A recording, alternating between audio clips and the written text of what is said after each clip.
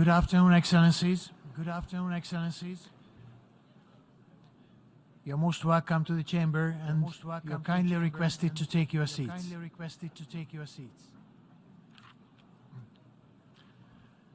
The 7th plenary meeting of the 11th emergency special session of the General Assembly is called to order.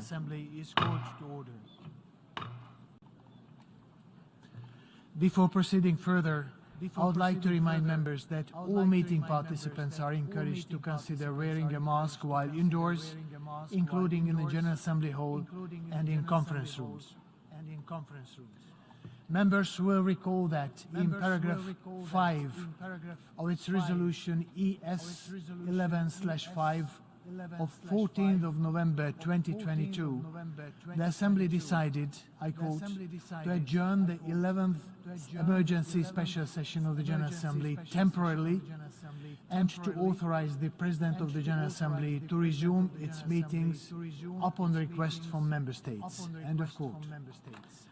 In this regard, I should like to draw the attention of the delegations to document A/ES 11/14, which contains a letter dated on 10th of February 2023 from the permanent representatives of Albania, Australia, Canada, Guatemala, Japan, the Republic of Korea, the Republic of Moldova, Turkey, Ukraine, the United Kingdom and the United States, and the head of the delegation of the European Union to the United Nations, addressed to the President of the General Assembly requesting the resumption of the 11th emergency special session of the General Assembly. I intend to conduct the proceedings of this meeting in accordance with the rules of procedure of the General Assembly and the past practices of its emergency special sessions. In keeping with established practice, I should now like to invite the attention of the General Assembly to document A/ES 11/15 concerning Member States that are in areas in the payment of their financial contributions to the United Nations within the terms of Article 19 of the Charter. May I take it that the Assembly duly takes note of the information contained in this document? It is so decided. In this connection, I should like to recall that at the 12th plenary meeting of the 11th emergency special session, the General Assembly decided to follow the provisions of Resolution 77/2 of 7th of October 2022, by which the Comoros, Sao Tome and Principe, and Somalia are permitted to vote in the General Assembly until the end of this 77th session, and to also allow these member states to vote at the 11th emergency special session. The General Assembly will now resume its consideration of Agenda Item 5, entitled, I quote, Letter dated 28th February 2014 from the Permanent Representative of Ukraine to the United Nations, addressed to the President of the Security Council, S/2014/136. In connection with this item, the Assembly has before it a draft resolution issued as document A/ES 11/L7 and draft amendments contained in documents A/ES 11/L/L8 and ES 11/L9.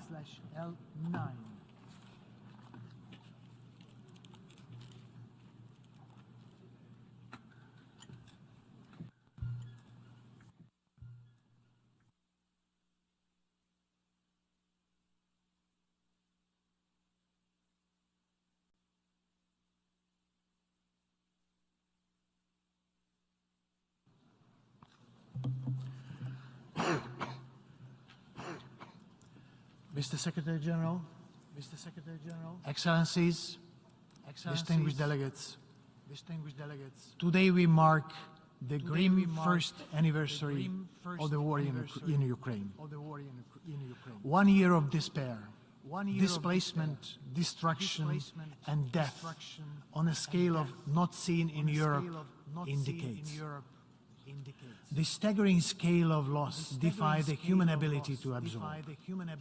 Thousands of civilians and soldiers dead, countless more injured, 8 million refugees spread across Europe and beyond, 6 million internally displaced, 2/3 of them women and children with families separated, often not knowing about the fate of their loved ones, and the systemic targeting of civilian infrastructure, which has left millions of Ukrainians without energy, water, and heat in the depth of winter.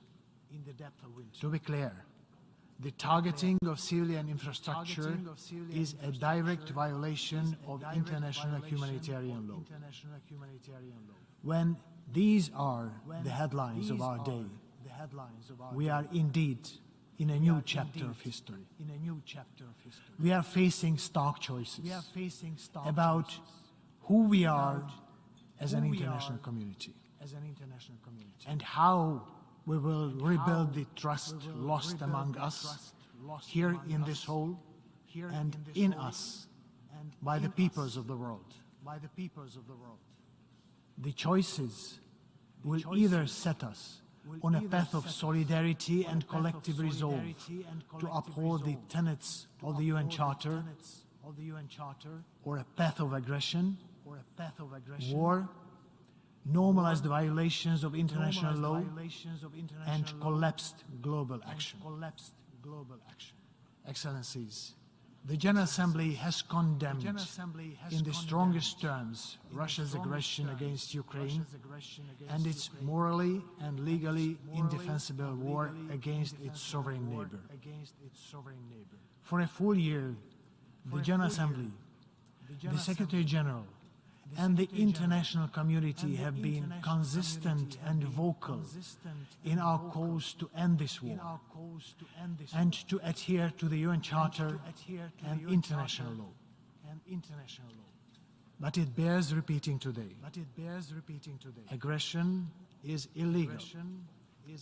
Invading a neighbor is illegal. Annexing another country's territory is illegal. Over the past year, every member state represented in this hall has been affected by these events. It has sparked an energy crisis across a continent and caused pernicious inflation far beyond. It has unleashed a global food security crisis in those least able to survive one, from the drought-affected Horn of Africa to war-torn Yemen to refugee camps of Syria. I commend the Black Sea Grain Initiative and efforts by the Secretary General, Turkey, Ukraine and the Russian Federation to ensure the clearance of food exports for global markets. I call on the parties to support its renewal in March and to expedite inspections. The continued and timely implementation of the Grain Initiative is critical to saving lives and stabilizing global prices. It offers a strong example of crisis management in action. Against this backdrop, the threat of nuclear warfare still looms large, as do the dangers of a nuclear accident.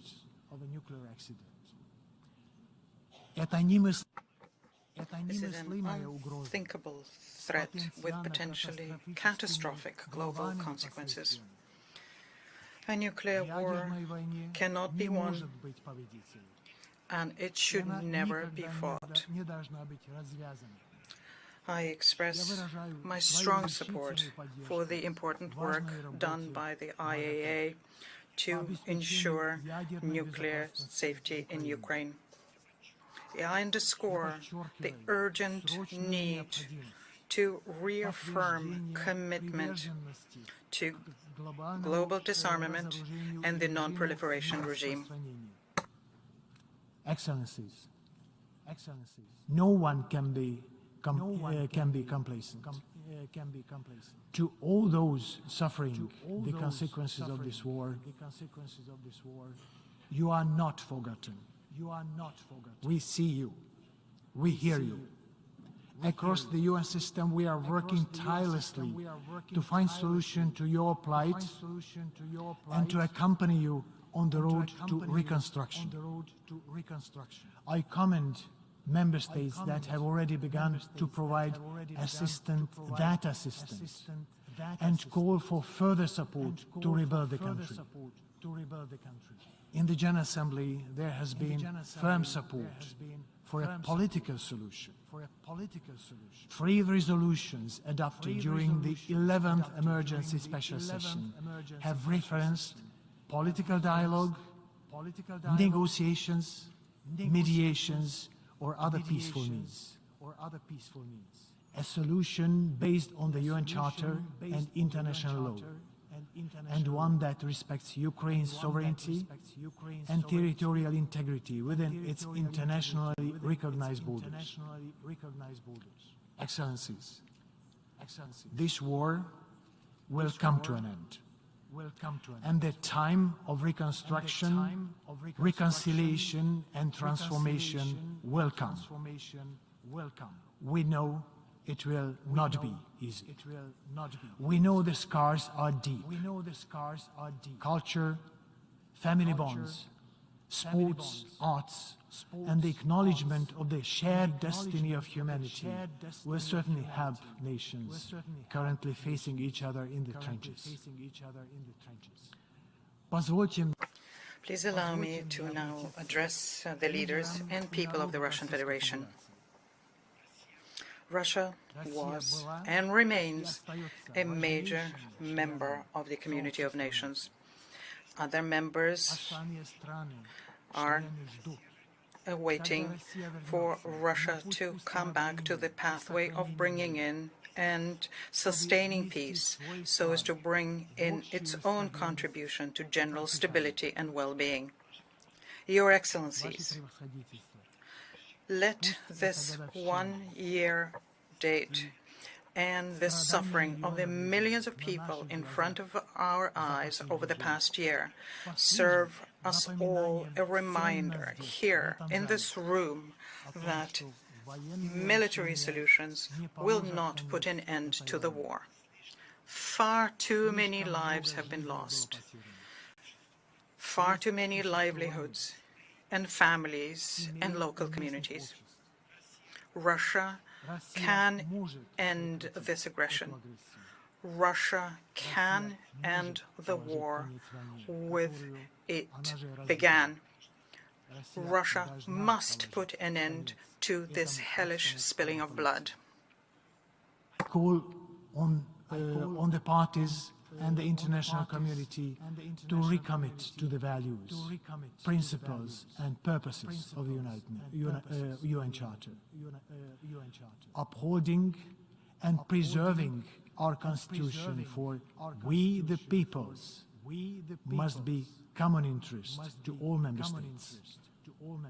There is no alternative. I thank you.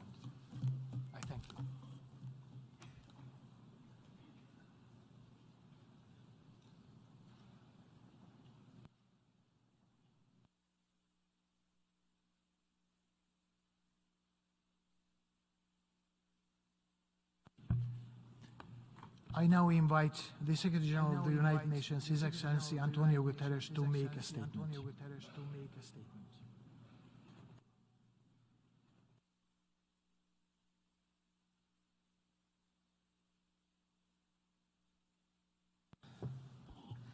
Mr. President of the General Assembly, Excellencies, ladies and gentlemen. The one-year mark of Russia's invasion of Ukraine stands as a grim milestone for the people of Ukraine and for the international community. That invasion is an affront to our collective conscience. It is a violation of the United Nations Charter and international law. It is having dramatic humanitarian and human rights consequences, and the impact is being felt far beyond Ukraine.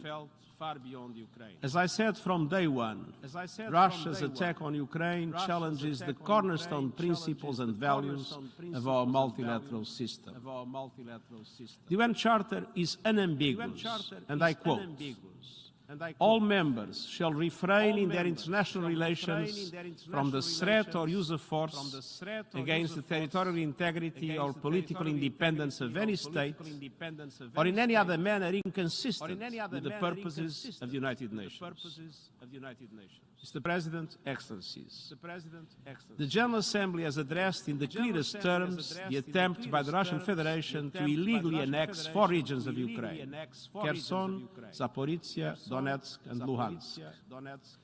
In doing so, the Assembly reaffirmed the long-standing principles of international law contained in its landmark Friendly Relations Declaration of 1970, namely that, and I quote, "The territory of a state shall not be the object of acquisition by another state resulting from the threat or use of force, and that no territorial acquisition resulting from the threat or use of force shall be recognized as legal." End of quote.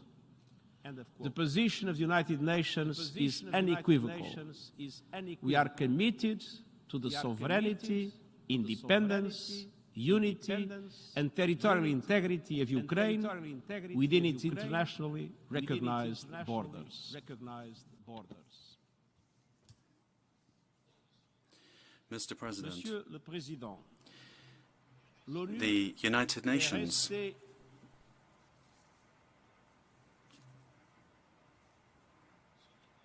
has stayed on the ground working with humanitarian partners. Fully 40% of Ukrainians are in need of humanitarian assistance. Vital infrastructure has been targeted. Water, energy and heating systems have been destroyed in the dead of winter. UN agencies have also been cooperating with host countries that received more than 8 million Ukrainians, the largest refugee crisis since the Second World War.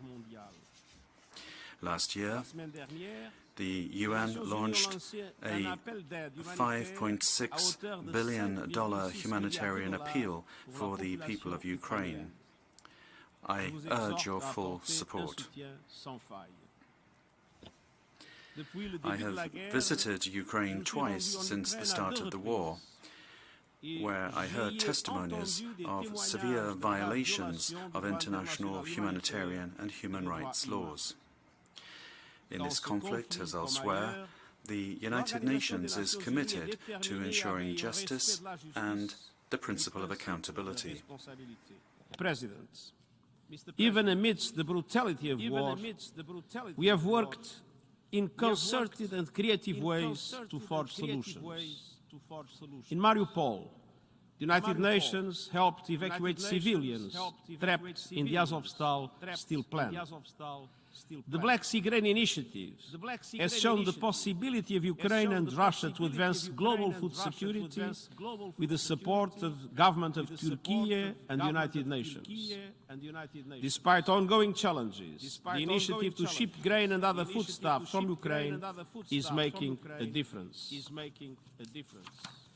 We are working hard to remove all remaining obstacles to the implementation of the Memorandum of Understanding between the Secretariat of the United Nations and the Russian Federation to facilitate exports of Russian food and fertilizers to global markets.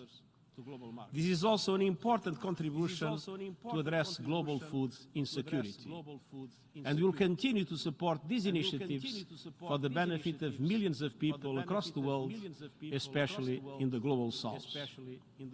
Notwithstanding deep mistrust, the parties to the conflict have also worked out regular exchanges of prisoners of war facilitated by regional actors. These efforts can and must continue and expand as much as possible. Mr. President, over the past year, not only have we seen suffering and devastating grow, it is also becoming more evident just how much worse it could all still become. The possible consequences of a spiraling conflict are a clear and present danger.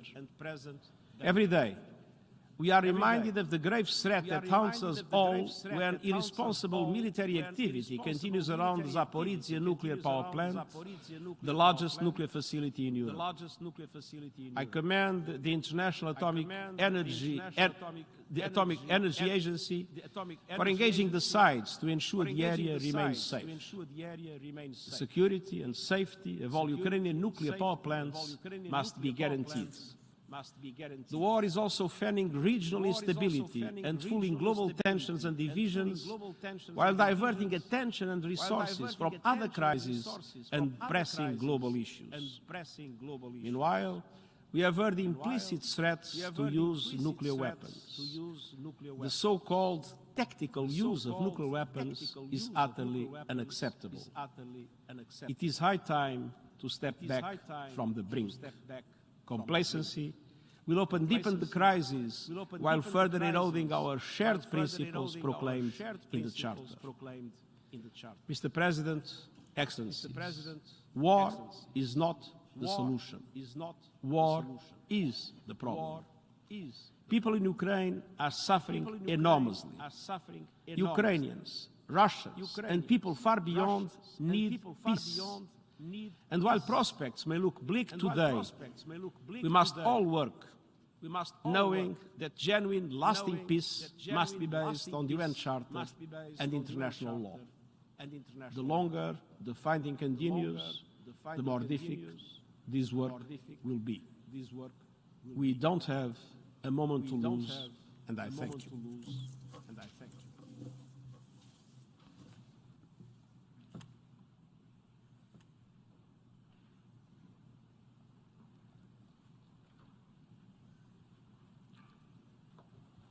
I thank the Secretary General.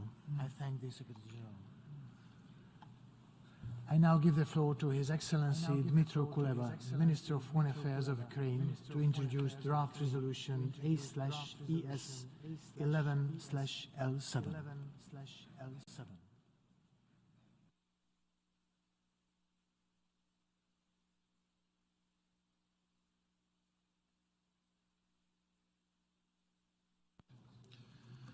Mr. President, distinguished representatives, 1 year since the Russian Federation began its full-scale aggression against Ukraine is approaching. I stood here at this esteemed place exactly 1 year ago. It was February 23rd, 24 hours before the aggression began. A massive Russian force hung over Ukraine, preparing to deal a devastating blow to my country and wipe it off the face of the world map. The first strikes hit the country early in the morning. Ever since then, Ukraine exercised its legitimate right to self-defense enshrined in the UN Charter. The Ukrainian people made a choice to fight for their lives. And against all odds, we were able to stop the much stronger aggressor and kick him out of half of the newly occupied territory of our country. But even after failing so badly and losing so many, Russia still wants to destroy Ukraine as a sovereign nation. And no one should be fooled by Russia's empty calls for negotiations. The current situation on the front line proves they want war, not peace. They are on the attack all along the front line, from Dnipro River to the Russian border.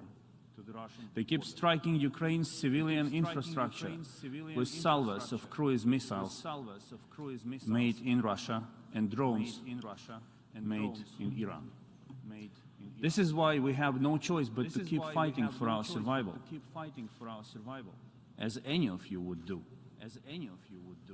The world has seen terrible atrocities committed by Russians in the occupied territories.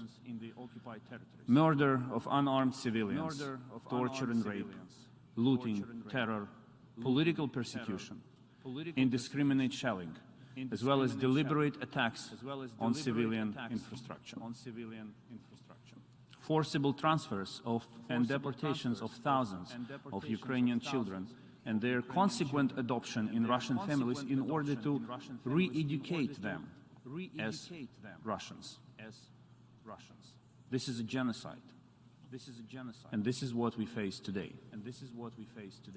For Ukraine, giving up would mean that such atrocities would be committed all over our territory. And I'm confident that any nation represented in this chamber would do the same in our place. You would fight. I know that some still think and sometimes say, we want to be friends with both Ukraine and Russia.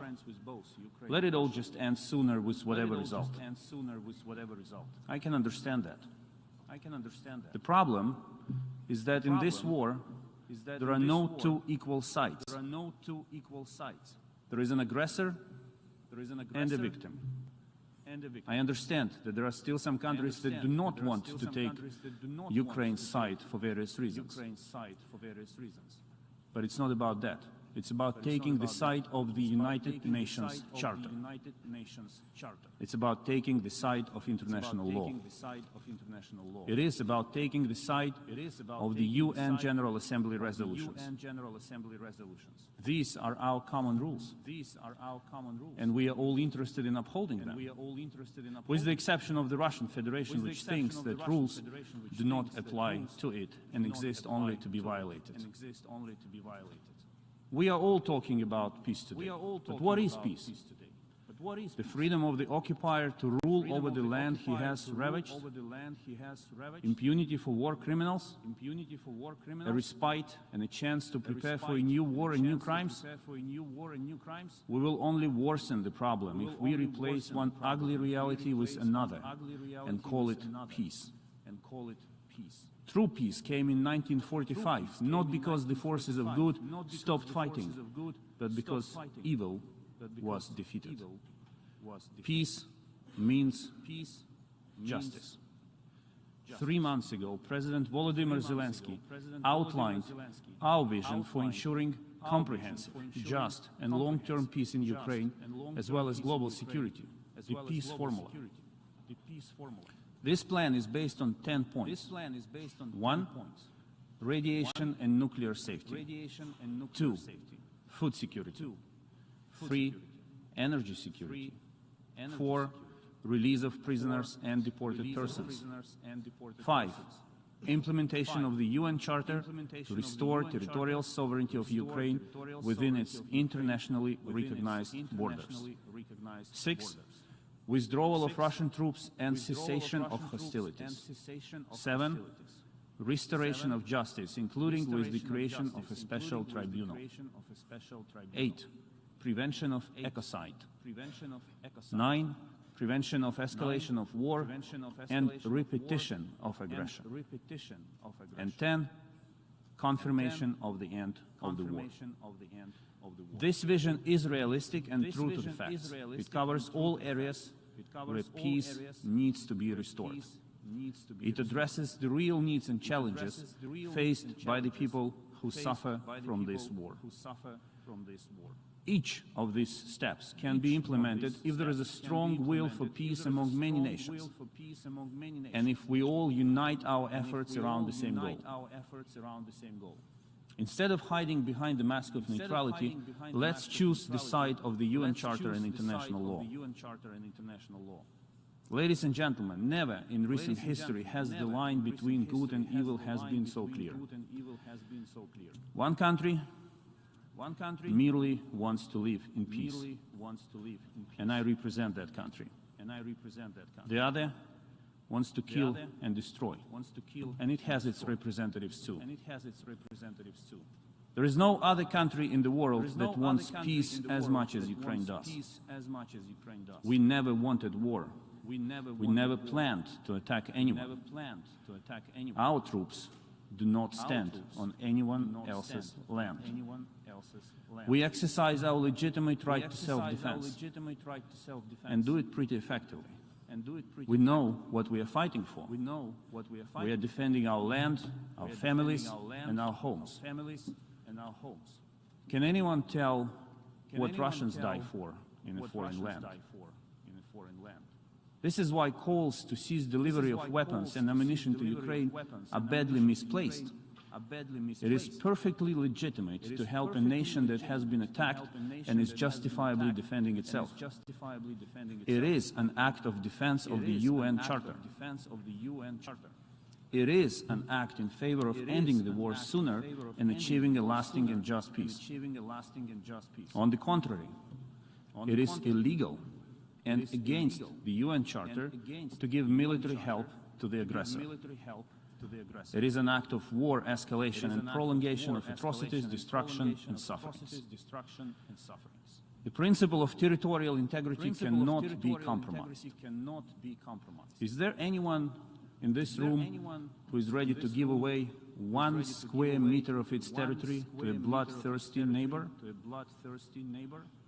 We all know the answer. There is none. And Ukraine is one of you. The world will drown in chaos if we allow changing borders by force under the disguise of political expediency or sympathy towards aggressor. With the support of the world, Ukraine can restore its territorial integrity and respect for the UN Charter. And it will. And this will discourage Russia and other aggressors from wanting to attack other nations.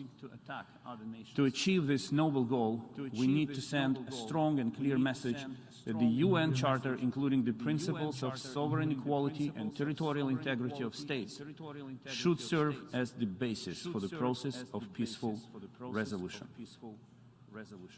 I therefore call on members of the United Nations to support a draft resolution entitled Principles Underlying a Comprehensive, Just and Lasting Peace in Ukraine.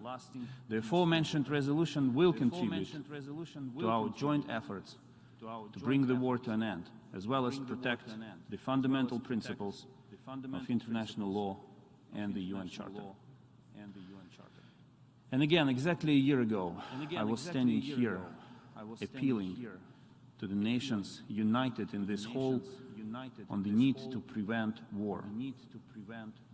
A year after, against all odds, Ukraine is effectively defending itself against a much stronger enemy. And I appeal to you, this is a decisive moment to show support, unity, and solidarity. This is the moment to prove that you stand for the UN Charter in words and in deeds. Thank you for your attention.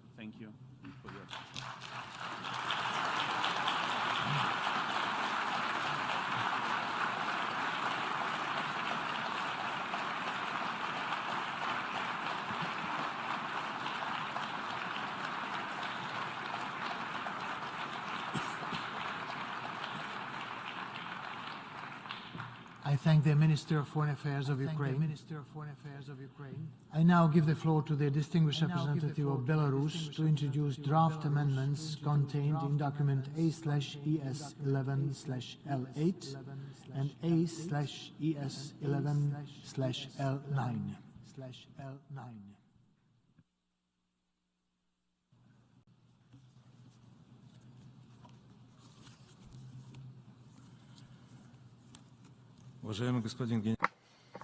Secretary General, President, Excellencies, ladies and gentlemen, distinguished colleagues. The Republic of Belarus has the honor of submitting 2 amendments to the draft resolution entitled Principles of the Charter of the United Nations, underlying a comprehensive, just, and lasting peace in Ukraine. The purpose of these amendments as you all have the opportunity to familiarize yourselves with the amendments, the objective of the amendments is to rectify the inaccuracies in the text of the draft resolution on the topic of the real reasons for the conflict, and we have mentioned that many times. For some reason, it's not mentioned here at all, the genesis of the conflict and the conflict itself, and also to include into the text important language which would ensure that the content of the resolution is aligned with its title and would send a powerful signal about the international community's genuinely being interested in ending the conflict in Ukraine as soon as possible. The first amendment's goal is to take the resolution out of the gray area of half-truths, where, whilst looking for great expressions, facts are being distorted. For example, the fifth paragraph of the preamble is describing what is being done by Russia as a fully-fledged invasion into Ukraine, which, in our view, is not in line with the reality, because if Russia had not limited itself to just conducting a special military operation and had conducted, as the resolution says, a fully-fledged invasion, especially using its full military potential, which no one would wish for. If this were the case, I don't think there would be any country that would be able to exist after that, after several hours or even minutes after that. This is not something that was ever stated by the leadership of Russia as a goal of the special military operation. We, at the Republic of Belarus, we believe that the only chance for ending the conflict is to immediately start negotiations with any kind of preconditions. And this was stated on several occasions, basically in every statement he makes, by the President of the Republic of Belarus, Mr. Lukashenko, who has been doing this throughout the conflict for about a year now. But nonetheless, reproducing once again of a non-consensual operative paragraph 5 in the text only takes us further away from the goal of attaining peace. At a Security Council meeting on the 17th of February this year, the Republic of Belarus quoted former heads of governments and states of Normandy 4, who recently, publicly and voluntarily acknowledged that from the very beginning they were not interested in peace in Ukraine at the time when they're working on the agreements contained in the Minsk II package, and this was in February 2015. We think that lying in the course on negotiations on a peaceful resolution, especially at such a level, is completely unacceptable, and we are convinced that the General Assembly is to condemn the irresponsible acts of those politicians who played as such a specific role in creating the preconditions for the current conflict. The second amendment we are submitting has the goal of including into the text the major elements needed for a peaceful settlement. We think that it's either a tragic oversight by the proponents and co-sponsors of the resolution, or it is intentional, an intentional step that they undertook, that the draft resolution, which is aimed at comprehensive, just and lasting peace in Ukraine, does not contain an appeal to holding peace negotiations. The Republic of Belarus has been calling for it since the very first days of the conflict, or even long prior to the conflict. We have been saying the same thing. Let me just simply remind you here that it is thanks to the efforts made by the President of the Republic of Belarus in February and March 2022, it was possible to organize several rounds of negotiations between Kiev and Moscow in Belarus. And this, at the time, gave us all reason for cautious optimism. Now, breaking these negotiations down, as well as the continuous pumping of Ukraine with weaponry, resulted in protracting the confrontation. This in turn leads to the escalation of military activities, new victims, and also delays the prospects of peace in Ukraine. We're equally concerned by the irresponsible statements made by individual politicians about their readiness to provide Ukraine with lethal weaponry up to and including weapons of mass destruction. If these plans are to be implemented, this would inevitably lead to a spiral of escalation, countless victims, and a very real prospect of a global conflict. This is not something we can allow to happen, and this is precisely what the objective of our amendment is. The amendments we are submitting have no hidden agenda, and we genuinely think that their goal is to end the conflict as soon as possible using peaceful means. But voting upon these amendments, we will consider as a test of being truly interested in attaining a comprehensive, just, and lasting peace in Ukraine. I thank you for your attention. I thank the distinguished representative of Belarus. I now give the floor to the distinguished representative of the Russian Federation.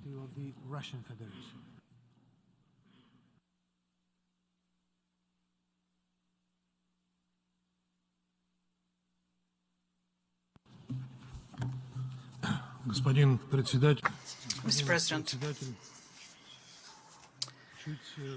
a little more than a year ago, Ukraine and its Western sponsors convened the 11th Emergency Special Session of the General Assembly. At the time, many of the United Nations member states were disoriented and yielded to the collective West, which was claiming that nothing more terrible had happened in the history of humankind, and that is why the reaction to what was being done by Russia was to be unprecedented. Since that, many of you have better understood the reasons for what happened and what is happening now, and it's become much more difficult for the Western camp to mobilize member states of the UN in support of their crusade against Russia. And this is also shown in the emptied-out draft resolution that we have, which nonetheless remains anti-Russia and harmful, and I will revert to this topic later. It's just that the chance of getting support for something more substantive, given that member states are much better informed now, are far, far fewer. And our opponents, what they need first and foremost now, are numbers and voices. So let me sum up and talk about what is it that member states have found out about Western thinking and how our world has changed over time. Well, first of all, it became obvious that the main element of anti-Russia propaganda campaign conducted by our former Western partners consists of accusing Russia of unprovoked aggression against its neighbor, which is a result of imperial ambitions and a desire to take hold of foreign territory and destroy Ukraine as such. Now, believing these absurdities is only possible if you forget about the 8 years which preceded our special military operations. And this is how long the criminal nationalist regime, which arrived in Kiev as a result of an institutional coup supported by the West, that's how long they kept waging bloody war against the people in Donbass. And their own crime was that they wanted to remain Russian, they wanted to see their children as Russian, they wanted to honor the memory of their ancestors and did not want to glorify Nazis and their acolytes.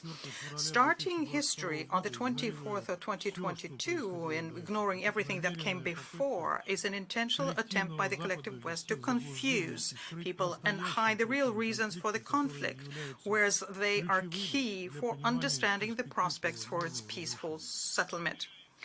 Thanks to very well-known confessions of a number of retired Western leaders, no one has any doubt today that the West used the cover of the Minsk agreement approved by the Security Council, whereas in actual fact that had the goal of preparing Ukraine for war against our country. With the condoning and participation of Americans and Europeans in Kiev, what you had is the formation and the armament of a truly authoritarian despotic regime which kept destroying all of its opposition or anything that could be in any way connected to Russia. In a country where Russian is a native tongue for most people, and which for many centuries was culturally united with our country, pursuing a policy like this meant destroying the foundations of society and installing an artificial paradigm of Ukraine as anti-Russia.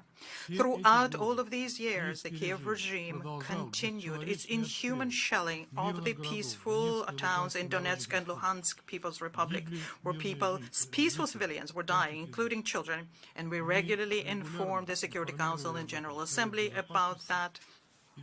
We conducted meetings and sessions within the UN in which people from Donbass themselves participated, and they had the opportunity there to describe their tragedy.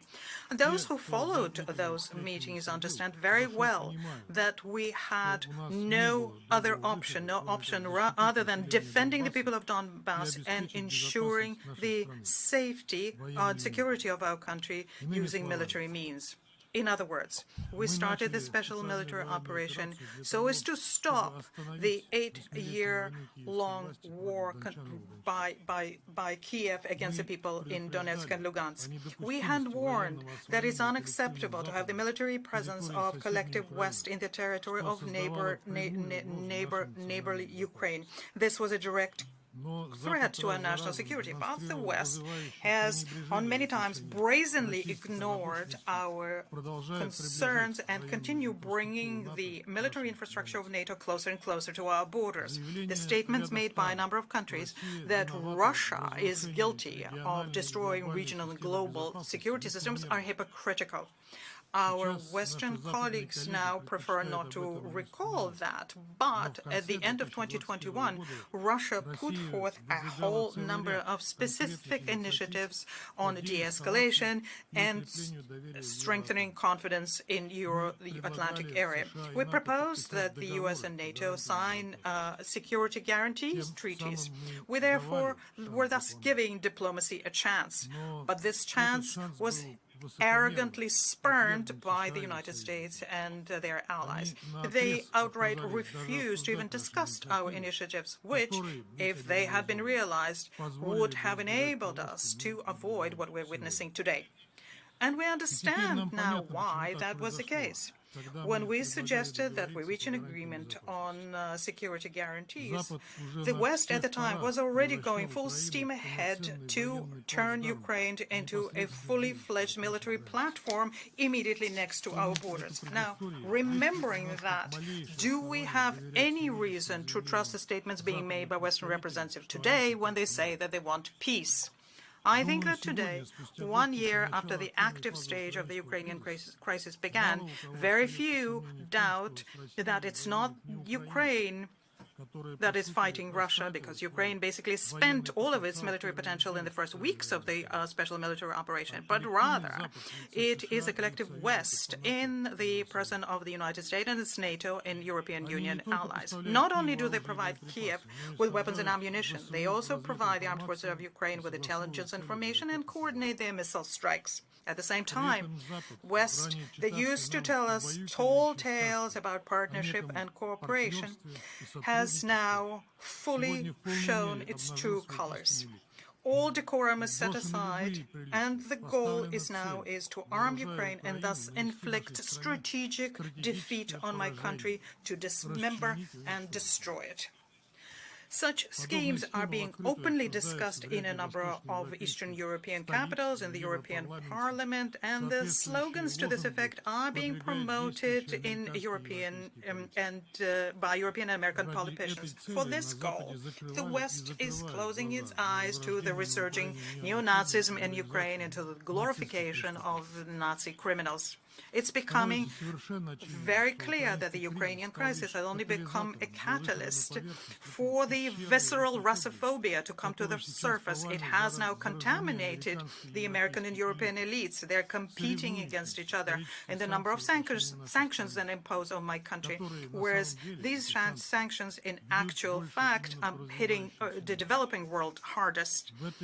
In this desire of theirs to defeat Russia in any way possible, they can sacrifice not just Ukraine, they're ready to plunge the world entire into the abyss of war.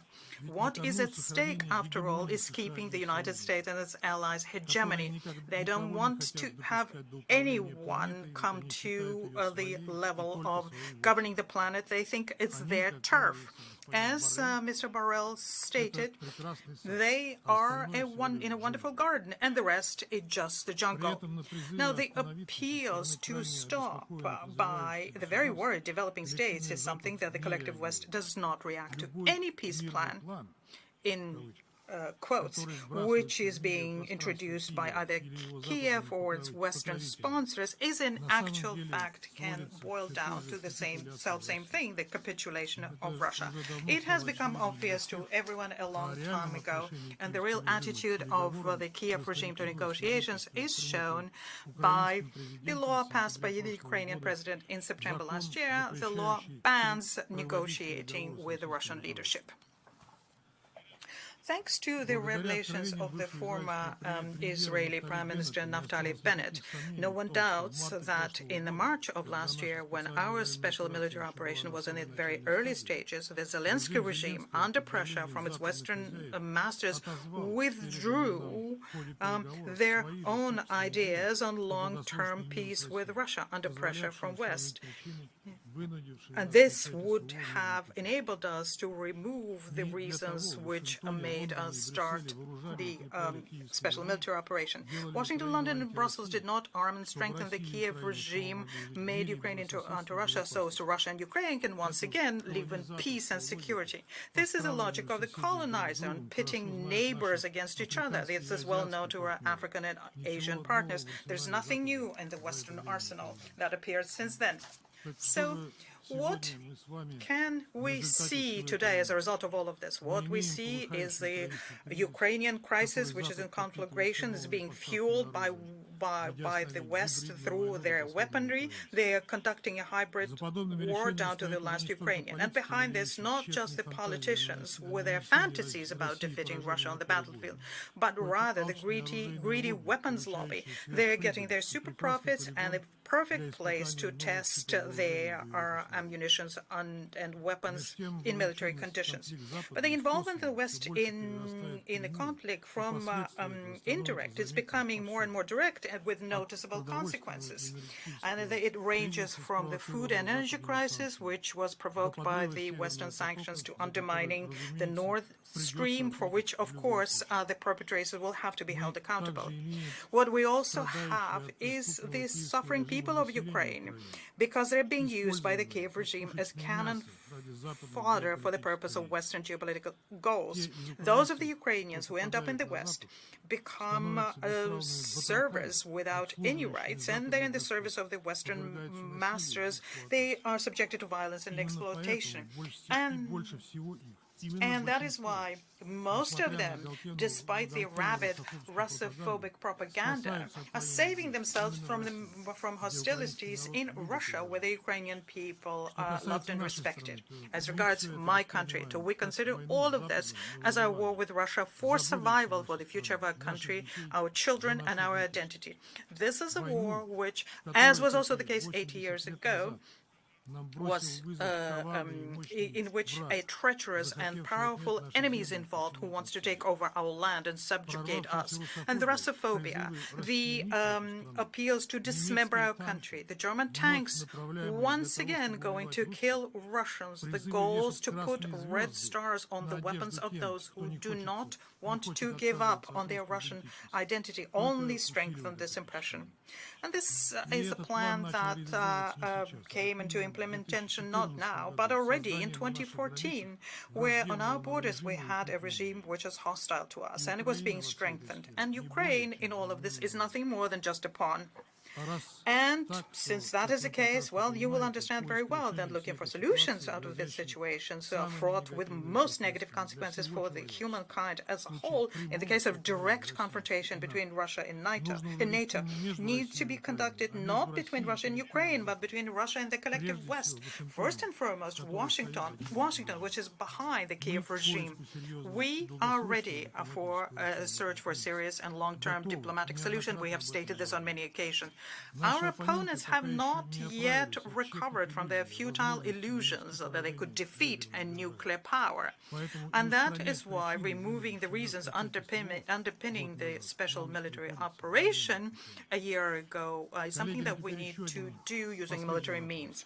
Next and last question. How can UN member states help move to the peaceful resolution of the difference between Russia and West? We can say one thing for certain. The resolution which is submitted here and will be put to the vote will not help this at all. It will rather encourage the West in their acts and give our opponents the pretext to state that Russia is supposedly isolated in the world. And that would mean that they will continue their militaristic, Russophobic line using the supposed support of UN member states as a cover. Of course, the resolution will be used by the Kiev regime as well in their propaganda. And this is already being done. Yesterday already, Mr. Zelensky stated that the General Assembly is being convened so as to pass a resolution in support of his infamous peace plan, which consists of 10 items. And this, when we know that the mention of this confusing initiative, as far as we understand, was removed from the draft at the request of a number of our UN colleagues. Unfortunately, the Kiev regime is incorrigible in how disingenuous they are. But this disingenuousness that we are well familiar with simply don't know about. Now, can this situation be rectified? Can we prevent the West from using this document for their purposes, especially in the conditions where many of you are under severe pressure and blackmail from Washington and allies? Yes, it's possible. What you need to do is support the balancing amendments that my Belarus colleague had introduced right before me. If the amendments are rejected and the document will remain as it is now, one-sided and divorced from reality, we urge everyone to vote against the draft resolution. I thank you. I thank the distinguished representative of the Russian Federation. Thank you very much.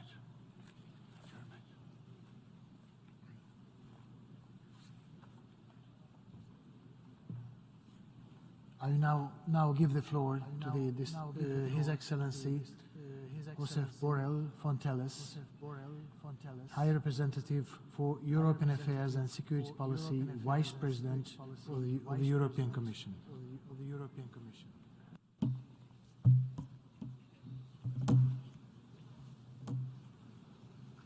Mr. President, the General Assembly, distinguished delegates, ladies and gentlemen. This week marks 1 year since Russia started its illegal invasion of Ukraine. Everybody knows. This was or remained a clear-cut case of an aggression by a permanent member of the Security Council. And this is Russia. Everybody knows. A blatant violation of international law and the principles of the United Charter. The world needs peace in Ukraine, and the people of Ukraine deserve peace after so much suffering.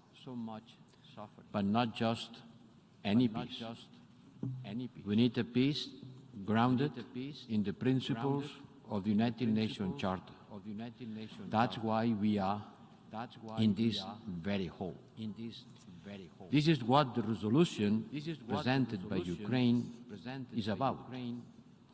It's about to reiterate our support for Ukraine and to set out the principles for peace. I want to stress it. This war against Ukraine is not an European issue. It's not about the West versus Russia. No, this illegal war concerns everyone, the North, the South, the East, the West, the whole world. And we are here today to reiterate our support to Ukraine's sovereignty and territorial integrity within its internationally recognized borders, as for any member of the United Nations. Yes, sovereignty, territorial integrity, these are the principles that Russia is attacking in Ukraine every day. These are also the principles we have to uphold everywhere, every day. And if we don't condemn and stop Russia's actions in Ukraine today, this will increase the risk for any other country elsewhere in the world to face a similar aggression. No one can feel safe in a world where the illegal use of force would be normalized. And there it is, the Article 51 of the United Charter. Ukraine has the inherent right to defend itself, just like any other United Nations member. Ukraine has the right to defend itself and protect its population against the daily shelling by the Russian army. Excellencies, colleagues, the European Union has always been a peace project, and we have been quite successful in bringing peace to the European continent and promoting it around the world. It is central to our DNA. It's in our origin. And when it comes to Ukraine, the real question today is what kind of peace? Yes, peace, but what kind of peace? Yes, end the war, but how do we end the war? How to achieve this peace? The first obvious step for peace is for Russia to stop its attack. It must end all hostilities and withdraw its forces and military equipment for Ukrainian soil. And it must do it immediately, completely and unconditionally. And until then, the European Union will continue to give Ukraine the support it needs to defend its population. It's also in accordance with the United Nations Charter. We will continue to provide humanitarian and financial assistance. We will work to hold Russia accountable for its actions and war crimes. And we know from experience that there can be no lasting peace without accountability. At the same time, we will continue to support Ukraine's wish for a just peace in line with the United Nations Charter through two tracks, supporting Ukraine and looking for peace. They go hand in hand. They are not either or. They are not incompatible. By the contrary, they go hand in hand. They are complementary. You all know about President Zelensky's peace formula. The European Union supported, and we will work to mobilize the broadest possible international support for it. Indeed, all of us have a responsibility to work for a just and lasting peace, as this resolution tabled by Ukraine sets out. And the United Nations Secretary General has offered his good offices to bring an end to this war, and we support him. Others have also contributed to the diplomatic efforts. The purpose of this resolution is to support and encourage the efforts to look for peace. We, European Union, we have been working in close cooperation with Ukrainian partners throughout the whole preparatory process in a transparent and inclusive manner. We have been as inclusive, as transparent as possible. Amendments and comments made in good faith were duly considered and taken on board to the extent possible. And we thank delegations that engage with us. This, for sure, has strengthened the text. But by putting forward additional amendments right now, Belarus tries to create confusion on the process. When the text before the membership is a simple call for peace in line with the United Nations Charter, these amendments are not made in good faith. They are manipulative, since they do not reflect the situation on the ground, which is the unjustified and unprovoked aggression by one member state against another. We will vote against these amendments and call on all United Nations member states to do the same and to support the draft resolution tabled by Ukraine. Excellencies, distinguished delegates, the text before us today is very much in line with the United Nations Secretary-General plea at his briefing to the General Assembly on the 6th of February, and even today on his speech. As he rightly put it, the world needs peace, but peace in line with the United Nations Charter and international law. And for all reasons, simple reasons, evident reasons, I'd ask you to join us in co-sponsoring this United Nations General Assembly resolution and vote in favor. Because this is a moment for every member of the United Nations to stand and to be counted.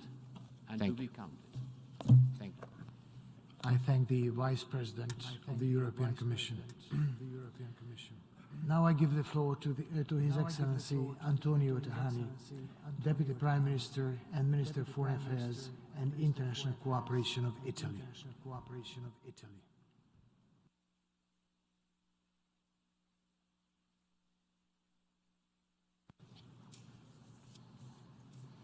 Monsieur le Président, Mr. President, Excellencies, a year ago, the Russian army invaded Ukraine, an invasion that led to tens of thousands of deaths, that led to the destruction of infrastructure, led to unbelievable disasters due to an illegal invasion, violating the rules of international law. We are standing alongside the Ukrainians who are suffering at the moment. it's been very clear. The ongoing aggression is a violation of the United Nations Charter against international security and stability. No country can be safe if the violation of our common principles and rules remains unaccounted for. On this anniversary, Ukraine still stands, and we stand in full solidarity with the country and its people. The daily attacks to their lives and to critical infrastructure with devastating humanitarian costs are unacceptable. They must stop. But we want to work in favor of peace. Señoras y señores, no hay paz. Ladies and gentlemen, there is no peace without justice. Justice is integrity, freedom, independence for Ukraine. There is no peace without justice. The Italian government stands for agreements on specific issues, such as the establishment of a nuclear-safe area around Zaporozhye and the renewal of the Black Sea Grain Initiative, are necessary and urgent response on these threats and important steps toward building mutual trust and laying the foundations of a wider dialogue. A comprehensive, just and lasting peace, in line with the principle of the Charter of the United Nations, is needed, as the resolution brought to the attention of this 11th Emergency Special Session clearly states. Now, more than ever, we need diplomacy, also to take into account the legitimate concerns and the expectations of the countries of the Global South, which are bearing the consequences of this conflict. Italy is ready to do its part in this direction. Now is the time to redouble our collective support for diplomatic efforts to achieve this goal. Today, in this World Parliament, where all the states are represented as equal, we have the opportunity and the moral duty to demonstrate that we can work together to achieve this goal, adopting a resolution for peace with a wide majority. Today we are called upon to defend the rules-based international order. The United Nations, and in this moment the General Assembly, are at the forefront for peace and security and human rights. For this reason, Italy is a proud co-sponsor of this draft resolution, and I call on the Member States to support a just peace by voting yes. L'Italie vous demande de soutenir cette résolution et de voter oui. Italy is asking you to support the resolution and vote in favor of the resolution. I thank the Deputy Prime Minister of Italy. And now I give the floor to Her Excellency Linda Thomas-Greenfield, Permanent Representative of the United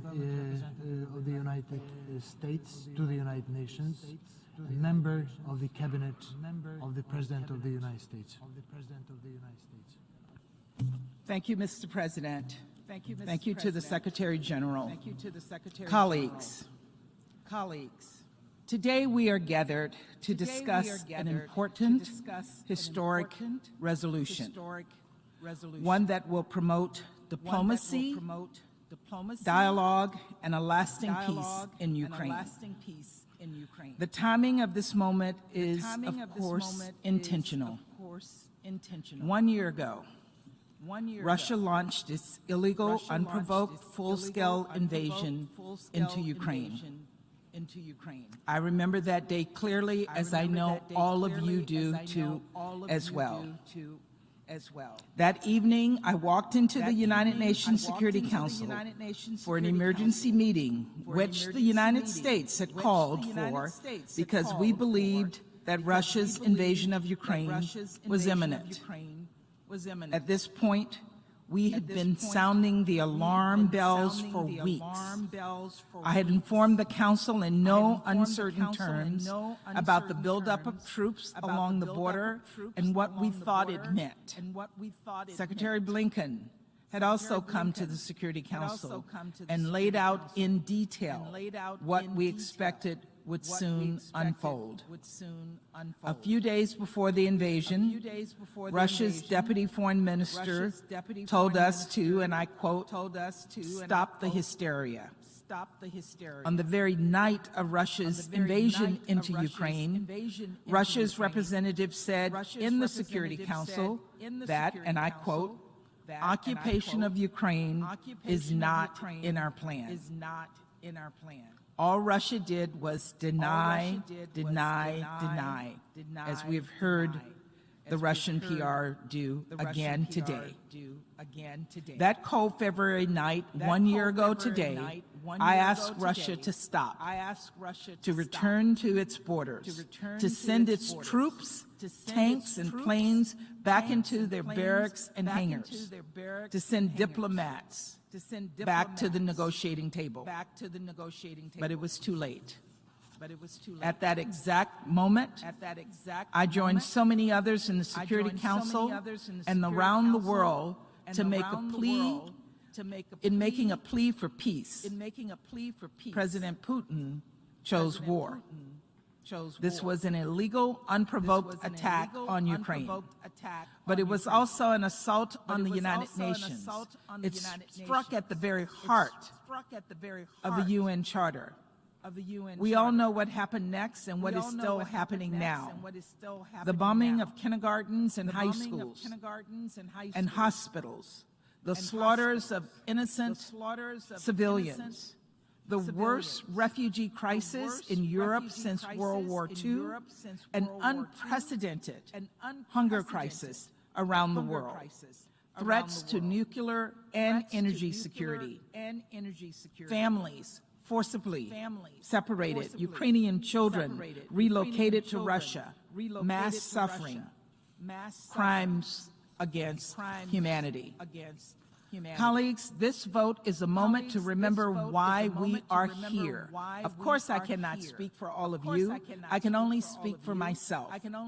When I was sworn in for this role, it was exactly 1 year to the day of Russia's full-scale invasion of Ukraine. Back then, I could not have known the existential threat that the UN Charter would face. But I did know what President Biden and the American people were sending me here to do. To represent my country to the world, yes, but also to uphold the UN Charter, to engage in dialogue and diplomacy, and to lead us toward a more peaceful, more prosperous planet. And that is what I'm here to do today. And no matter what else you were sent here to do, I know we all share these same goals in common. To represent our countries, to advocate for diplomacy, and to push for peace. This vote is an opportunity to do just that. We have before us a resolution that calls on the nations of the world to support diplomatic efforts to achieve a comprehensive and lasting peace in Ukraine. A peace consistent with the UN Charter, consistent with its fundamental principles of sovereignty, territorial integrity, and self-defense. Colleagues, this vote will go down in history. On the 1-year anniversary of this conflict, we will see where the nations of the world stand on the matter of peace in Ukraine. Earlier this week, President Biden visited Ukraine, and he made it clear where the United States stands.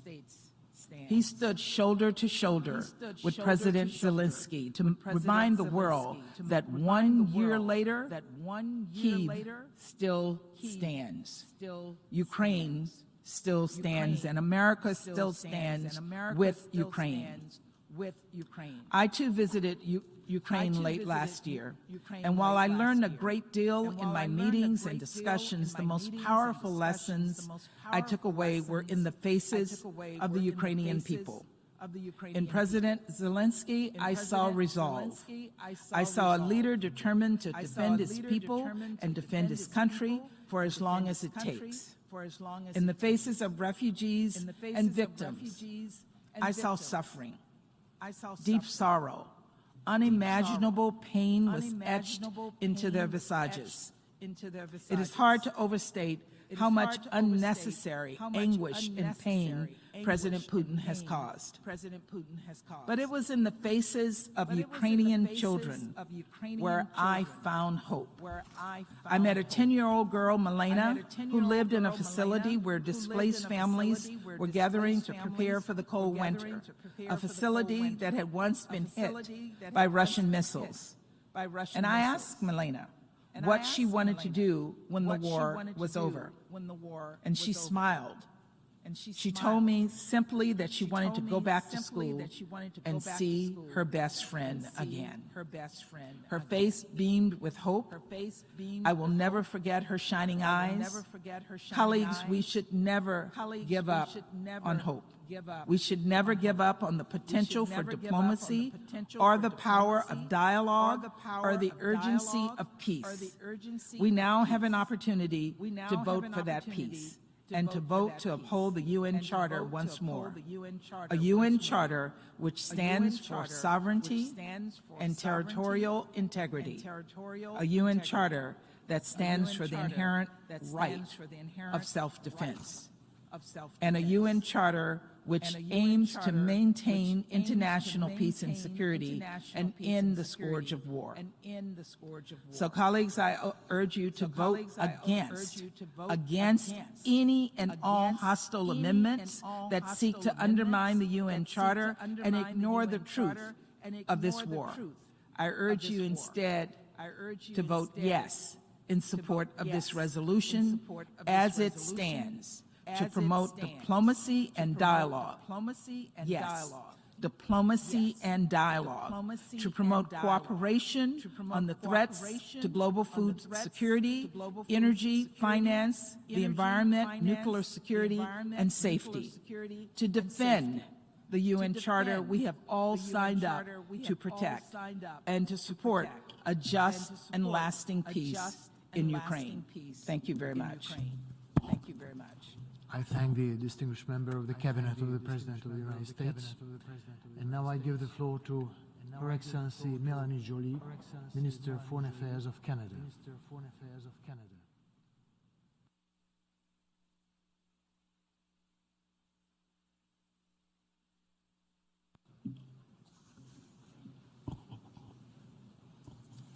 Merci, Monsieur le Président. Thank you, Mr. President. A year ago, un membre fondateur des Nations Unies, a member of the United Nations, permanent member of the Security Council, Russia, started an aggressive by all means against their neighbor in Ukraine. This war has catastrophic consequences for the Ukrainian people and the entire world. The war of Russia against Ukraine is unjustifiable, it's illegal, it's cruel, and it's inhuman, and it needs to end. We are called on today, as equal members of the General Assembly, to once again reaffirm our full support for the purposes and principles of the Charter of the United Nations, to ensure that these purposes and principles underlie a comprehensive, just, and lasting peace in Ukraine, and to affirm our support for international law and for accountability when the law is broken. We have before us today a resolution that does this. Its text has been drafted to reflect the views and concerns of members from all regions. For these reasons, Canada believes that this draft resolution deserves the support of each and every member of this Assembly. Mr. President, as we mark this grim occasion, the Russian Federation further invasion and illegal war of aggression against Ukraine rages on. Russia is continuing its missile attacks against Ukrainian cities, killing Ukrainian civilians, and destroying the country's critical infrastructure. Schools and hospitals have not been spared. Thousands of Ukrainian civilians have been killed. More have been injured. And more than 14 million Ukrainians have been forced to flee their homes. Last week, I was in Kiev, and I heard firsthand some of the heartbreaking choices this war has forced on the people of Ukraine. These stories remind us of the true and brutal nature of Russia's war. This is not and has never been a so-called special military operation. President Putin is entirely responsible for this war, and his latest address proves that he remains unmoored from this reality. His address was nothing more than recycled absurdities, as repeated by the Russian ambassador today in this chamber, and his suspension of the START treaty is nothing short of reckless. This is total war, aimed at punishing and destroying the free, independent, and sovereign nation of Ukraine and its people. And President Putin will not succeed. Mr. President, Canada is unshakable in its support to Ukraine. We are determined to support Ukraine for as long as necessary, from resistance until reconstruction. We have provided sizable financial assistance, training, military materiel, and humanitarian assistance. Beyond the human suffering, the losses in Ukraine are valued at $250 billion. The cost of the reconstruction in Ukraine will be double, if not more. For reconstruction to be inclusive and enduring, it must address both the physical and invisible impacts of Putin's war. And so, we must tackle the psychological marks of the war on Ukraine's people with the same seriousness and urgency as the physical scars. The impacts of the war on food and energy security, supply chains, and inflation have rippled across every corner of the world and have hit the most vulnerable the hardest. Russia's war of choice is estimated to cost the global economy $2.8 trillion. 51 million more people were pushed into poverty during the first 3 months of the war alone because of the soaring food and energy prices triggered by Russia's invasion. These are lives and livelihoods destroyed by President Putin's war of choice and its impacts. And we have heard the calls from many countries here in this chamber about the disastrous impacts of this war on their peoples and their economies. But peace has to be built on security and justice. Russia needs to listen and respond to the demands of this Assembly to stop its war of aggression. Monsieur le Président, Mr. President, the fact that Russia continues this illegal war shows us what this country really thinks of the United Nations and each of the member states present in this room. Since it was first convened, the 11th emergency session, we have been very clear. We have recalled the obligations of all states under the Charter to abstain from using the threat or the actual force against territorial integrity or political independence of any other state. We have reaffirmed our commitment to the sovereignty, independence, unity, and territorial integrity of Ukraine within its internationally recognized borders, including its territorial waters. And we have explicitly asked Russia to immediately cease using force against Ukraine, to immediately, completely, and unconditionally withdraw all of its military forces from the territory of Ukraine. Through its words and actions, Russia is showing us very plainly that it does not respect this Assembly and the members represented here. More than that, it has expanded its illegal war of aggression. It has used its veto, its power, its privilege to sideline the Security Council. It has attempted to illegally annex Ukraine's territory through sham referenda. It has peddled misinformation and conspiracy theories online in our countries and in this chamber. It has doubled down on its attacks against Ukraine's critical infrastructure in clear violation of international humanitarian law. This is not the sign of a country that respects its obligation or its fellow member states. Russia would have you believe that this is about forcing you to choose sides. Today's vote is not about choosing sides.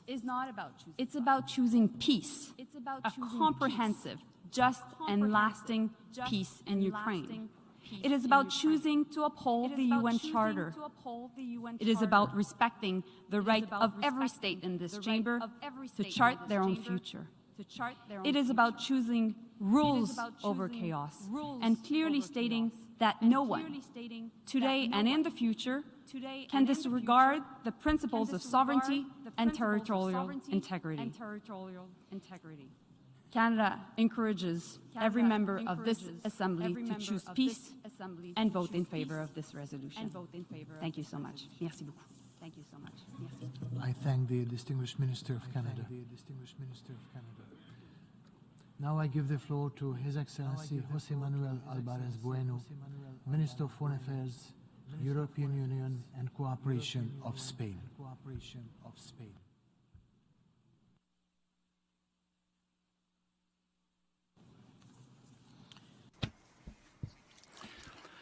Mr. President of the General Assembly, esteemed delegates, it's a year now since the beginning of the aggression of the Russian Federation against Ukraine.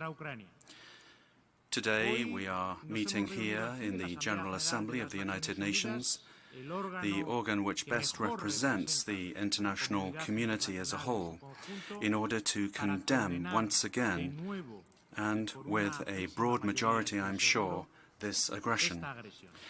It is important that this meeting take place here, because this organization was born to preserve future generations from the scourge of war. This organization was built on a charter which enshrines the basic principles of an international society that contains the promise of peace and development for all of our peoples. And this is what we want for Ukraine, a just peace within the principles of the UN Charter. The Russian aggression against Ukraine is not just an injustice for Ukraine and for Europe. It is a global threat because it is a frontal attack against these principles, the principle of sovereign equality amongst states, the principle of restraining from the threat or the use of force against the territorial integrity or the political independence of any state, of the obligation to settle international disputes that may occur by peaceful means. This aggression has no justification because it is an illegal war, contrary to the Charter of the United Nations. If this precedent is allowed to stand, tomorrow all of us will be facing a world that is more insecure and more violent. This is why this special session is of particular relevance. The Charter that we agreed to base ourselves on and international order requires today that we defend it and commit ourselves to it. The means used by Russia to try to win this war are also illegal. The Independent International Commission of Inquiry on Ukraine, created by the Human Rights Council in March, has stated that war crimes and violations of human rights, including summary executions, illegal confinement, torture, ill-treatment, acts of sexual violence in areas occupied by the Russian armed forces have occurred. The treatment of prisoners of war and attacks on non-combatants and attacks on basic civilian infrastructure.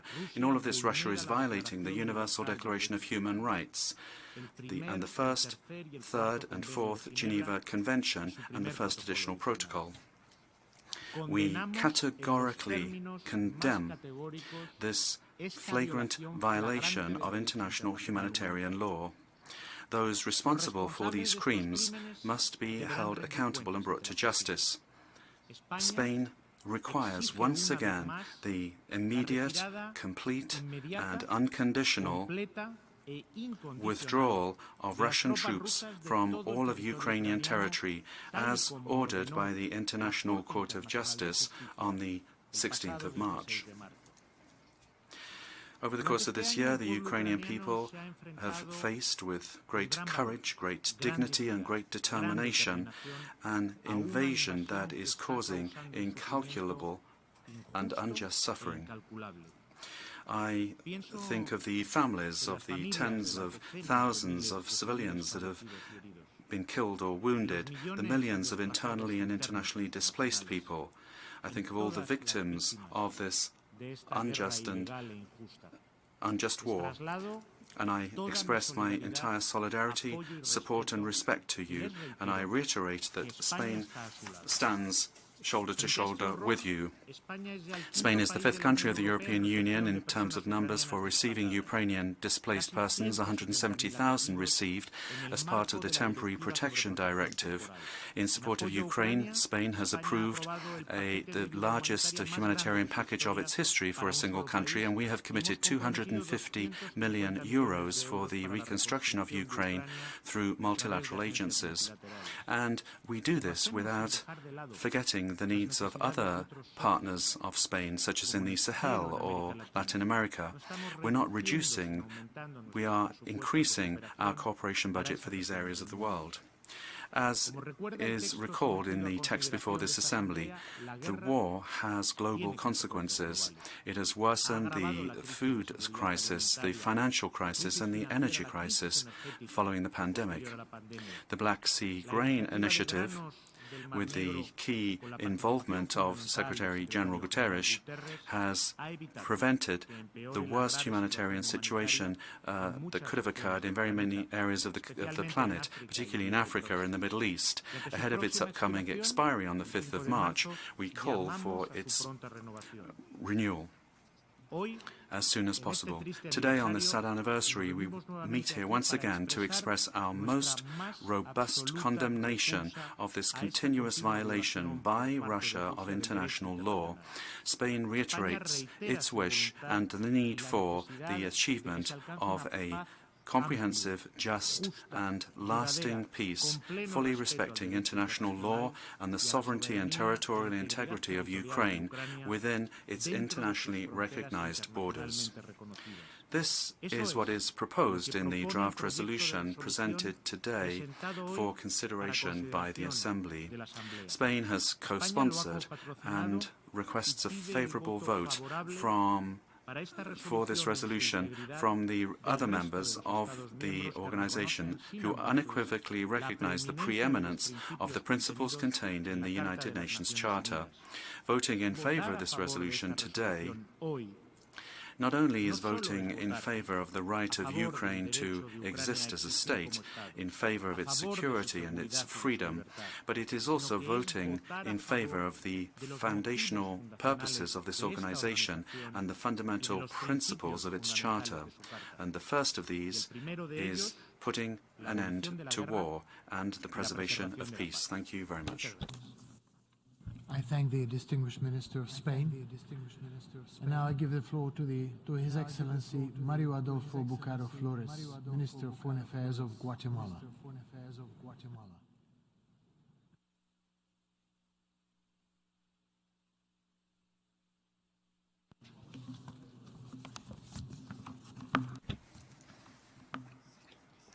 Mr. President, Excellencies,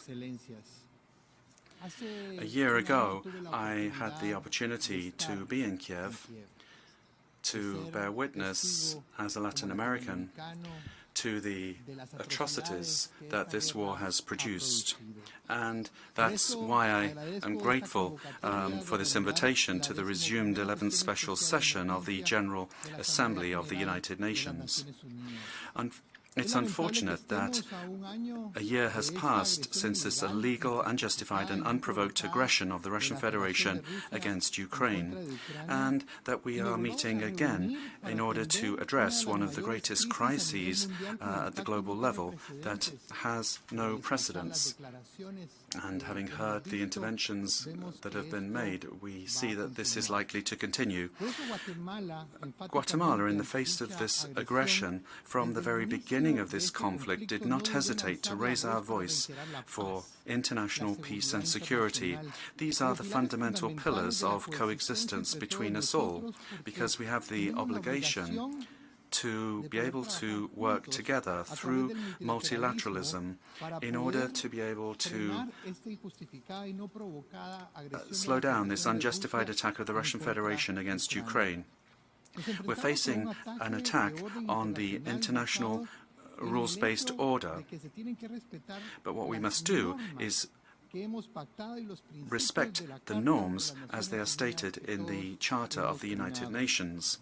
Guatemala, as a founding member of the United Nations organization, attaches the greatest importance to its founding charter, because this is where we get the ideals of multilateralism, promoting the fundamental principles of international law, respect for the sovereign equality between states, as well as the territorial integrity, political independence, and non-intervention in the internal affairs of states. And this is why Guatemala co-sponsored the draft resolution entitled Principles Underlying a Comprehensive, Just and Lasting Peace in Ukraine. Mr. President, the Republic of Guatemala, as a peaceful state and as a promoter of peace, reiterates the importance in the light of disputes between states to prioritize diplomacy, negotiated resolutions, civilized resolutions provided by international law, and that cannot be violated by the use of force. We cannot accept the idea of using force and aggression on the part of one state, and particularly on the part of a permanent member of the United Nations Security Council. They have particular responsibilities and obligations because maintaining international peace and security is a duty that is incumbent upon all of us. That's why we support and believe that the language of the draft resolution is coherent and in accordance with the principles of the Charter of the United Nations, thus reaffirming the commitment of the General Assembly to sovereignty, independence and the territorial integrity of Ukraine. We are convinced that this Honourable Assembly has the mandate and the authority to approve this resolution pursuant to Chapter 4 of the UN Charter that we have all endorsed. And according to that, we know that this will also guarantee accountability for serious crimes that shock the conscience of humanity that we've all witnessed and that we've seen today in Ukraine.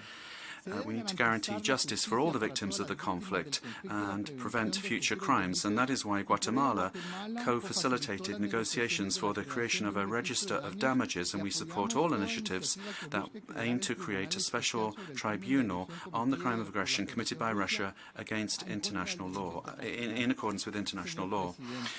Mr. President, we are appalled at the terrible humanitarian consequences and human rights consequences caused by the hostilities against Ukraine, and we will continue to raise our voice until all unjustified attacks stop, because the devastating consequences for the civilian population cannot be tolerated.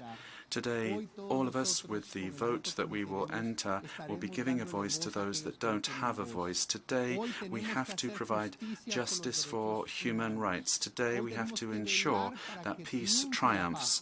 And we firmly believe that this is essential to fully respect the obligations that we have under international humanitarian law that aims to protect this civilian population, as well as guaranteeing humanitarian access that is secure in order to guarantee that all attacks cease and that the indispensable needs of the population are preserved for their survival. We must put an end to this aggression and find a peaceful outcome. And for all those reasons, I would respectfully ask all member states to vote against the amendments presented by Belarus and vote in favour of the draft resolution, in order to send out a key message on the part of this Assembly to promote peace and justice in favour of Ukraine. Thank you. I thank the distinguished Minister of Guatemala. And now I give the floor to Her Excellency Tanja Fajon, Minister of Foreign and European Affairs of Slovenia.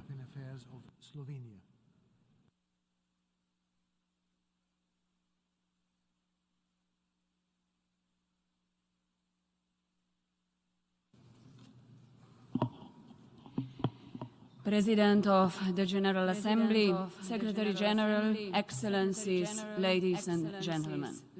In 1945, United Nations were created to save succeeding generations from the scourge of war. The UN Charter reflected our collective vow to refrain from the use of armed force against the territorial integrity or political independence of any state.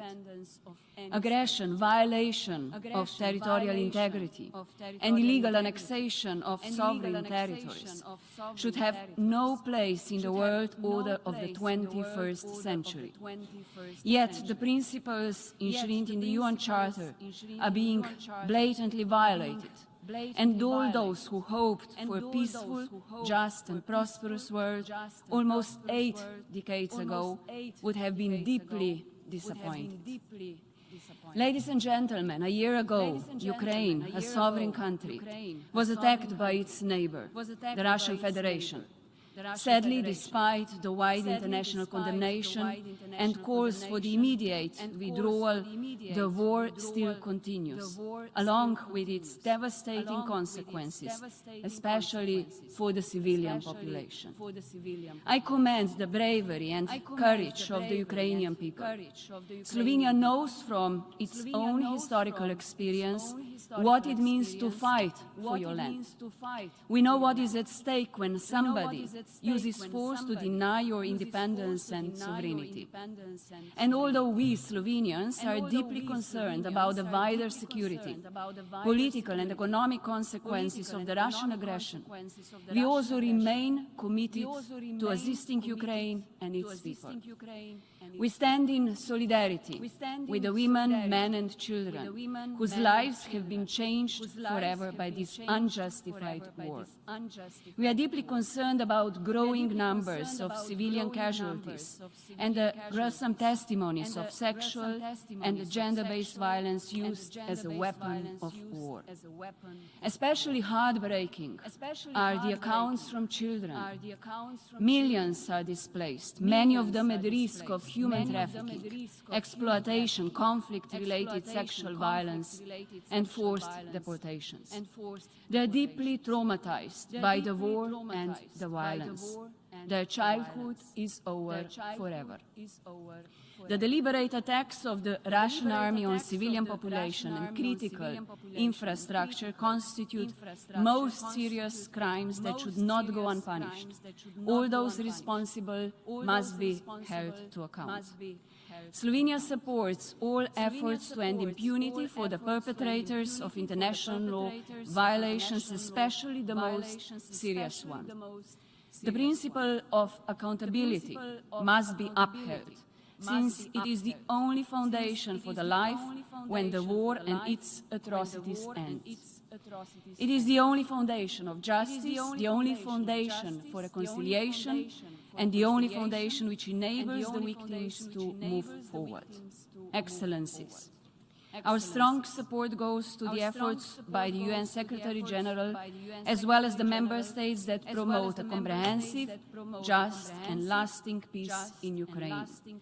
We need to redouble our diplomatic efforts to de-escalate the current situation and end the fighting through political dialogue, negotiation and other peaceful means. All peace efforts which take into account who is the aggressor and who is its victim deserve our support. Slovenia would like to stress that international law, peaceful settlement of disputes and the respect for the decisions of international tribunals, as well as their full implementation, are the building blocks of a world that is peaceful, stable and prosperous.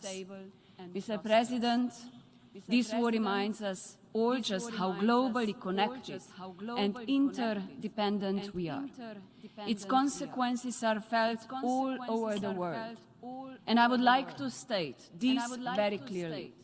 These are not consequences of our support for Ukraine, no consequences of our reaction to the illegal aggression. These are the consequences of the aggression itself. They are the sole and full responsibility of the aggressor. With a staggering rise in food and energy prices and the looming inflation, millions of people are faced with severe challenges. Disruptions to food supply chains, energy and finance systems around the globe affect us all. but the least developed and low-income countries suffer the most. And we all must do better. I would like to reassure our friends and partners worldwide that reacting to the Russian aggression on Ukraine does not mean that the other conflicts, crises, or challenges are forgotten. Our humanitarian response to other situations of need is not being diminished. Our solidarity and responsibility remain firm. We applaud Ukraine for launching the initiative Grain from Ukraine. Despite the war, Ukraine extended its hand across the sea to the people in need and those facing food insecurity. To facilitate the grain export, Slovenia has joined efforts to help and support this important initiative with its own contribution. Ladies and gentlemen, let me conclude by saying it once more. Any unprovoked invasion of any sovereign country is unacceptable. Violations of the international legal order that we have worked so hard to build cannot and must not become our new normal. With that, Slovenia gives its strong support for today's resolution on principles underlying a comprehensive, just and lasting peace in Ukraine, in line with the UN Charter. Thank you. I thank the distinguished Minister of Slovenia. Now I give the floor to His Excellency Urmas Reinsalu, Minister of Foreign Affairs of Estonia.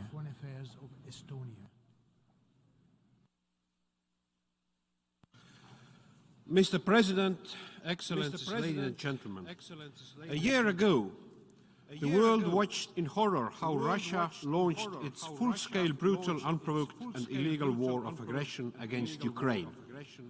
And let remind that Russia has held war against Ukraine for almost 9 years.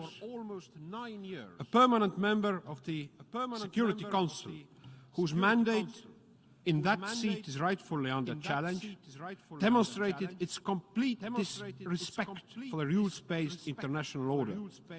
By invading its sovereign neighbor Ukraine, Russia has trampled upon the fundamental principles of the UN Charter, including the obligation to refrain from using force against another state.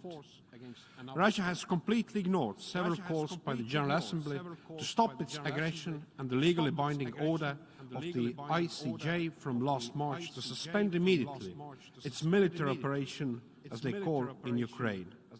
There have been no signs of de-escalation, and we see the opposite, as Russia's new offensive is unfolding.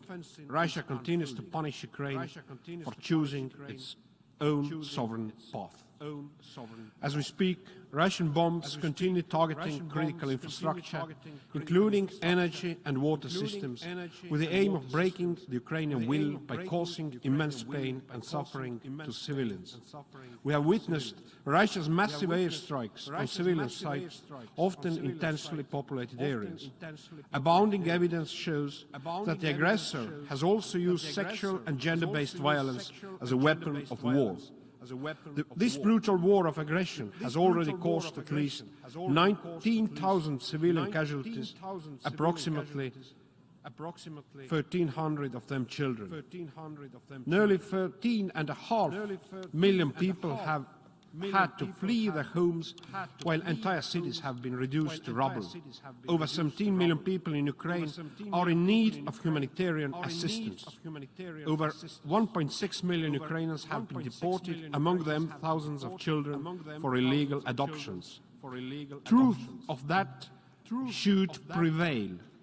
Therefore, I call on countries worldwide to recognize Russia's war of aggression against Ukraine as a genocide. Putin has not kept secret about his intent to annihilate the Ukrainian nation and state. Let us be clear. Russia's full-scale war of aggression impacts us all, and therefore it is our duty to restore peace and justice and not let the aggressor go unpunished. Aggression as an instrument of international relations must be completely discredited. Russia must be held accountable for all atrocity crimes committed in Ukraine, including for the crime of aggression.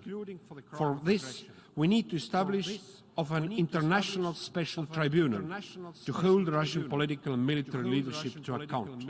The UN can protect the common values of states enshrined in the UN's Charter by denying Mr. Putin the opportunity to hide in the judicial loophole. As we know, impunity today will only lead to more crimes tomorrow. So, Mr. Putin, you will be on the tribunal and pay for crimes you have done. Господин Putin должен Mr. Putin must be brought to a tribunal. Mr. President deserves peace. Ukraine deserves peace that preserves Ukraine's territorial integrity and upholds its sovereignty in accordance with UN Charter and international law. The only way towards a comprehensive, just and lasting peace is the immediate, complete and unconditional withdrawal of the occupying forces of the Russian Federation from the territory of Ukraine within its internationally recognized borders. The use of force to redraw national borders cannot be an option. I call upon the international community to support the 10-point peace plan put forward by Ukraine and commit to working together towards its implementation. Today's resolution is an important building block on this path. If the international community will not stop the Russian aggression, the global impact of the war on food security, financial system, energy and environment will become even more devastating. To stop that, victim state also needs power to defend. Estonia has given 1% of its GDP to military aid to help Ukraine to defend itself. Mr. President, February 24th is a symbolic date for Estonians. We celebrate the anniversary of the Estonian Declaration of Independence from 1918. Last year's anniversary reminded us in the most brutal manner how fragile independence and freedom can be.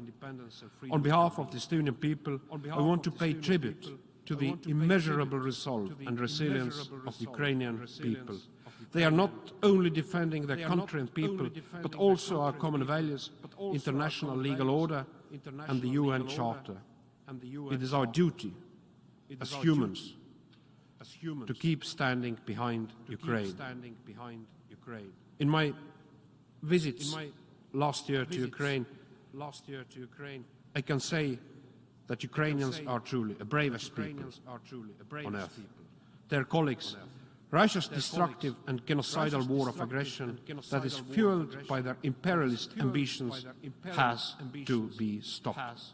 Therefore, Estonia votes for the UN General Assembly resolution, principles underlying a comprehensive, just and lasting peace in Ukraine. And I call on the whole UN community to do the same. Slava Ukraini! I thank the Minister for Foreign Affairs of Estonia, and I now give the floor to His Excellency Ilya Darchashvili, Minister for Foreign Affairs of Georgia.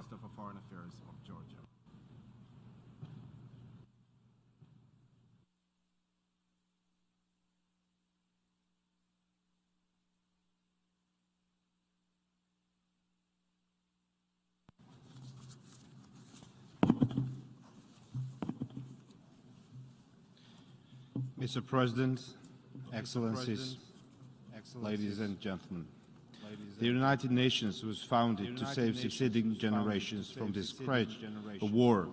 Unfortunately, this cause has been repeatedly challenged. Russia's war of aggression against Ukraine has been a brazen attack on the entire international rules-based order, shattering global peace and security architecture. It has resulted in grave humanitarian consequences, loss of lives and mass displacement. After 1 year, we gathered again to stand for the principles principles of the Charter this organization is founded on, for the fundamental norms and principles of the international law. Dear colleagues, it has been almost 15 years since Russia's full-scale military aggression against Georgia and the consequent occupation of 20% of its territories in blatant violation of the principles of the UN Charter, Helsinki Final Act, and the Charter of Paris. Russia-occupied Abkhazia and Tkhinvali regions of Georgia remain in the constant source of insecurity due to Russia's illegally stationed military bases. Excellencies, Georgia remains committed to peaceful resolution of Russia-Georgia conflict that relies on the occupation of two Georgian regions by Russia on the one hand and reconciliation and confidence building between the communities across the occupation lines on the other. While Georgia remains in full compliance with the EU-mediated 12 August 2008 ceasefire agreement, consolidated approach of the international community is essential in urging Russia to comply with its obligations under ceasefire agreements and withdraw its military forces from the territory of Georgia. In this regard, Georgia tries to utilize the existing negotiations format of the Geneva international discussions. Dear colleagues, Ukraine needs peace. Our countries and our people need peace. The world needs peace. We face the global challenges of unprecedented scale, climate change, natural disasters, pandemics, terrorism, unconventional threats that require our joint efforts, our cooperation. There is so much the United Nations can and have to do. We need to do so for our children, and we need to do so for the future generations. But we succeed only if each and every member of this organization stands firm in defending its founding principles we proudly recommitted to in the UN 75 Declaration. I would like to underline the importance of the Peace Formula initiative and reiterate Georgia's support to it. This initiative goes beyond the restoration of peace and territorial integrity of Ukraine and has more overarching aim of defending the core values of the United Nations. Distinguished delegates, Georgia fully aligns itself with the efforts of international organizations and stands in solidarity with the people of Ukraine in these trying times. The government of Georgia initiated and delivered significant humanitarian support to Ukrainians on the ground, as well as the displaced persons from Ukraine residing in Georgia. Excellencies, let me also use this opportunity to voice Georgia's strong support to the draft resolution before us today, which once again sends a clear signal in defending all the core principles of this organization, principles of sovereignty and territorial integrity, and calls for a comprehensive, just and lasting peace in line with the UN Charter. I would like to conclude by once again reiterating our strong and unwavering support to Ukraine's territorial integrity and sovereignty within its internationally recognized borders. I thank you. I thank the Minister for Foreign Affairs of Georgia.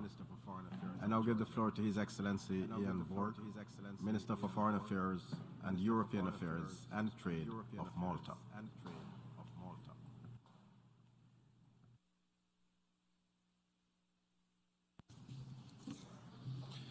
Secretary General, President of the General Assembly, Excellencies, the General Assembly is called today to focus on the principles underlying a comprehensive, just, and lasting peace in Ukraine.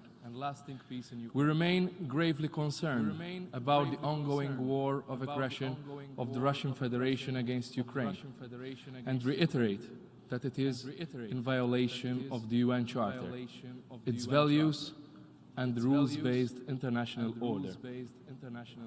The international community is continuously horrified by the daily reports, including by the UN Independent International Commission of Inquiry on Ukraine, of attacks against civilians and civilian infrastructure, including homes, hospitals, and schools, violence, including sexual and gender-based violence against women and children, and the use of torture. Russia's disregard for international law must be condemned and denounced without reservation. Notwithstanding the bravery shown by the Ukrainian people, the Russian Federation is further pushing Ukraine into a grave humanitarian crisis. 40% of Ukraine's population is in dire need of assistance. Nearly 8 million people have fled to neighboring countries, and 5.3 million are internally displaced or unable to leave illegally annexed regions. The discovery of mass graves in areas regained from Russian occupation further underlines the gravity of the situation. We reiterate that all those who commit alleged violations of international humanitarian law and human rights law must be held accountable. Malta will continue to support all efforts by Ukraine and the international community to this end. Mr. President, at every opportunity, we have emphasized the implications of this aggression on the region, the continent, and globally. We have put the spotlight on the humanitarian catastrophe that the Ukrainian people are forced to endure, and the sufferings that the war has brought to people around the world. We must continue to call on the Russian Federation to withdraw all its forces from the territory of Ukraine without further delay, and to seek a peaceful resolution of all issues in accordance with international law and the principles of the Charter. Mr. President, Malta reiterates that halting this war of aggression against Ukraine at once is the only way forward. There's no other way. Ensuring accountability for perpetrators of atrocity crimes committed and justice for victims, including victims of sexual violence and the forced deportation of children from Ukraine, are a priority. We also reiterate our support to the Resolution 11/5 on the furtherance of remedy and reparation for aggression against Ukraine. Mr. President, a fundamental principle in Article 2 of the UN Charter is the rejection of an international system where might is right. All United Nations member states today must stop, think, and ponder on the gravity of the current situation and what might be the result if they don't speak out and reaffirm by their vote the importance of safeguarding a rules-based international order and the principles of the Charter.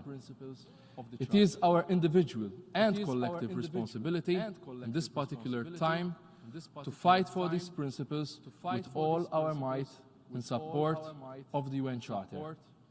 And Malta therefore urges all member states to support the draft resolution being presented before the General Assembly. Let's vote yes for peace. Thank you. I thank the Minister for Foreign and European Affairs and Trade of Malta. I now give the floor to His Excellency Peter Launsky-Tiefenthal, Deputy Minister for Foreign Affairs of Austria.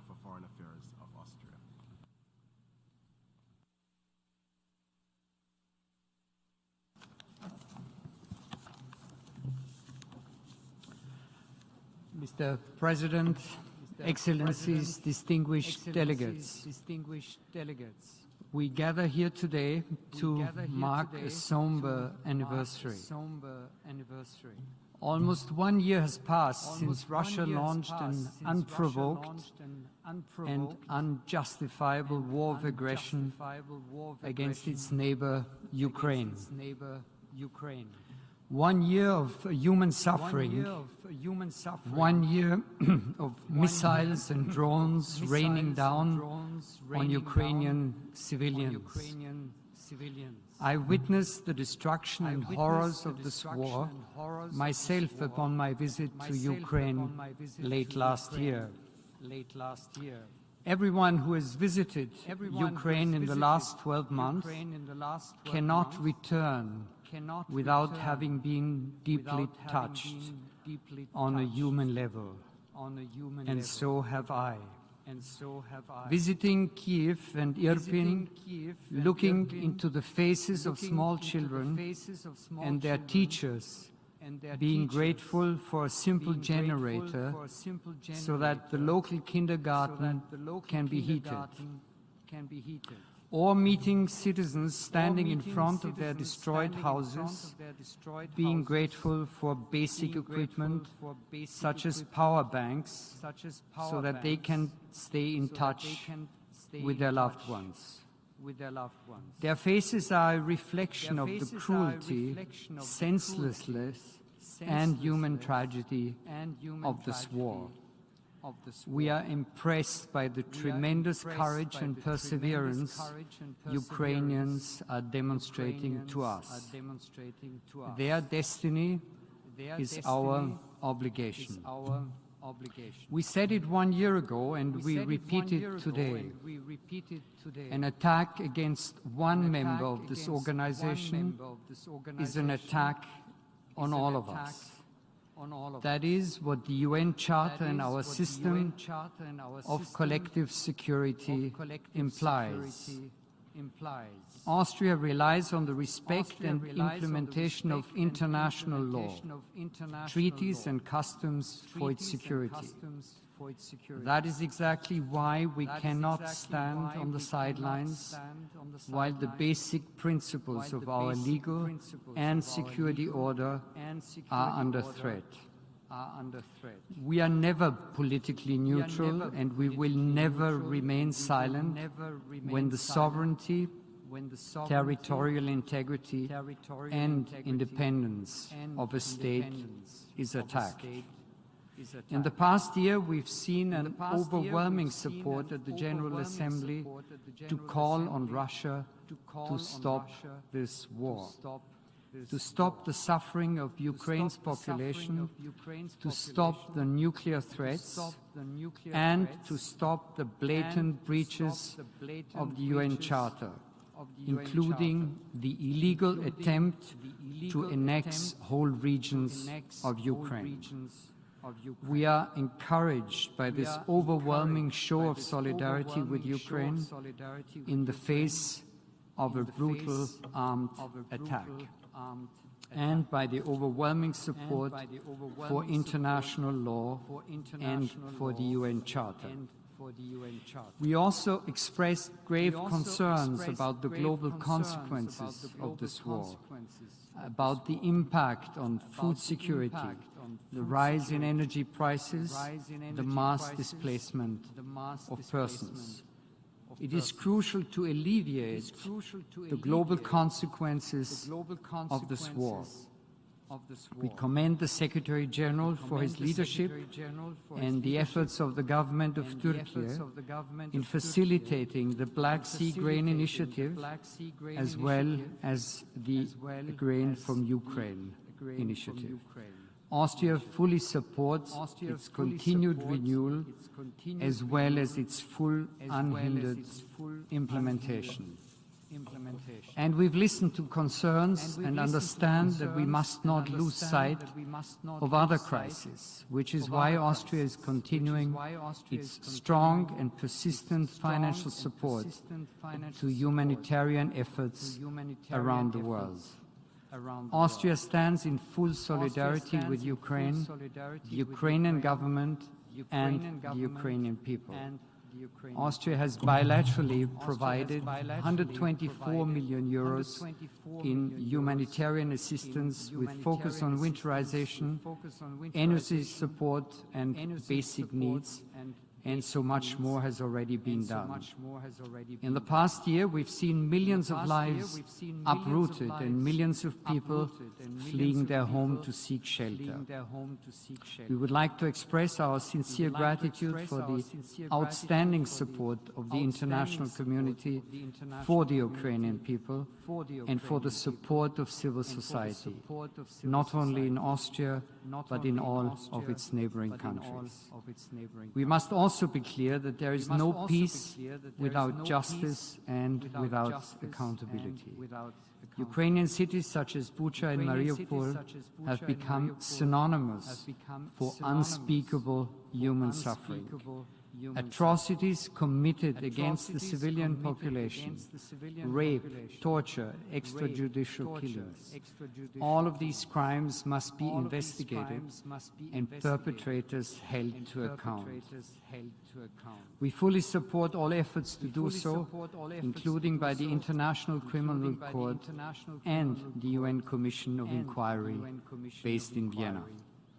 One aspect that Austria condemns in the strongest possible terms are the repeated, implicit, but unmistakable threats made by Russia on the use of nuclear weapons. Nuclear risks are higher than they have been in decades, and their potentially devastating and global humanitarian and environmental consequences are a direct security threat to the entire international community.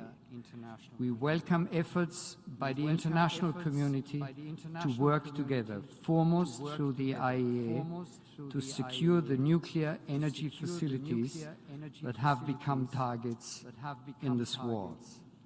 We welcome proposals by its Director General, Rafael Grossi, to this effect, and are grateful for the tireless work of the IAEA teams present on the ground in all nuclear power plants in Ukraine. All this underscores the utmost urgency of progress on nuclear disarmament and of moving away from the nuclear deterrence paradigm, which is fraught with immense risks and uncertainties at the expense of the common security of all humanity.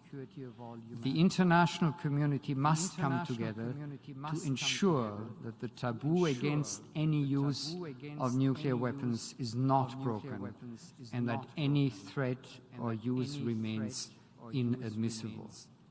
Excellencies, distinguished delegates, Ukraine, like every independent state and member of the United Nations, is entitled to the stability and security of a comprehensive, just, and lasting peace. A peace based on international law and on the UN Charter. We call on Russia once again to stop this war, withdraw its troops from the whole territory of Ukraine, and end the bloodshed. The United Nations and other multilateral organizations, such as the Organization for Security and Cooperation in Europe in Vienna, are indispensable fora for dialogue and peace, in which member states which can resolve disputes through dialogue is possible. We must strengthen and preserve these organizations and enable them to fulfill their role. The resolution that will be adopted tomorrow in this GA Hall aims at an end to aggression against the sovereign nation, an end to the global consequences of this war, a comprehensive, just and lasting peace based on the principles of the UN Charter. Austria therefore strongly supports this text, and we encourage all of you to vote yes on the General Assembly resolutions. Thank you. Thank you. I thank the Deputy Minister for Foreign Affairs of Austria. I now give the floor to His Excellency Ruslan Bolbosyan, Secretary of State, Ministry of Foreign Affairs and European Integration of the Republic of Moldova.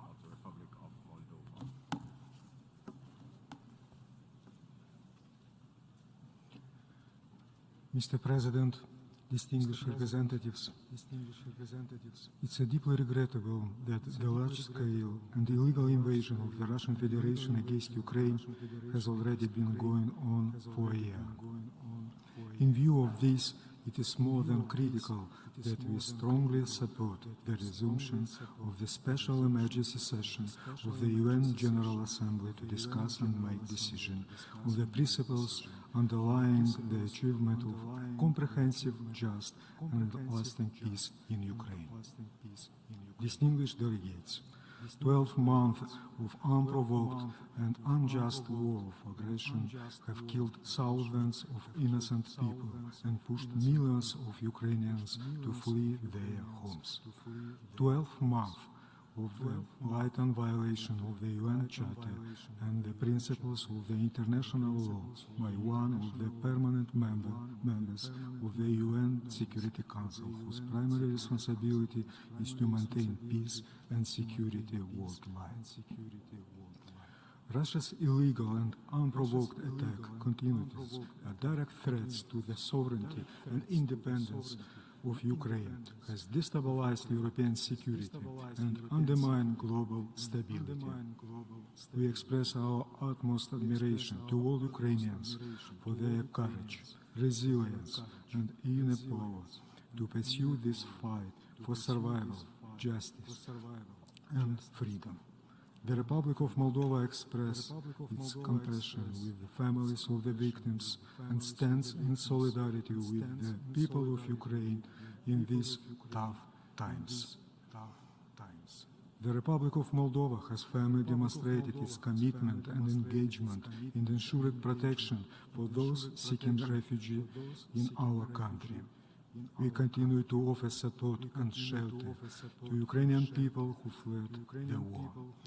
Approximately 700,000 Ukrainian refugees have entered the territory of the Republic of Moldova since the beginning of the war in Ukraine, and other 80,000 remain to date in the country, almost half of them being children. All of them need a special protection. In this way, the government of the Republic of Moldova recently adopted the decision to introduce from 1st of March the temporary protection mechanism for the Ukrainian refugees, thus contributing to a more efficient management of the migration flows, legalization, and access to fundamental rights. We will also continue to provide humanitarian support to Ukraine and facilitate transit of goods through the solidarity lanes, which are key to ensuring food security and the global level. Moldova has also felt the security consequences of the war in Ukraine. At least 4 missiles targeting Ukraine crossed our airspace, and several incidents of missiles debris landing on our territory have happened. My country is also exposed to hybrid threats and various means of pressure. We are committed to further countering this risk in a systemic, legal, and peaceful manner. Mr. President, it is our moral duty as an international community to continue supporting Ukraine. Ukraine is fighting today to keep all of us safe, to keep Europe safe. This war should not continue endlessly. We stress the need to ensure the accountability for the atrocities, killing of civilians, and damaging the public infrastructure through timely, fair, and independent investigations, both at the national and international level. This is of tremendous importance not only for ensuring justice for all victims of this war, but also for preventing future crimes. Mr. President, Ukraine and the entire international community needs a way out of this war, which triggered multiple crises. We believe that the peace formula proposed by President Zelensky is a comprehensive package and has all necessary ingredients to achieve a lasting peace and prevent another war. We also consider that the United Nations needs to play a role in reaching and securing peace. In this regard, the Republic of Moldova has co-sponsored the draft of resolution UN Charter principles underlying a comprehensive, just and lasting peace in Ukraine. which we hope will garner the support of this August Assembly. In conclusion, we reiterate our call for Russian Federation to immediately stop its war of aggression against Ukraine, withdraw all its forces and military equipment from the Ukrainian territory, and respect Ukraine's sovereignty, independence, and territorial integrity within its internationally recognized borders. Thank you. Thank you. I thank the Secretary of State of the Republic of Moldova. I now give the floor to His Excellency Bernardo Ivo Cruz, Vice Minister for Foreign Affairs of Portugal.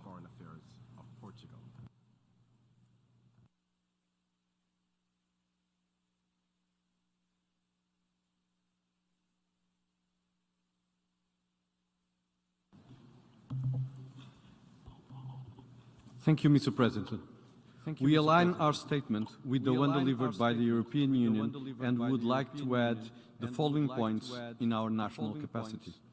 This week we mark 1 year since the Russian leadership decided to invade Ukraine and to wage war against a sovereign country, a decision taken and implemented, let us not forget, while the Security Council was in session discussing ways to prevent it. Since then, we are counting 365 days of unprovoked and unjustifiable aggression, which grossly violates the international law and, in particular, the Charter of the United Nations.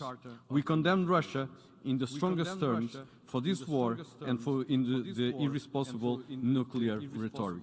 The loss of life and human suffering caused by this war cannot let us indifferent. The humanitarian situation is dramatic, having triggered the worst refugee crisis in Europe since World War II. The figures are staggering. Thousands have died and millions left the country or became internally displaced. The strategy of relentlessly attack critical infrastructures with a tremendous impact on civilian populations is particularly reprehensible. Portugal supports the sovereignty, independence, unity and territorial integrity of the Ukraine. We will continue to provide assistance to its government and people both bilaterally and in the framework of the European Union and of the United Nations as long as it takes. Portugal is fast approaching the 6,000 requests for temporary protection on our humanitarian aid continues to grow. We are also engaged in the reconstruction of schools, namely in the Zaporozhye region. Mr. President, beyond Ukraine, the consequences of the war are felt more severely by the most vulnerable population, suffering from a combination of impacts of food, fuel and financial crisis. This emergency special session presents an occasion to highlight the important role of the United Nations that has been played in mitigating the global consequences of the war. 600 million people worldwide live in food insecurity, a figure that tends to get worse. The Black Sea Grain Initiative has so far allowed the shipment of more than 21 million tons of grain, reaching regions where it's most needed. This is a remarkable achievement by the UN, also due to the personal commitment of Secretary-General Guterres. We all hope that all parties will acknowledge the crucial importance of this initiative, ensuring its continuity. Many agencies, funds and programs in the UN system are doing everything within their capacity to address the global consequences of the war. Let me just mention a few of them. The International Organization for Migrants, dealing with an unparalleled refugee crisis in a remarkable way. The International Atomic Energy Agency, because this war has sadly revived the dread of a nuclear disaster. The UNICEF, which has sought to minimize the impact of war in 7.5 million Ukrainian children. The Human Rights Council, whose establishing of an independent international commission of inquiry on the Ukraine is of paramount importance. The World Food Programme and the Office of the Coordination of Humanitarian Affairs are among many of those working that have made a really difference so far. Mr. President, since the beginning of the war, this General Assembly has approved several resolutions with the support of a significant majority of its members. We must remain united, convening our condemnation of this war, convening that the achievements of comprehensive, just and lasting peace would indeed constitute a significant and necessary, I would add, contribution to the strength of international peace and security, as mentioned in the draft resolution before us. We gather here today to protect the multilateral system and to uphold our respect for international law, for human rights, and the peaceful resolution of disputes between states. Furthermore, Portugal is fully committed to ensure accountability and will continue to support initiatives aiming at preventing violations, fighting impunity, and providing reparations for the Ukraine. Portugal supports all meaningful efforts to bring an end to this war of aggression. The path for peace is for the Russian Federation to act in accordance to the UN Charter and respect the sovereignty of the Ukraine, withdrawing from its entirely territory. We believe that the draft resolution before us is an important step in that direction, and we encourage all member states to support it. Thank you very much. Thank you very much. I thank the Vice Minister for Foreign Affairs of Portugal. I now give the floor to His Excellency Martin Eyolfsson, Permanent Secretary of State, Ministry of Foreign Affairs of Iceland.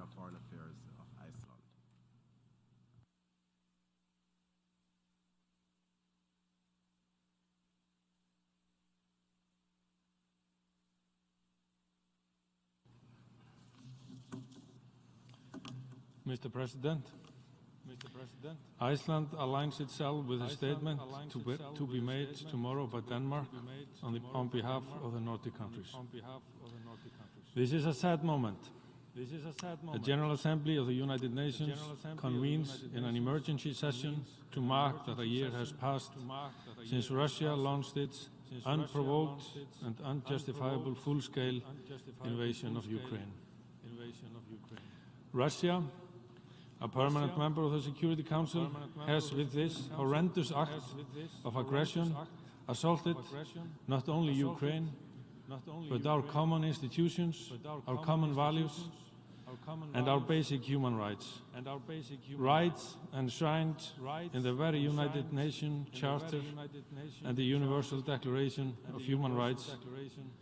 Rights we have all subscribed to, rights that Russia has also subscribed to. Our admiration for the courage and resilience of the people of Ukraine grows with each day they valiantly defend their country. Their sacrifice and suffering must not be in vain. The Foreign Minister of Estonia, Urmas Reinsalu, said here a while ago that the Ukrainian people were the bravest people of the world. I cannot only subscribe to this, I can add to it that their captain, the captain of Team Ukraine, President Zelensky, is the bravest leader of the world and has changed the whole meaning of the world leadership. Mr. President, the solution to end the war is straightforward. Russia can and must stop this war today and withdraw all its forces from Ukraine in full respect of Ukraine's recognized right to independence, sovereignty, territorial integrity, and self-defense. Let us also be reminded that ending the war is only the first step. To establish just and lasting peace for Ukraine is also of critical importance. Russia must and will be held to account for its actions. Accountability for international crimes committed within the context of the war, including the crime of aggression, is vital.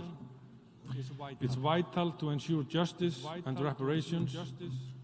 There can be no impunity. Accountability is indeed the only way to ensure a lasting peace. Mr. President, The warfare conducted by Russia against a member state is an act of aggression that affects all of us. Humanitarian concerns, food security, economic development, all these important issues that weigh so much on our agenda are hit by this senseless war. To sit idle on the fence or even support the aggressor is beyond comprehension. It is our collective responsibility to end this war, defend Ukraine, and stand up for the values and principles that underpin the UN Charter and the work of this organization. That we, the peoples, owe to the people of Ukraine and all other innocent victims presently facing the scourge of armed conflict all over the world. That we owe to the previous generations that built the system of international law and the rule-based order from the ruins of 2 world wars and their unforgettable horrors.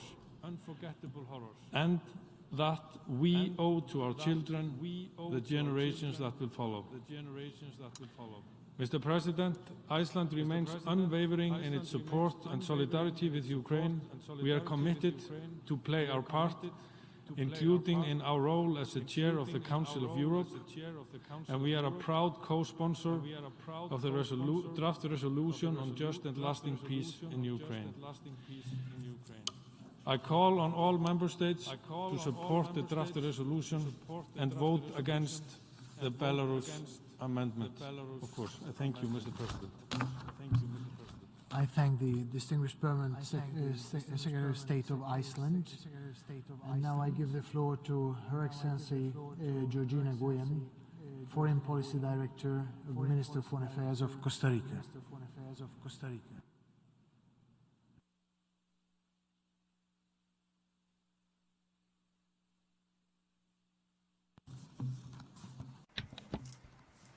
Mr. President, Costa Rica is attending this new emergency session of the General Assembly 1 year after the illegal and unjustified invasion by a permanent member of the Security Council against a neighboring country which, in good faith, renounced its nuclear weapons and wagered on peace.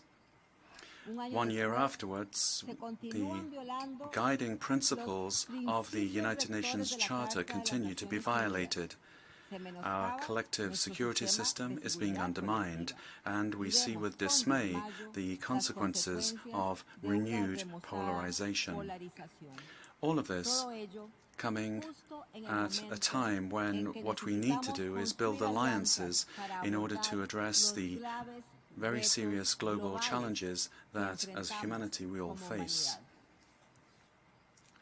Throughout this year, there's been documentation of various serious violations of international law on the part of the Russian forces and their representatives in the occupied territories in Ukraine, including, apart from the crime of aggression, apparent war crimes, violations of human rights, fundamental human rights, and possible crimes against humanity.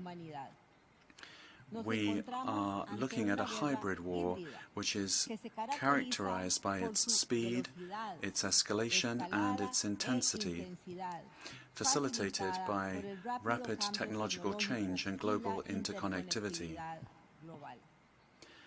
Over and above the kind of war that we are facing, all wars have a human face.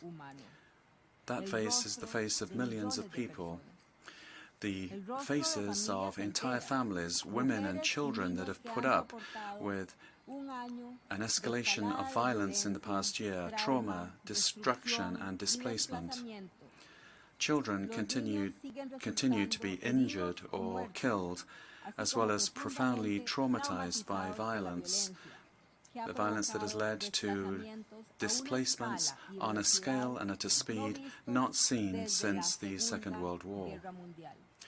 Costa Rica vehemently calls for an immediate ceasefire and urges all the parties to honor their international obligations to protect the civilian population and, in particular, girls and boys, and also to guarantee that humanitarian actors are able to arrive securely and rapidly to wherever they need to go to provide aid.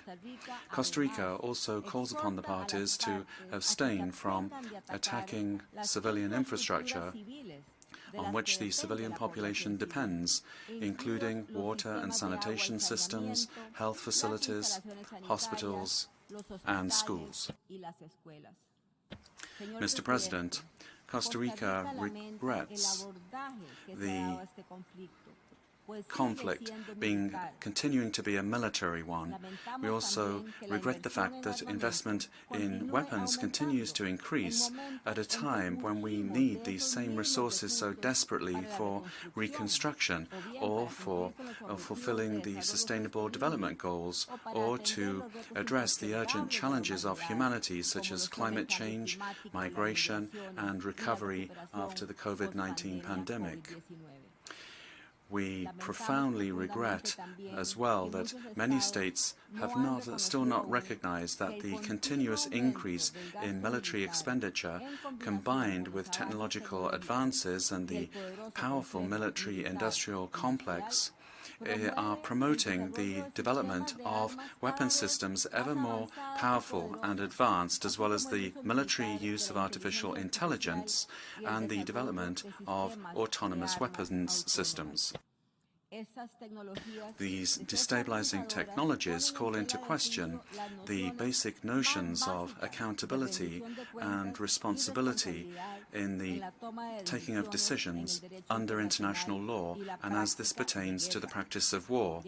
That's why the regional conference is so important that will be held on autonomous weapons systems that will be held in Costa Rica from the 23rd to the 24th of February. Finally, Mr. President, there is no genuine or lasting peace without justice, and this does not exist, cannot exist, when there is impunity. For Costa Rica, we feel that we must investigate and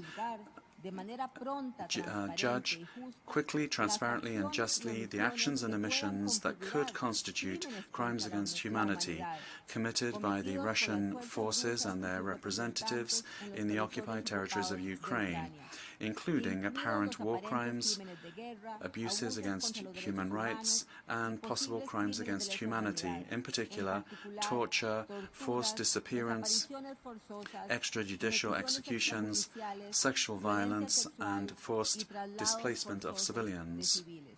All of this in order to guarantee justice for all of the victims and create the necessary conditions for them to obtain reparations, including the guarantee that this will not be repeated. Mr. President, the time has come to put an end to impunity. We must put an end to this era where armies and political leaders controlling them abandon the basic laws that govern war and that were agreed upon to protect civilians. This is why Costa Rica supports the investigation being carried out by the prosecutor of the International Criminal Court on possible war crimes and crimes against humanity, and also the crime of aggression committed in Ukraine. Costa Rica sponsored, and we will vote in favor of the resolution on Ukraine tomorrow, because for Costa Rica, peace is the path. This requires us to reorder our priorities and, above all, to renew our solemn commitment to leave no one behind and to ensure that this is nunca más, never again. Now it's time to deliver. Peace requires a robust multilateral system, as well as greater cooperation and international solidarity. Peace is built at negotiating tables and not on the battlefields. The time has come to give a genuine opportunity to peace. Thank you very much. I thank the distinguished foreign policy directors of Costa Rica. And now I give the floor to the distinguished representative of Oman, speaking on behalf of the Gulf Cooperation Council.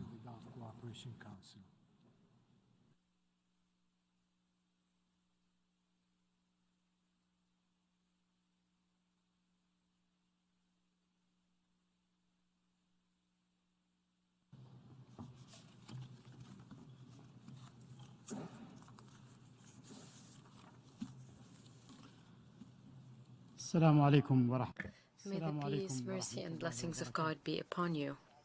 Mr. President, ladies and gentlemen, I have the honor to deliver this statement on behalf of the member states of the Gulf Cooperation Council, namely the United Arab Emirates, the Kingdom of Bahrain, the Kingdom of Saudi Arabia, the State of Qatar, the State of Kuwait, and my own country, the Sultanate of Oman. Mr. President, ladies and gentlemen, the GCC countries are following with great interest the developments of the situation in Ukraine, especially the humanitarian situation, in light of the increase in the number of refugees and displaced people, the loss of civilian lives, particularly women and children, in addition to the other damage inflicted on infrastructure. GCC member states stress their firm positions, calling for adherence to the well-established principles of international law and the UN Charter, which govern relations among states, based on the respect of the sovereignty and territorial integrity of states, non-interference in their internal affairs, and respect for good neighborliness. In this context, we refer to Article 2 of the UN Charter, according to which all member states shall settle international disputes by peaceful means and refrain from using or threatening to use force in international relations.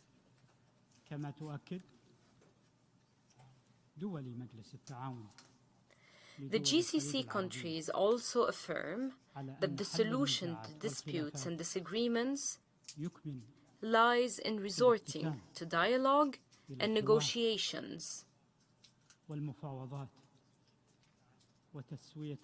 and resolving disputes and differences through peaceful and diplomatic means. Mr. President, ladies and gentlemen, the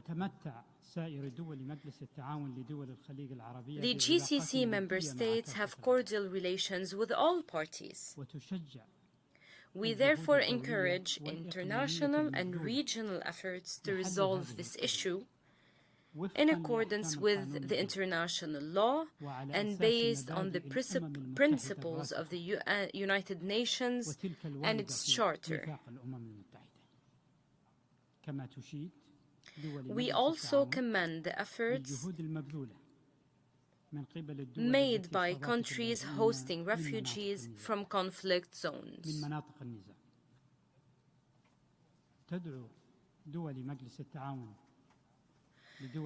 The GCC member states call upon all parties to abide by their obligations in accordance with the international law and the international humanitarian law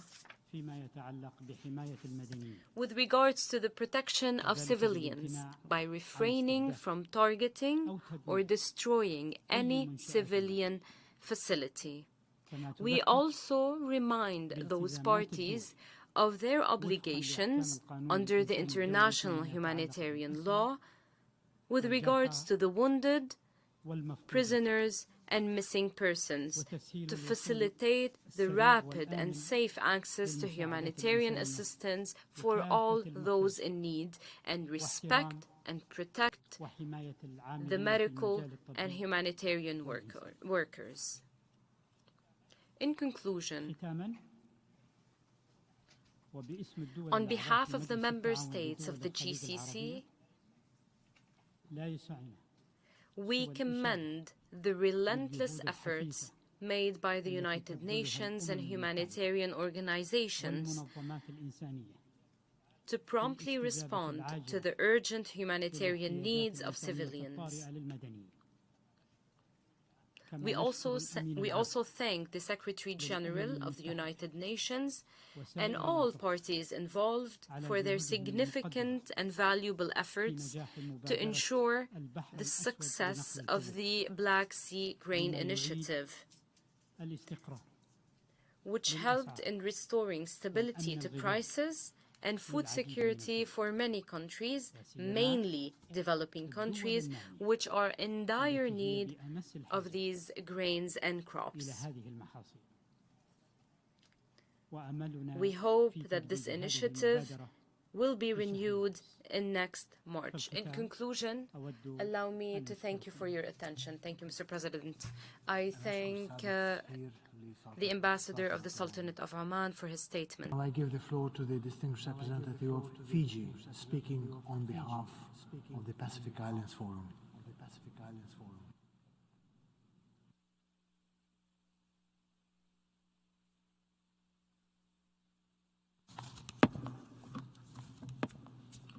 Mr. President, Excellencies, I have the honor to deliver these remarks on behalf of members of the Pacific Islands Forum with presence at the United Nations. I take this opportunity as well to offer our deepest condolences to our Forum family, to the peoples of Turkey and Syria following the devastating earthquakes on the 6th of February and again only this week. We salute the bravery of rescue teams, local and international, who have battled to save precious lives despite significant aftershocks and danger to themselves. Such exemplars of our common humanity are relevant to the discussion which brings us here today on this sad anniversary of the illegal invasion of Ukraine by the Russian Federation. Excellencies, like the climate emergency which threatens our blue Pacific continent and this blue planet, the earthquakes in Turkey and Syria reminds us of the many global challenges we need to face together as one United Nations family. We cannot afford to remain lost in an endless sea of conflict. Might is right, and of unilateral force which tramples our shared values so eloquently defined in our United Nations Charter, which we have all solemnly accepted as our guiding and foundational document. Despite our distant geography, our Pacific family does not take this position from the comfortable seat of a spectator. Our peoples know well the scourge of war. Our Micronesian, Melanesian, and Polynesian subregions have all seen sacrifice in world wars and regional conflicts as peacekeepers and defenders of principles of sovereignty and human dignity. Despite our remoteness, we also feel the impacts of major disruptions to global food and energy systems caused by this war. The effects of Russian Federation's illegal invasion of Ukraine travels further than bullets can fly, far beyond Ukraine's internationally recognized borders. These acts reach into our homes, making food and fuel unaffordable to our citizens, increasing the suffering of people and economies already weakened by COVID-19 pandemic, and especially those at the margins of society.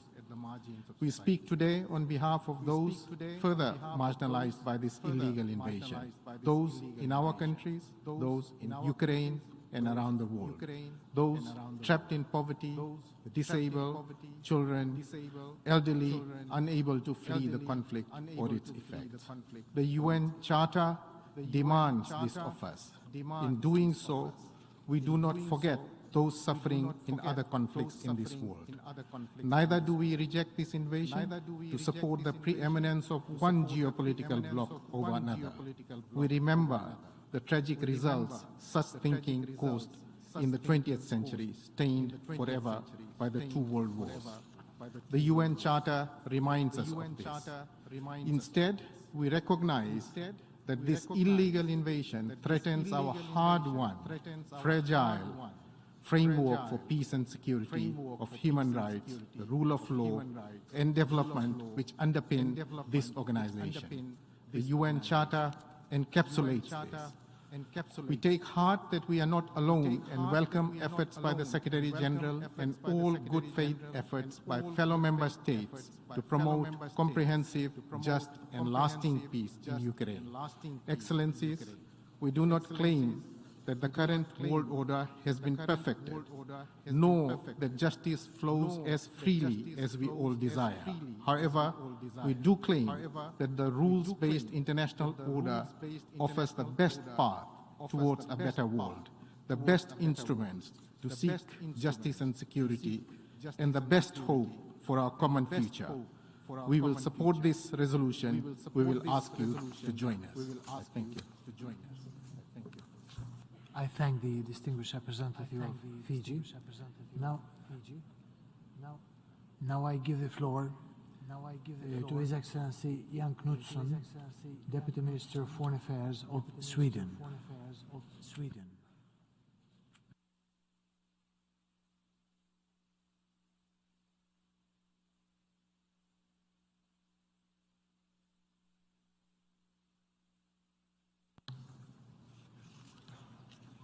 Mr. President, I deliver this statement in my national capacity. Sweden aligns itself with the statements to be delivered by Denmark on behalf of the Nordic countries and the statement of the European Union.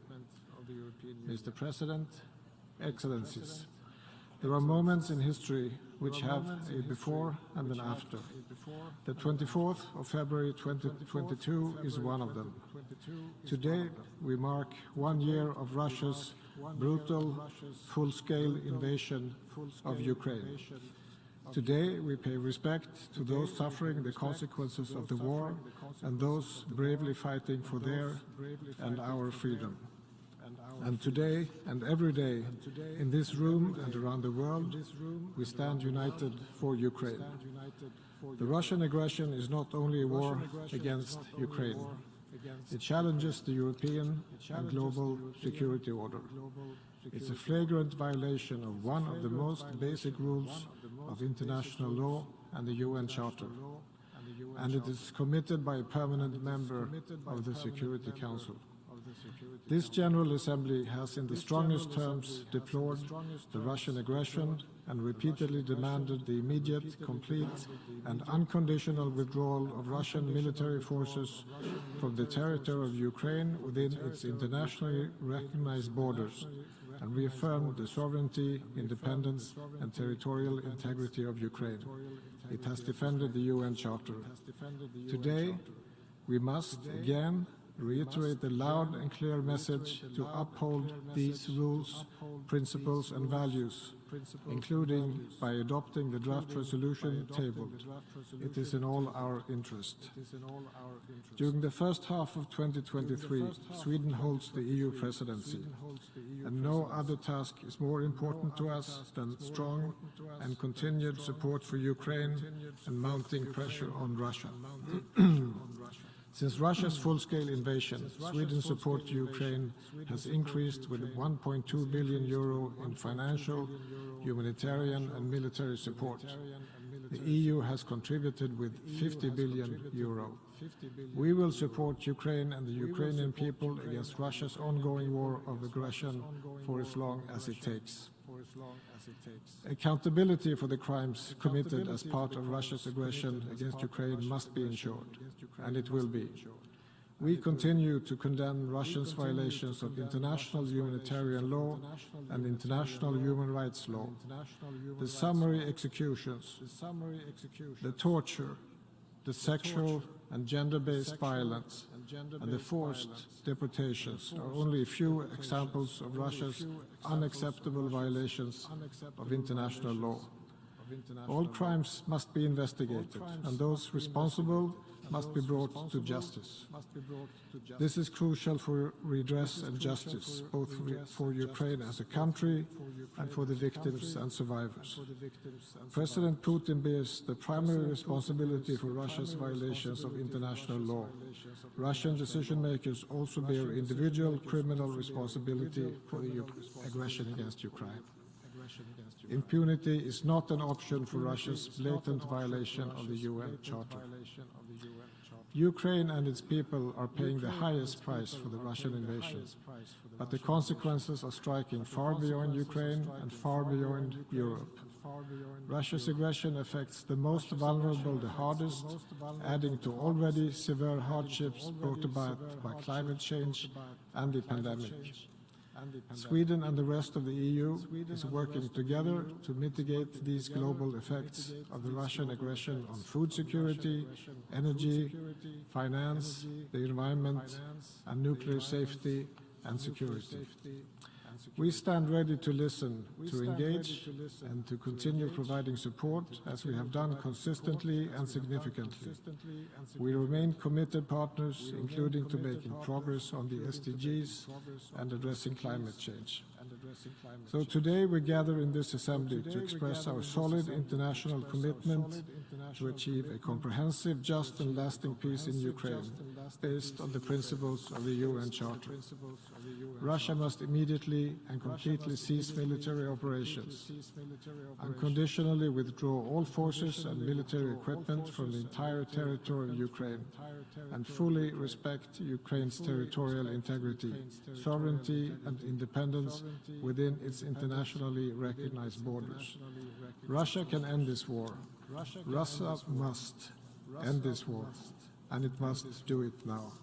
Thank you for your attention. I thank the distinguished Deputy Minister of Sweden. And now I give the floor to the distinguished representative of the Bolivarian Republic of Venezuela.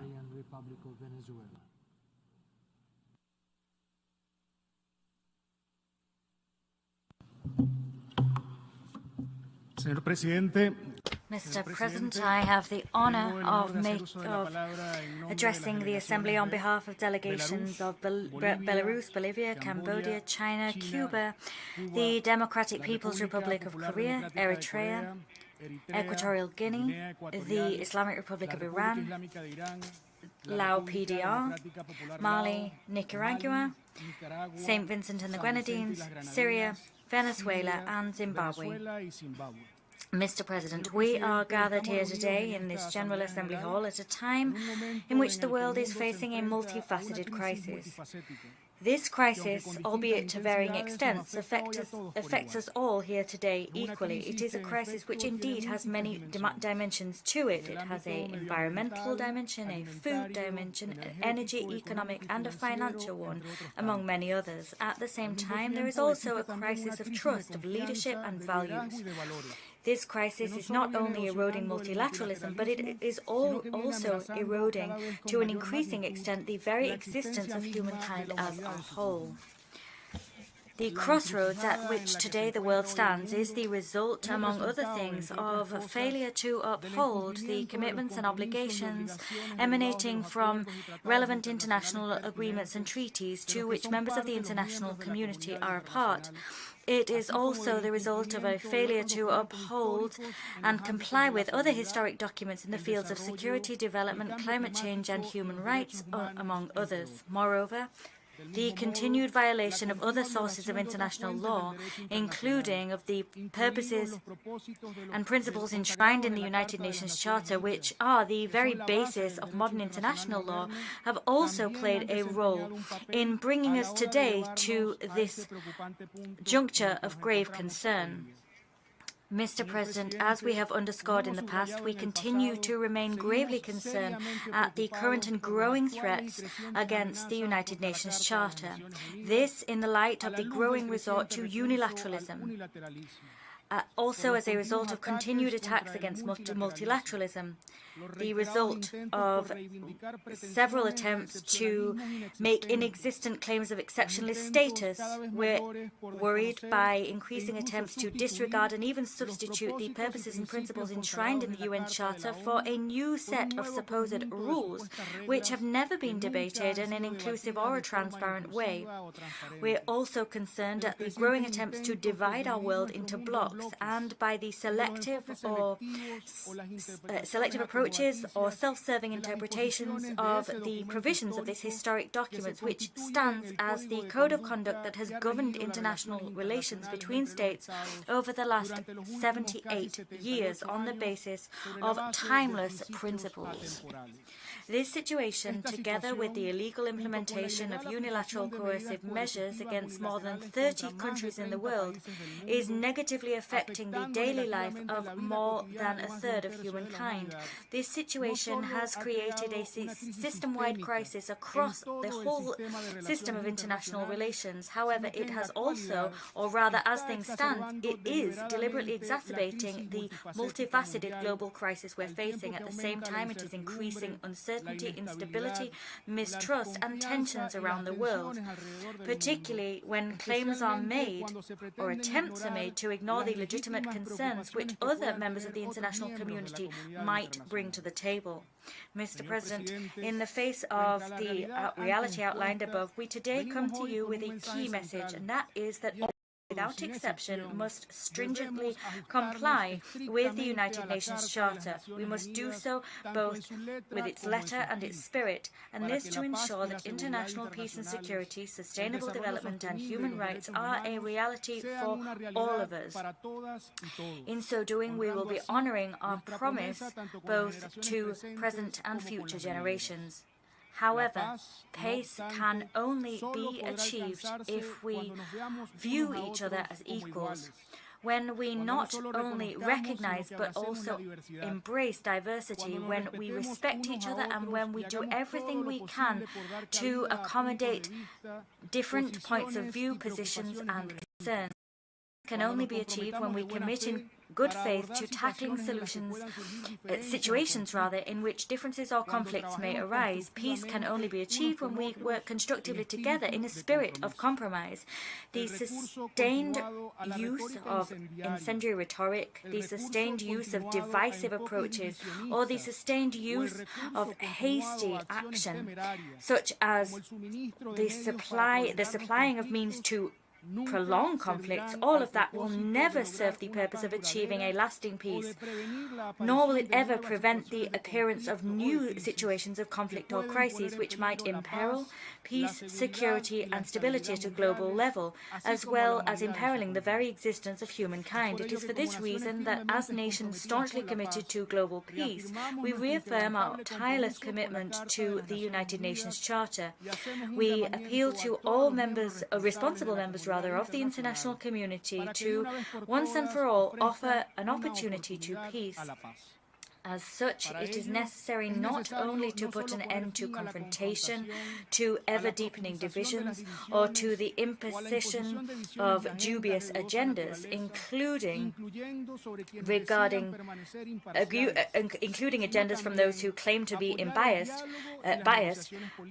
claim to be neutral rather. We must also support dialogue and political negotiations and diplomatic efforts designed to tackle the root causes of conflicts and other crises, in order to establish a global security architecture which is just, equitable, sustainable, inclusive and indivisible. To conclude, we insist that the United Nations, including this General Assembly, must play a pivotal and proactive role at this critical juncture for humankind.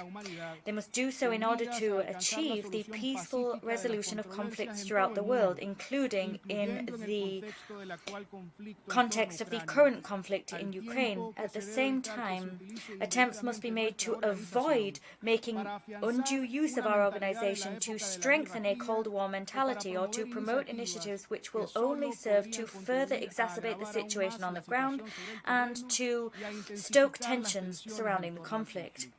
Consequently, we underscore that we have a joint responsibility to prevent a situation whereby, as a result of our action or omission, the conflict in Ukraine reaches the point of no return. Mr. President, allow us now very briefly indeed in our national capacity to recall that almost a year ago in this same room, we sounded the alarm to the international community regarding the existence of a three-dimensional crisis in the region of Eastern Europe. We said that if that conflict was not tackled cautiously and in a balanced way, we could see the unleashing of a global conflict. Regrettably, our warnings were and continue to be ignored. Far from having seen us use these months to move towards a constructive dialogue in good faith in favor of the peaceful resolution of the conflict in Ukraine, what we've seen is the fact that today we are in an arena of ever more bitter confrontation. The panorama is a dramatic one, and the future is not encouraging. We insist that if we do not change direction as soon as possible, we could find ourselves faced with a global conflict between nuclear powers which would destroy humankind as we know it. Such a conflict would produce conflicts which would be felt for generations. In this vein, the regrettable growing and unbridled arms race, which diverts to war not only resources that could be used for development and for the fight against poverty and hunger, but also, and in an irresponsible fashion, arms to prolong the conflict. It promotes a clash, a deliberate clash between blocs, which imperils international peace and security. We reiterate in this regard that a unipolar victory, a lasting one, is nothing more than a pipe dream. Mr. President, the United Nations must facilitate a peaceful solution to the conflict through dialogue, diplomacy, and political negotiations between Russia and NATO in order to develop a mechanism for European security which is balanced, effective, and sustainable over time, a mechanism where the legitimate preoccupations of all parties are taken into account, including when it comes to security, in accordance with the principle of indivisibility. The United Nations were established after the greatest war of humankind to guarantee the maintenance of peace and international peace and security. Its greatest success has been precisely to avoid a third world war. If conflicts surge, the role of our organization has been that of reversing conflict and returning to the path of diplomacy so that the conflict can be peacefully resolved. This is our obligation today. That is to build a path which halts the escalation of tensions, to avoid continuing sleepwalking to the point of no return. That point will jeopardize the very survival of current and future generations.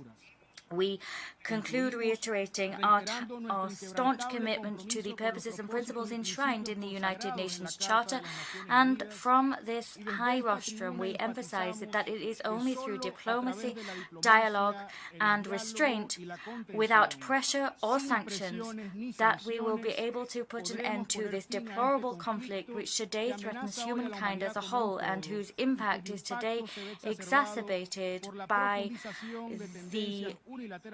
unilateral tendencies which are becoming ever more deeply rooted, and by the supremacist existence on inexistent exceptionalisms. We cannot allow this General Assembly to continue to be instrumentalized for the advancement of initiatives which lack all consensus, such as that put forth in the draft resolution before us.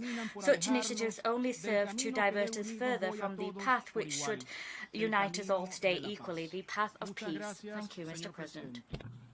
I thank the distinguished representative of Venezuela. Now I give the floor to the distinguished representative of Singapore.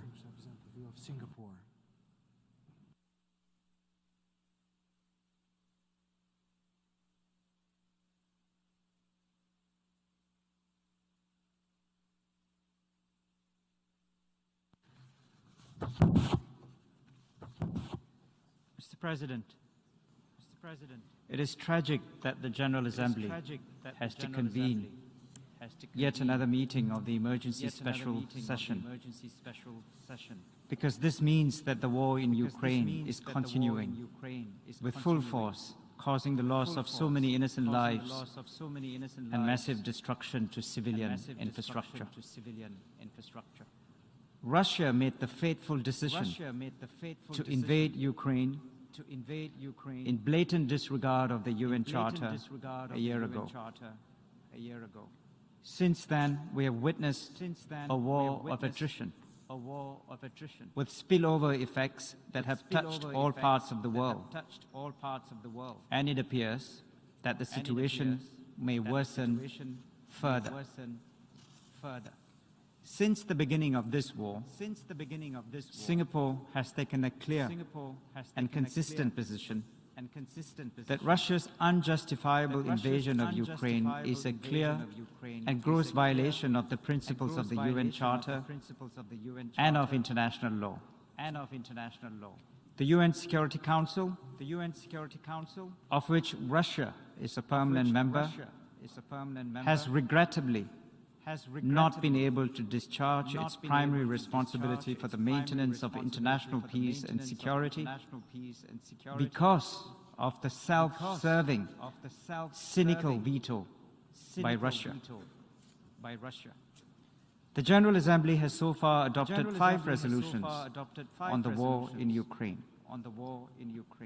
Each of these resolutions is a clear message from the international community that the violation of the sovereignty and territorial integrity of Ukraine cannot be condoned. We regret that Russia has ignored the clear and repeated calls of the General Assembly to immediately, completely, and unconditionally withdraw all of its military forces from the territory of Ukraine and to respect Ukraine's internationally recognized borders. Russia has also ignored the orders of the International Court of Justice to immediately suspend the special military operation. In inverted commas, the special military operation, which commenced on the 24th of February 2022 in the territory of Ukraine.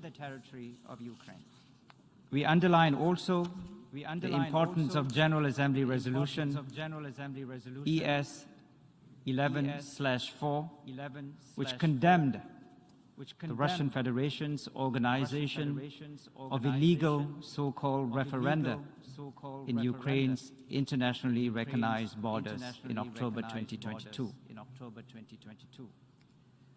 Mr. President, we thank the Secretary General for his remarks earlier today, and we fully agree with the Secretary General when he said, and I quote, Russia's attack on Ukraine challenges the cornerstone principles and values of our multilateral system, end of quote.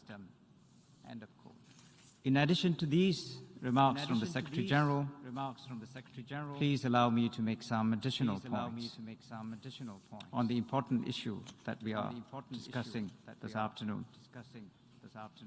Firstly, Singapore's clear and consistent position on Russia's invasion of Ukraine remains unchanged.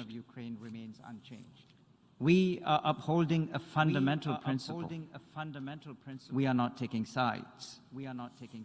Our clear and consistent position reflects our firm belief in the need to respect the sovereignty, independence, and territorial integrity of all states, big or small.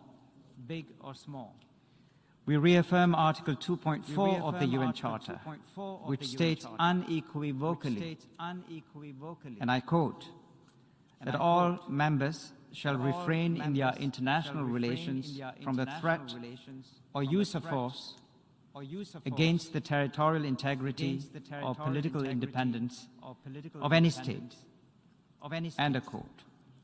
And let me add that for small states like Singapore, the UN Charter and international law are not academic issues, but a matter of peace and security and of existential importance. We therefore condemn, in the strongest possible terms, any violation of these principles, which are of fundamental importance to all member states of the United Nations. Singapore has co-sponsored the draft resolution before us today because we believe that the resolution expresses support for a comprehensive, just and lasting peace in Ukraine based on the principles of the UN Charter. And we hope that such a peace will come to pass. Secondly, Singapore is saddened by the continued deterioration of the humanitarian situation in Ukraine, with continuing indiscriminate attacks on civilians and civilian infrastructure, rising casualties, and a lack of humanitarian access to those most in need. We share the grave concern expressed in this draft resolution on the high number of civilian casualties, including women and children. We support the call made in the resolution for an immediate cessation of attacks on the critical infrastructure of Ukraine and any deliberate attacks on civilian objects, including those that are residences, schools, and hospitals. We commend the work of various UN agencies and the International Committee of the Red Cross, providing humanitarian aid to alleviate the suffering of the Ukrainian people and others affected by the war and its spillover effects. We also thank the IAEA for its work to ensure nuclear safety and security in Ukraine, in spite of the challenging situation on the ground. Thirdly, Singapore shares the concerns expressed in the resolution about the effects of the war on global food and energy supply chains and prices. The spillover effects have dampened economic recovery and growth and has set back the progress made in the global fight against poverty. In this regard, we commend the Secretary-General's tireless efforts to ensure a continued supply of essential exports through the Black Sea Grain Initiative. We call upon the Secretary-General to continue his good office's role by facilitating contact and dialogue with all relevant parties in order to support a comprehensive, just, and lasting peace in Ukraine. Mr. President, the resolution before us today is a balanced one that reiterates the principles of the UN Charter and international law. The resolution emphasizes the need to redouble support for diplomatic efforts to reach a comprehensive, just, and lasting peace in Ukraine, in accordance with the principles of the UN Charter. We welcome the call made in the resolution for a cessation of hostilities and for the immediate, complete, and unconditional withdrawal by the Russian Federation of all of its military forces from the territory of Ukraine. Singapore urges all member states to vote yes for this draft resolution in order to demonstrate support for international law, for the UN Charter, and for the rules-based multilateral system. The adoption of this draft resolution before us today will send a clear signal to the world that the sovereignty and territorial integrity of all states must be respected, that internationally recognized borders cannot be violated by the rule of force, and that a comprehensive, just, and lasting peace in Ukraine must be based on the principles of the UN Charter. I thank you for your attention. I thank the distinguished representative of Singapore.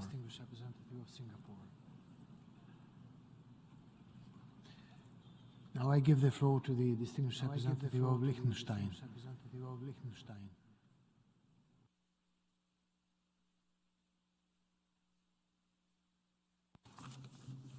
Thank you, Mr. President. Mr. President. A year ago, Russia decided to escalate its aggression against Ukraine in a manner that is both terrifying and carries very wide implications beyond the region. This past year has seen horrific crimes that are difficult to process in their scale and systematic nature. In the course of the aggression, Russian forces have systematically violated all fundamental principles of international humanitarian law, military necessity, distinction, and proportionality. Civilians, including children, have been forcibly abducted into Russia. Unable to score the expected military gains, Russia has resorted to a tactic of terrorizing the resilient civilian population into submission, including through a pattern of attacks on critical civilian infrastructure. Furthermore, its leadership has sent hundreds of thousands of its own young men, many conscripted, to a senseless and unnecessary death. Mr. President, the impacts of the aggression are being felt far and wide. Food security for tens of millions, while somewhat ameliorated by the progress of the Black Sea Grain Initiative, will further be set back as Ukraine's natural environment is polluted with the detritus of war. The doomsday clock is now set at 90 seconds to midnight, the closest it has ever been after threats by the Russian leadership of a nuclear apocalypse. Collectively, this aggression has seriously undermined global progress towards the 2030 agenda and made a major contribution to a world in which displacement and hunger sit at record levels. Let us be clear about why we have this war. Ukraine did not want it. NATO did not want it. No peace-loving state wanted it. The political and military leadership of the Russian Federation alone wanted it and chose to invade a sovereign neighboring state. They did so in blatant violation of the founding principles of the UN Charter and the fundamental tenets of international law, with complete disregard for human life and for the devastating resulting fallout for people around the globe. The UN is a peace organization created from the ashes of war in order to save future generations from experiencing its horrors. Its charter has thus outlawed the use of force, with two exceptions: authorization by the Security Council and self-defense. This aggression is therefore manifestly illegal. Ukraine's efforts to defend itself, on the other hand, are not only legal under Article 51 of the Charter, they are fully in line with its object and purpose. Mr. President, we have co-sponsored the draft resolution that this Assembly will take action on tomorrow. A just peace must be grounded in the principles of the UN Charter, in particular that of territorial integrity. As this Assembly demanded in March 2022, Russia must immediately and completely withdraw all of its troops from all of Ukraine. Only then will it be possible to engage in genuine diplomacy, and will there be space for credible and full inclusive peace talks. We call on all states to support this draft, which epitomizes the values of this organization. Mr. President, the resolution also highlights the role of accountability as a key element in a just and lasting peace. This includes in particular accountability for the crime of aggression, from which all the other international crimes committed in the course of this war flow. This Assembly has recognized individual criminal responsibility for the crime against peace, the precursor of the crime of aggression, as customary international law as early as in 1946. In 1974, it defined by consensus what acts of aggression are, and it has twice determined with an overwhelming majority in the past year that the Russian Federation has committed aggression against Ukraine. Ensuring individual criminal accountability for persons in political and military leadership positions in line with international law is therefore an obvious task for this Assembly, both in line with the UN Charter and with its own landmark decisions from the past. We therefore appeal to all states to join the effort to create a special tribunal for the crime of aggression, and in doing so, to live up to our commitment to save succeeding generations from the spiritual war. I thank you. I thank the distinguished representative of Liechtenstein. Now I give the floor to the distinguished representative of Luxembourg.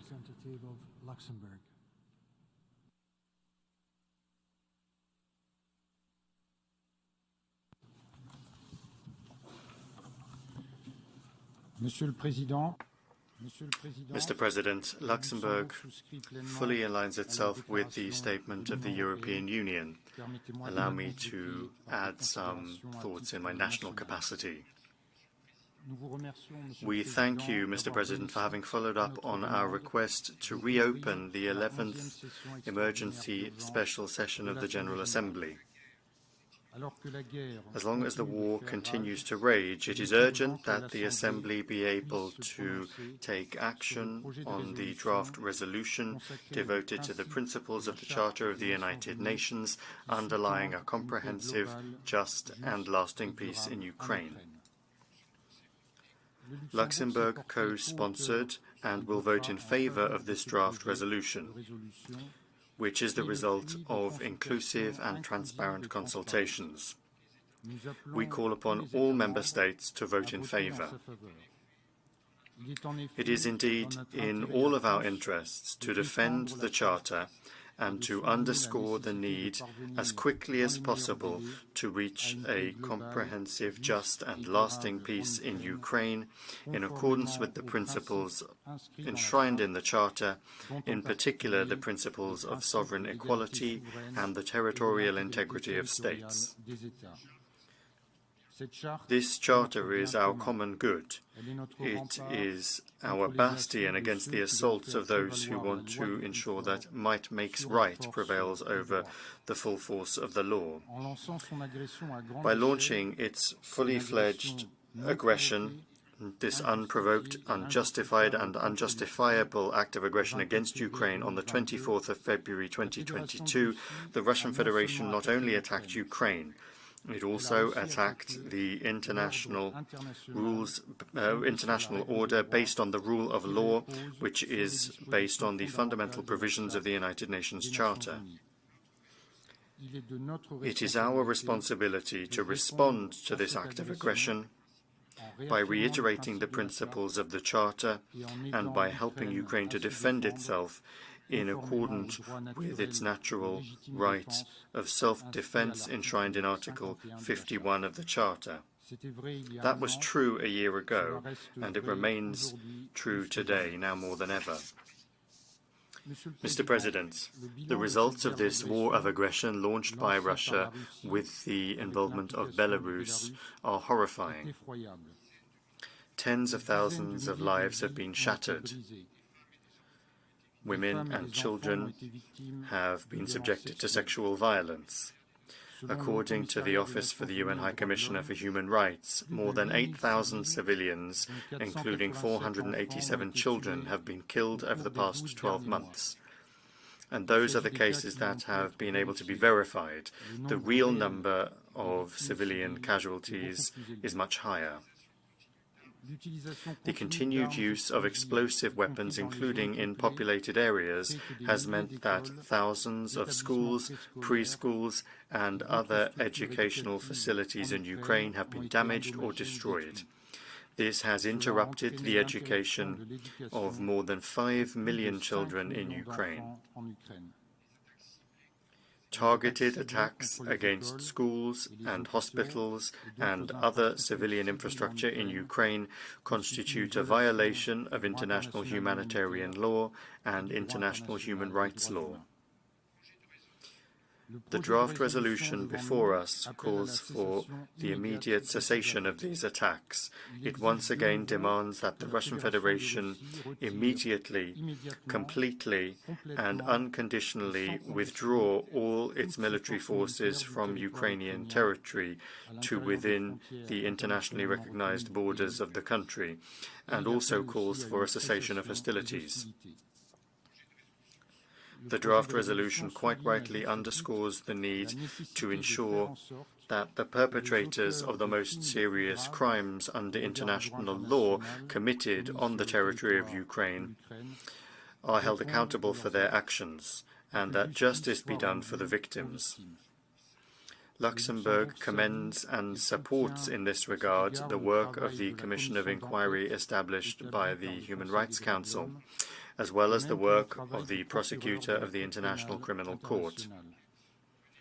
The investigation, conducted by the prosecutor in cooperation with the Ukrainian judicial authorities, will make it possible to prosecute those responsible for war crimes, crimes against humanity, and the crime of genocide.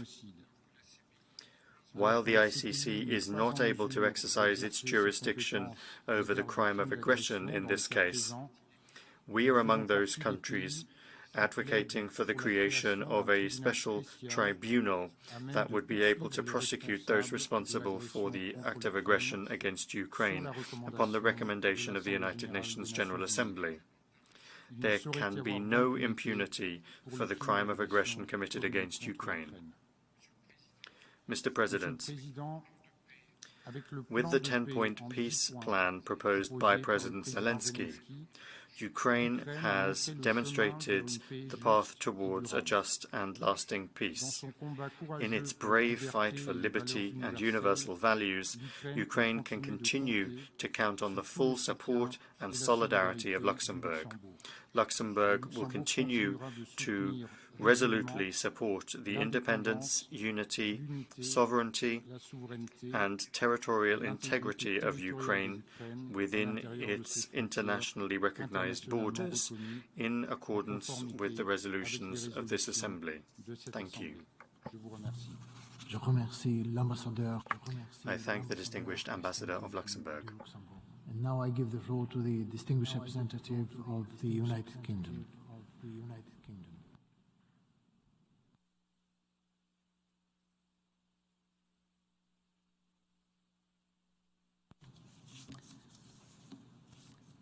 Thank you, Mr. President. 1 year ago, we met in this hall as 130,000 Russian troops amassed on Ukraine's borders and in illegally annexed Crimea. Many of us called for de-escalation, for dialogue, and for respect for the UN Charter. Russia claimed it had no intention to invade. The next day, Russia launched its full-scale invasion, with Belarus providing one of the staging grounds. We're all aware of the devastating impacts. Millions of civilians displaced, countless lives, Ukrainian and Russian, lost.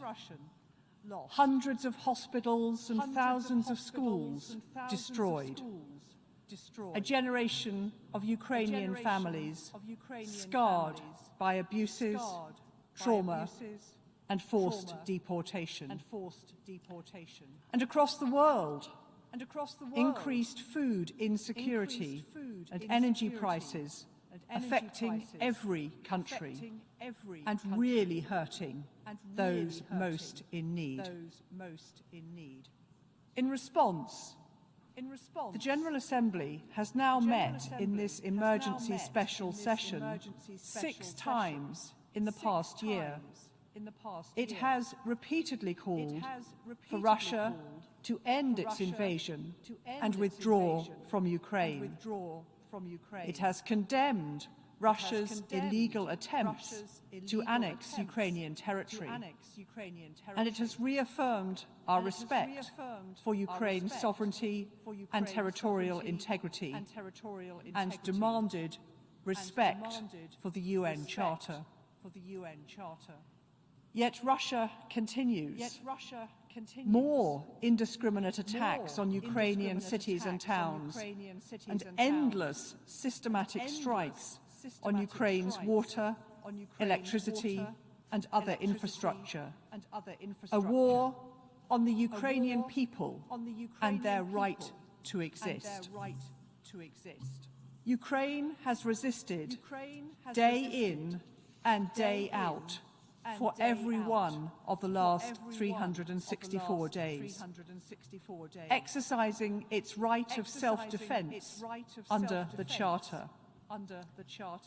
As Foreign Minister Kuleba said earlier, every country in this assembly would fight to survive in the same way. But beyond its survival, what Ukraine really wants, indeed, what we all want, what we have continually called for, is a just peace. Tomorrow, we will vote on a resolution. It is a resolution that underlines the need for a comprehensive, just, and lasting peace. A peace that guarantees Ukraine's sovereignty and territorial integrity and ends Russia's constant aggression. A vote in favour of the resolution is a vote for peace and for the UN Charter. We urge all of you to join us in voting yes. I thank the distinguished representative of the United Kingdom.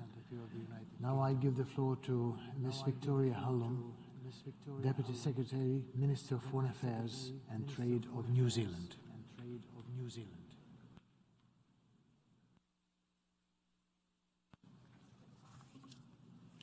Thank you, Mr. President. Aotearoa New Zealand reiterates our unequivocal condemnation of the Russian Federation's blatant aggression against Ukraine. 1 year into this illegal and unprovoked conflict, the repercussions for global peace, security, and economic stability continue to reverberate around the world.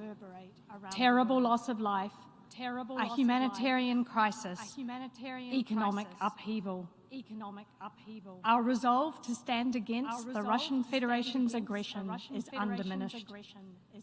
Russia's actions are a direct attack on the principles that underpin global peace and security. The only way for Russia to rebuild its credibility as an international citizen is to end this war. We call again on the Russian Federation to commit to dialogue, to act in the interests of peace and in compliance of the United Nations Charter and the binding orders of the International Court of Justice. Russia has a duty to act consistently with its responsibilities as a permanent member of the United Nations Security Council.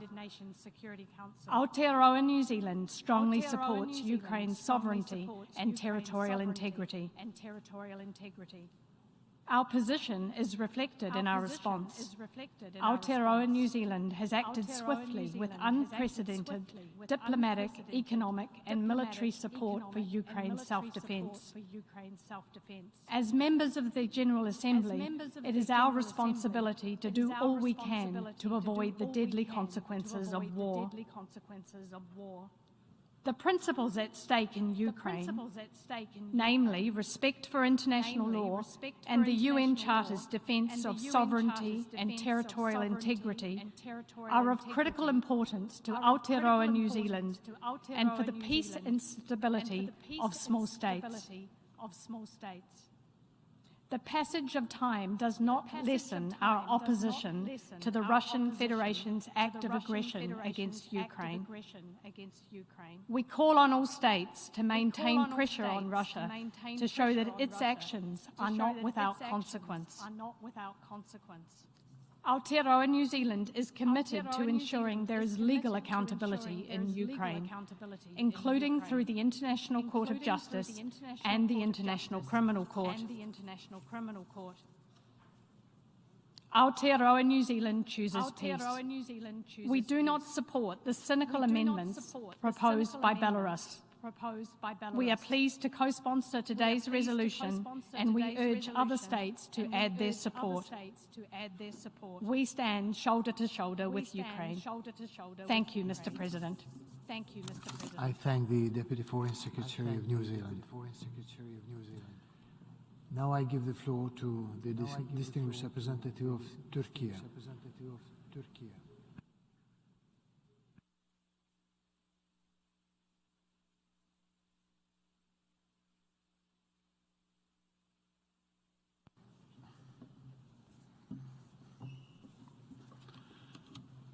Mr. President, let me start by thanking Your Excellency for reconvening the 11th Emergency Special Session of the General Assembly.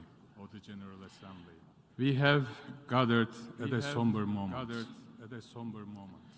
The very fact that the war in Ukraine enters its second year with little prospect of peace is disheartening. Yet, it is a timely opportunity to take stock and reaffirm fundamental principles that guide our policies. Since day one, Turkey has adopted a principled position in terms of rejecting the war in Ukraine and calling it unacceptable. We also tried to facilitate diplomacy at an early stage, both in Antalya and in Istanbul. We have manifested our position by co-sponsoring or voting in favor of all relevant UN General Assembly resolutions. Indeed, our position is a natural extension of our opposition to the illegal annexation of Crimea. 1 year on, Turkey's position remains unchanged. We fully support Ukraine's territorial integrity, independence, and sovereignty. We continue to stand firmly against this war and reject the annexation of the Ukrainian territories. We must ensure that the founding principles of the UN, enshrined in its charter, are upheld. Mr. President, the repercussions of the conflict are being felt far beyond Ukraine, with profound global implications.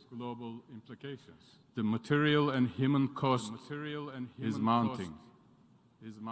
The war has had a negative impact on surging energy prices, high cost of living, supply chain problems, and food insecurity.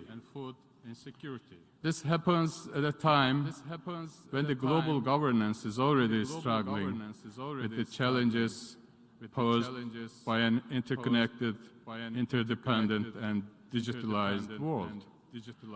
Therefore, the trajectory of the conflict cannot be decided by the dynamics of the battleground only. A clear vision for ending this war through diplomacy has to be articulated sooner rather than later.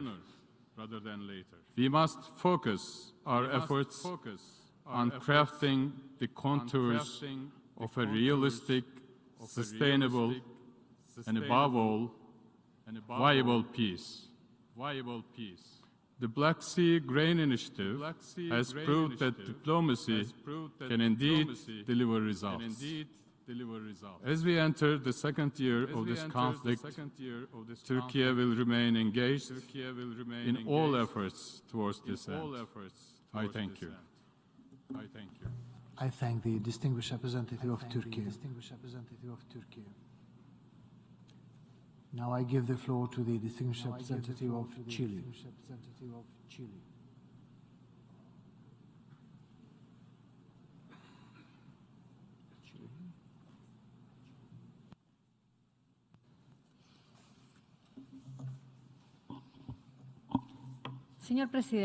Mr. President, I thank you for resuming the 11th emergency special session of this General Assembly.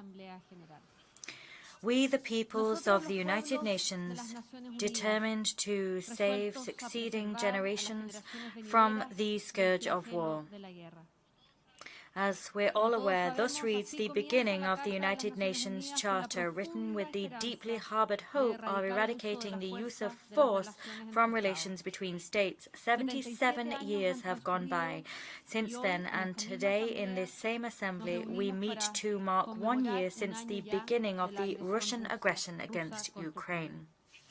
This violation of the norms enshrined in the charter of our organization in the midst of the 21st century must prompt us to rally and reaffirm our deep conviction and commitment to the principles of the Charter and its goals, as well as to the commitments that we have in accordance with international law, including IHL and human rights law. And it should compel us to uphold commitments such as respecting the sovereignty, independence and territorial integrity of states, and to always maintain that the only solution to disputes is via peaceful means and not through the use of force. Chile thanks the penholders of Resolution A/ES-11/L7 that is being presented to this Assembly. We thank them for including and underscoring various components linked to the principles that would support a comprehensive, just and lasting peace in Ukraine, in accordance too with our Charter and the international order which preserves us. Moreover, we recognize the flexibility shown and the acceptance of suggestions made by co-sponsors during the consultation process on the text. Particularly, we here recall the operative paragraph which calls upon member states and international organizations to redouble support for diplomatic efforts to achieve a comprehensive, just and lasting peace in Ukraine consistent with the United Nations Charter. Chile decided to co-sponsor this draft. We did so in line with decisions previously taken by our delegation in this emergency special session, and we did so as a clear indication of our view of core notions of coexistence, peace and international security. Respecting these principles is the vital prerequisite to allow us to hope for the development of our peoples, and a prerequisite to be able to tackle as a community all the global challenges that threaten us. Indeed, as this war plays out, we are witnessing the consequences of climate change, natural disasters, the rising tide of poverty, inequality, food insecurity, terrorism, inter alia. All of these phenomena are having a direct impact on the people of our countries, reducing their prospects for a future. It is our duty to improve that future. On all of these issues, this organization and its agencies must prioritize work to find solutions that can, or to mitigate these problems. It is vital to halt the spiral of a conflict marked by these characteristics, a conflict which is shaking the very foundations of the international system, and a conflict whose consequence is a loss of trust in multilateralism and democracy. This conflict also undermines our capacity to work together and show solidarity. It exacerbates polarization, divisions and hate speech, when what we most urgently need is to promote unity. We note with grave concern the dilapidation of the arms control regime that has been built over decades. In our view, it is urgent to hold a dialogue on strategic security between nuclear states, such as to allow stable and predictable relations and to build transparency, build trust, and have robust and credible legal verification mechanisms in place. And we insist once again, nuclear weapons are a source of insecurity and must be eradicated. This bleak picture, however, must not see us lose heart. In contrast, it should act as a stimulus so that as an international community we lay down the conditions for a peaceful resolution of this conflict, and so that we in good faith comply with commitments made. We encourage work on the ground and the efforts that various stakeholders are making in order to guarantee peace and security of all people. We echo calls made by friend countries and regional organizations to have a substantive dialogue held between parties involved. Many thanks, Mr. President. I thank the distinguished representative of Chile. Now I give the floor to the distinguished representative of the Republic of Korea.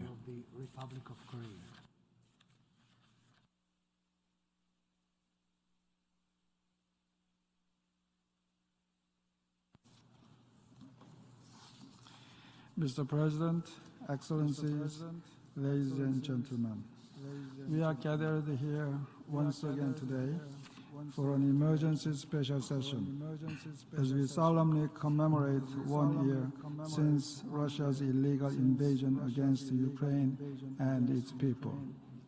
For the past year, the war in Ukraine has created untold human suffering and countless tragedies.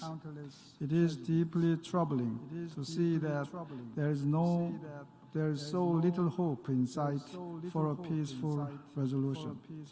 How many more days must we bear witness to civilian casualties and the destruction of the beloved homes of ordinary people?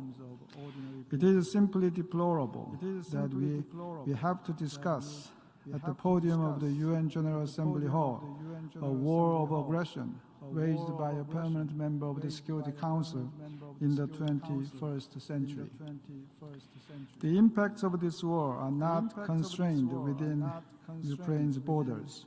Rather, the international community is continuing to grapple with the far-reaching repercussions of this war. In addition, there is a fundamental damage occurring to all of us. Our common principles are so flagrantly breached, and the rules-based international order is under attack. Russia's armed invasion of Ukraine and its annexation of Ukrainian territories through the use of force are serious blows to the core principles of the international system that we have been upholding over the last 7 decades. These include our solemn obligation to refrain from the use of force against the territorial integrity or political independence of any state. In this regard, the Security Council has failed to act according to its primary responsibility for the maintenance of international peace and security as a result of the veto cast by Russia. With the Security Council still deadlocked on the situation in Ukraine, the General Assembly must advance a firm, unified voice on behalf of the fundamental principles which bind us together. Mr. President, the Uniting for Peace resolution, which forms the basis of today's emergency special session, is all the more meaningful to the Republic of Korea since it was born in 1950 during the Korean War due to the veto wielded by the Soviet Union. Through the previous emergency special sessions on the situation in Ukraine, we have adopted 5 resolutions, which all demonstrated our strong commitment to the UN Charter. The Republic of Korea, as a nation which was founded, defended, and then rebuilt alongside the crucial assistance of the UN, and as a nation which is adamantly committed to universal values such as freedom, human rights, and the rule of law, proudly co-sponsored all of these resolutions. And we once again co-sponsored the resolution today.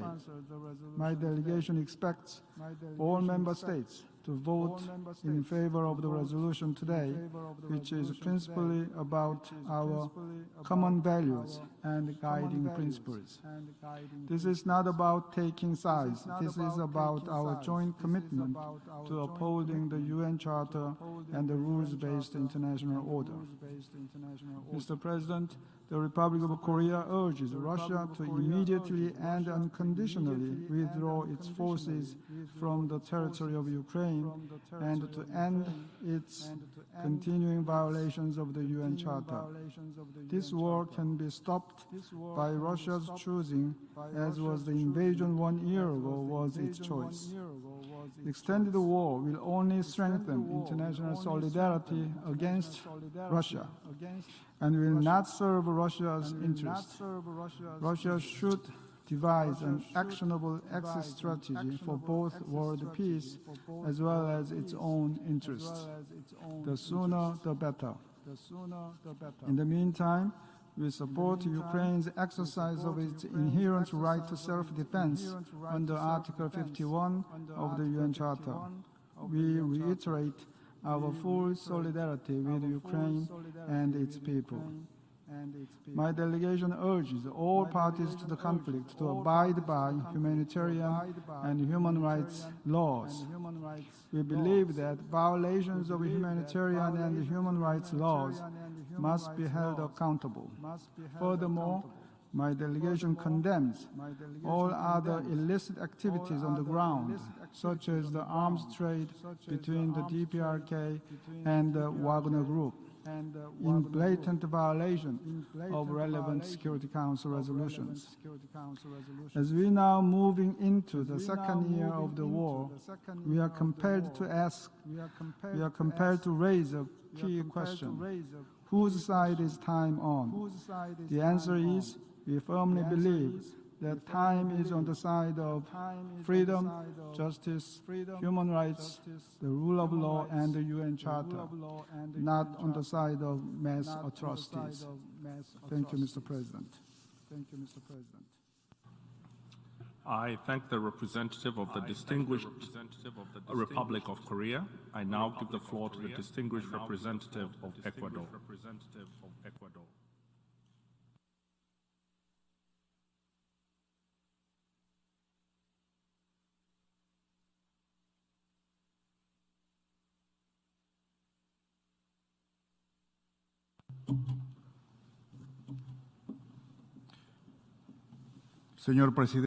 Mr. President, I thank you for resuming the 11th emergency special session of the General Assembly with a view to considering the draft resolution on the principles of the Charter of the United Nations underlying a comprehensive, just, and lasting peace in Ukraine.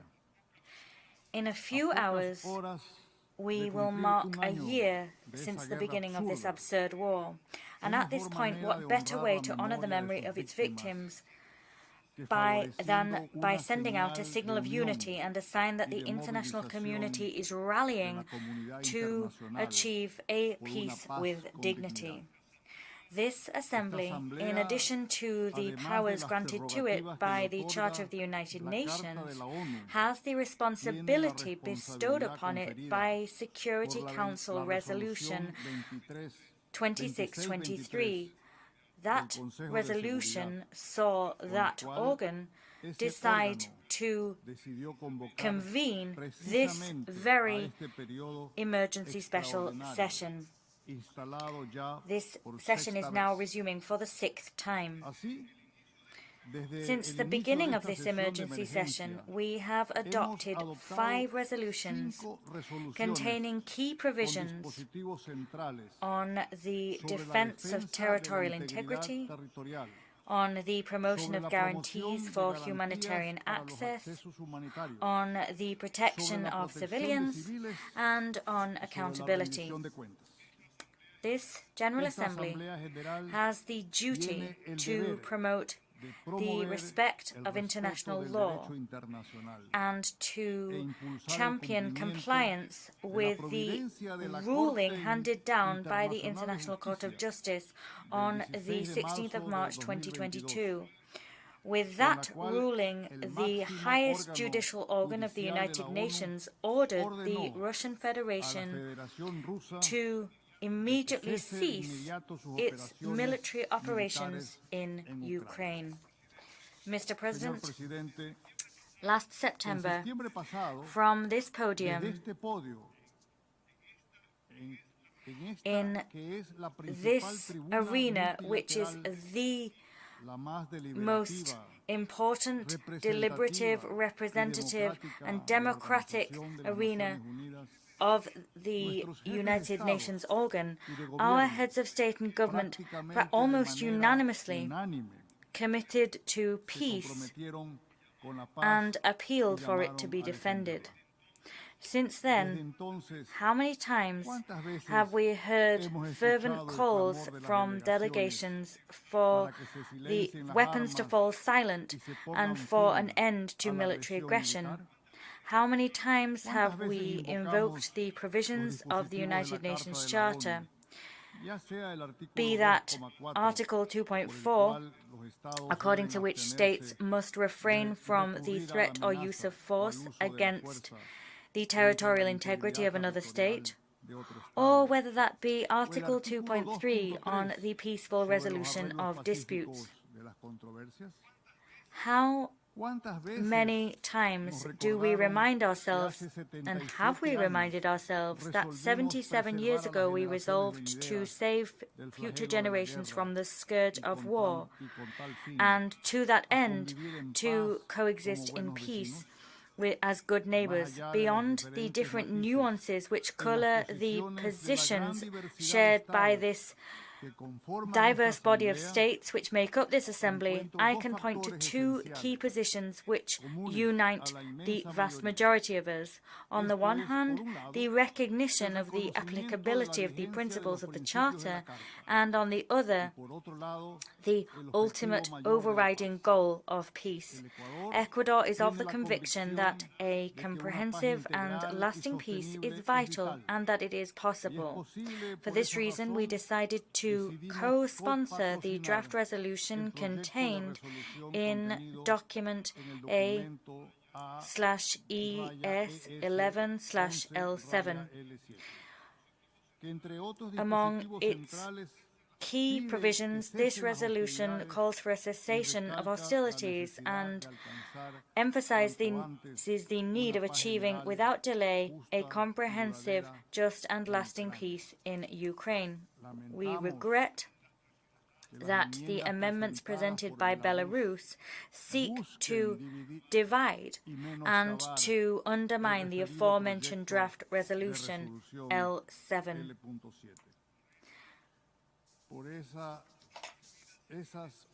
8,000 civilians were killed during this first year of the invasion. There was Elisa, who's 7, Polina is 10, Maxime and Daria were only 2 months old. These people will not see peace because they were buried under the bombs and foreign missile fire. We have the girls and boys of their generation that are currently displaced or living as refugees in their millions. And there are those people that are living with the spectre of destruction and anguish hovering over them. For all of these people, Ecuador will reject the amendments and will defend the resolution, voting in favor of it. Thank you very much. I thank the distinguished representative of Ecuador. I now give the floor to the distinguished representative of the Marshall Islands.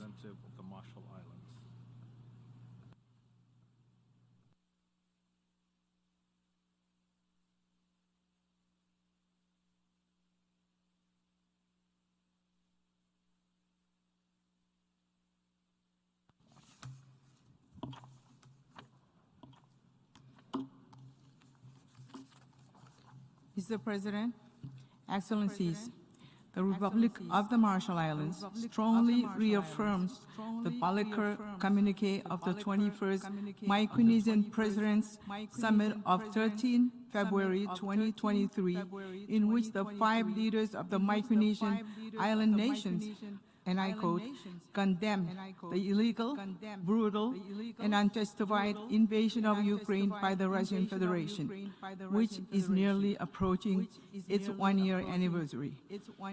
Presidents agreed that the rule of law, the international rule-based order, and respect for sovereignty and human rights must prevail. Presidents call on the international community to help toward reinstalling peace and stability in that region, end quote.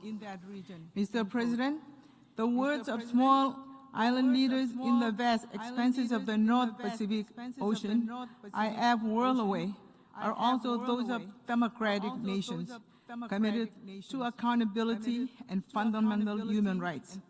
We are as concerned over the Russian invasion as we are also over the sharp tone of geopolitical confrontation in our own region. And as small nation of vulnerable populations, we rely closely upon effective multilateral outcomes in its aggression against Ukraine.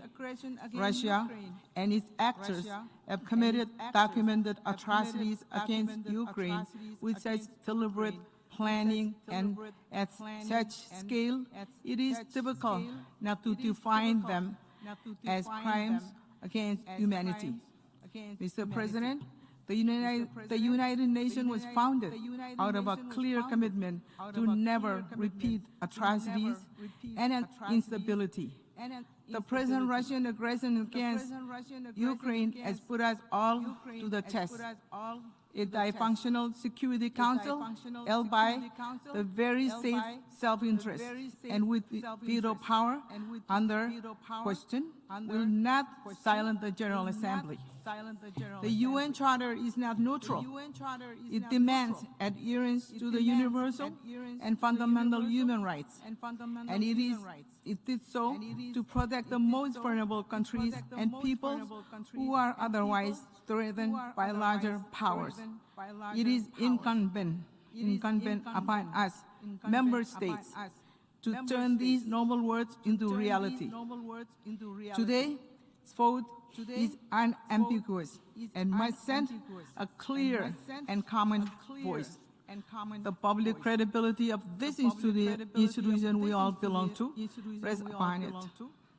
In the past year, we have seen evidence of appalling atrocities, including indiscriminate targeting, devastation, conflict-related sexual violence, and large-scale removal of civilians from Ukraine to Russia, including abduction of children. And accordingly, accountability mechanisms are now at work. While these deliberate processes must take time, no one can ignore the overwhelming clarity and weight of documentation. Mr. President, the international community is at a unique moment. The post-Cold War era is long over, and the boundaries of the new moment are uncertain. Increasingly, we are defined by coalitions and stronger group efforts. What issues once may have divided us often do no longer.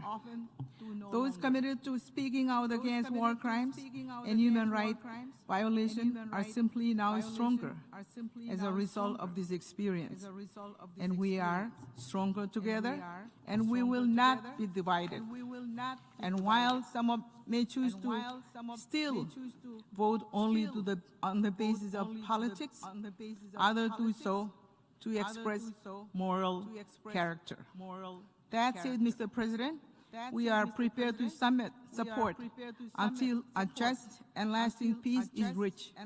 Today, the Marshall Islands, Republic of the Marshall Islands will vote yes on Resolution L7 on a just and lasting peace in Ukraine and urges others to vote likewise. I thank you, Mr. President. I thank the distinguished representative of the Marshall Islands. I now give the floor to the distinguished representative of Israel.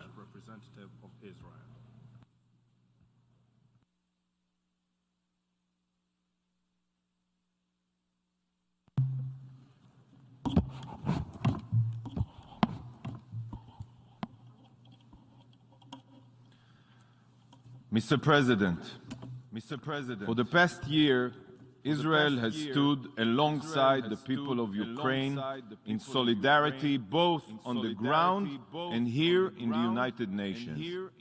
Israel will continue our solidarity with Ukraine by supporting this resolution and every other resolution that reflects our position at the United Nations. The State of Israel has always and continues to remain wholeheartedly committed to Ukraine's sovereignty and territorial integrity. Ambassador Kislitsia, you are a dear friend on a personal level, but this friendship extends far beyond us. It is shared between our nations as well. Distinguished representatives, one of the most fundamental values in Jewish tradition is the sanctity of life. According to our sages, whoever saves even one life is as if they saved an entire world. This is a principle that Israel, the Jewish state, holds dear. This is seen through Israel's support and aid around the world, whenever disaster strikes and whenever there are those in need. But when Ukraine needed support, Israel immediately took action. Within 1 week of the fighting, over 100 tons of humanitarian equipment, aid was delivered to our Ukrainian friends. In coordination with the Ukrainian authorities, thousands of coats, blankets, tents, and sleeping bags were shipped. From then until today, medication, food, water purification systems, industrial-sized generators, and so much more has been delivered. Just weeks ago, Israel delivered armored ambulances to Ukraine.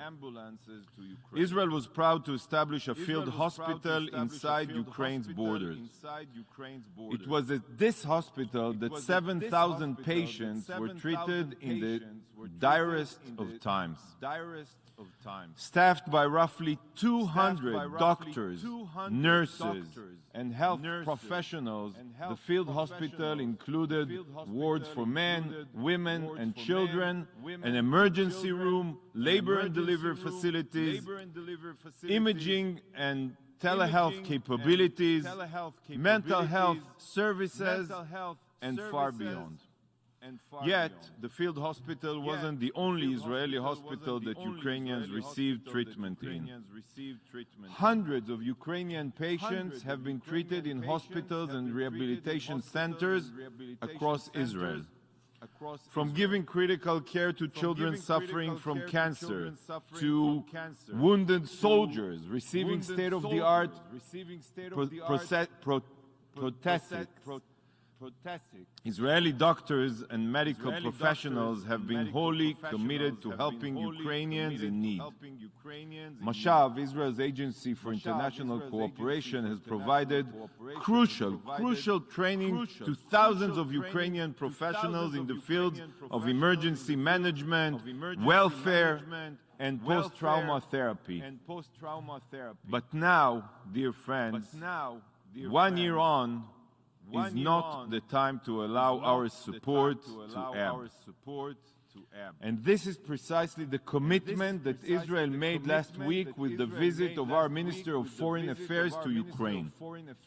Israel remains steadfast in continuing our support and even expanding it by advancing projects in healthcare and civilian infrastructure across Ukraine, as well as aiding in the development of a smart early warning system to save Ukrainian lives from imminent rocket and missile attacks. Distinguished colleagues, For years now, Israel has been warning the international community of the most dangerous threat to the Middle East, the Ayatollah regime in Iran. But now, dear colleagues, now the international community has begun to wake up.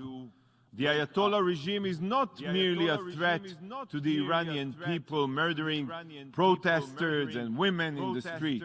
It is not only a danger to the Middle East with its public calls for Israel's destruction.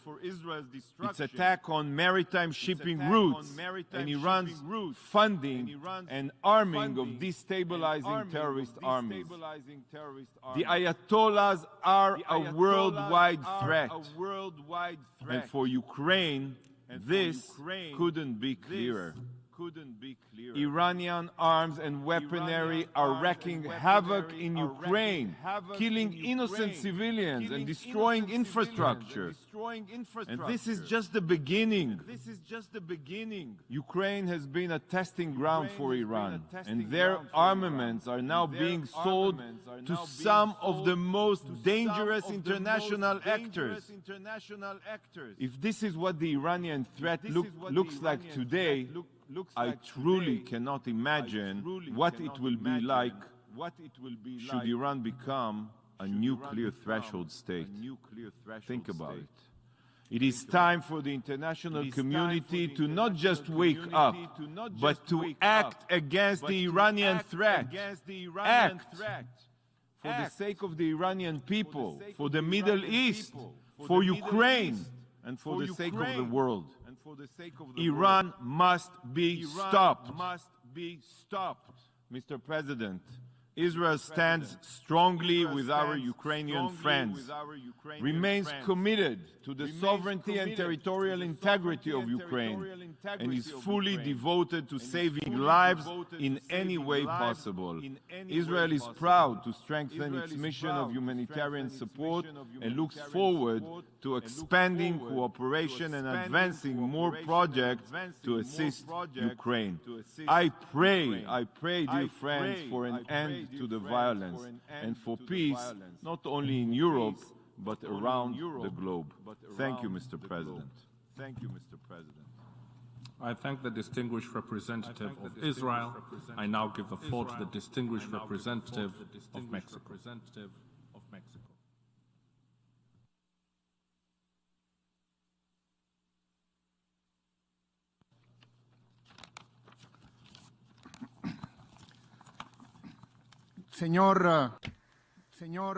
Mr. President,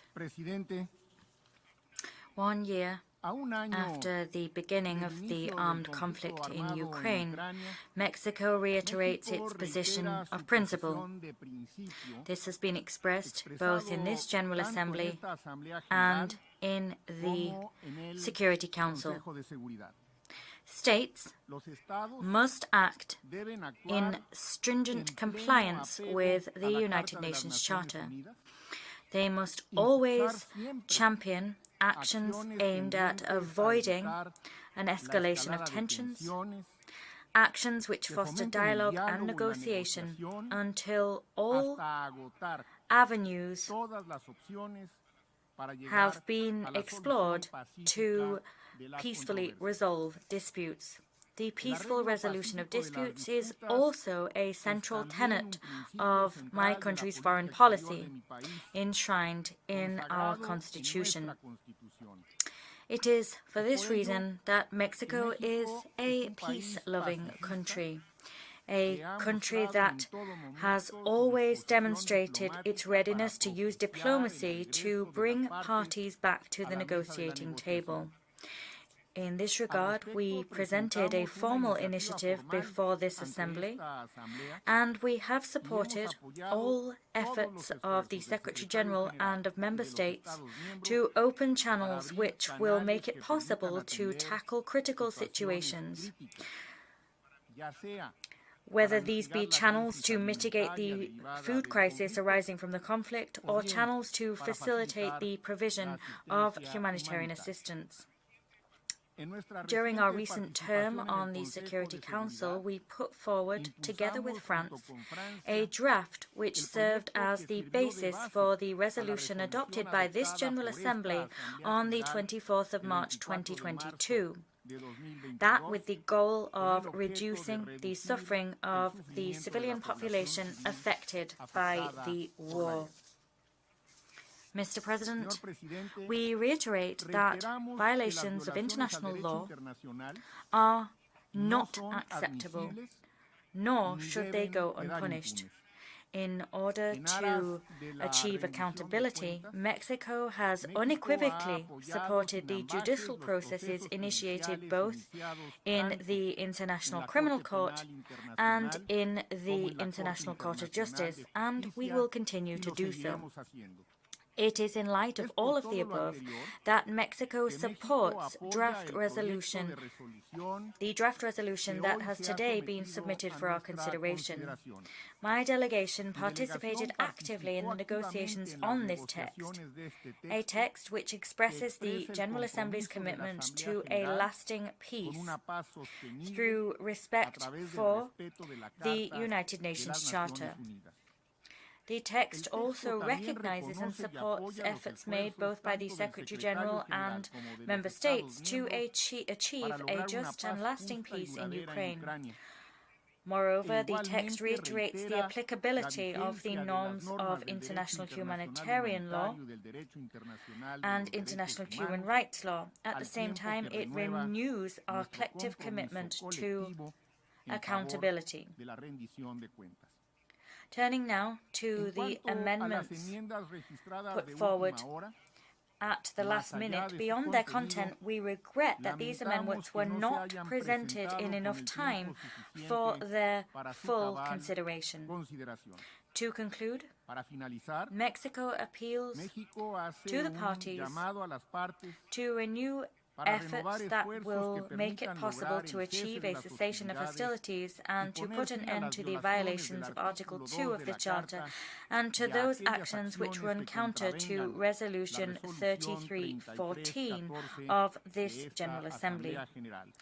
Mexico recognizes the sovereignty, the political independence and the territorial integrity of Ukraine within its internationally recognized borders and supports all efforts propitious to a diplomatic solution which halts the suffering of the civilian population. Thank you very much. I thank the distinguished representative of Mexico. I now give the floor to the distinguished representative of Australia.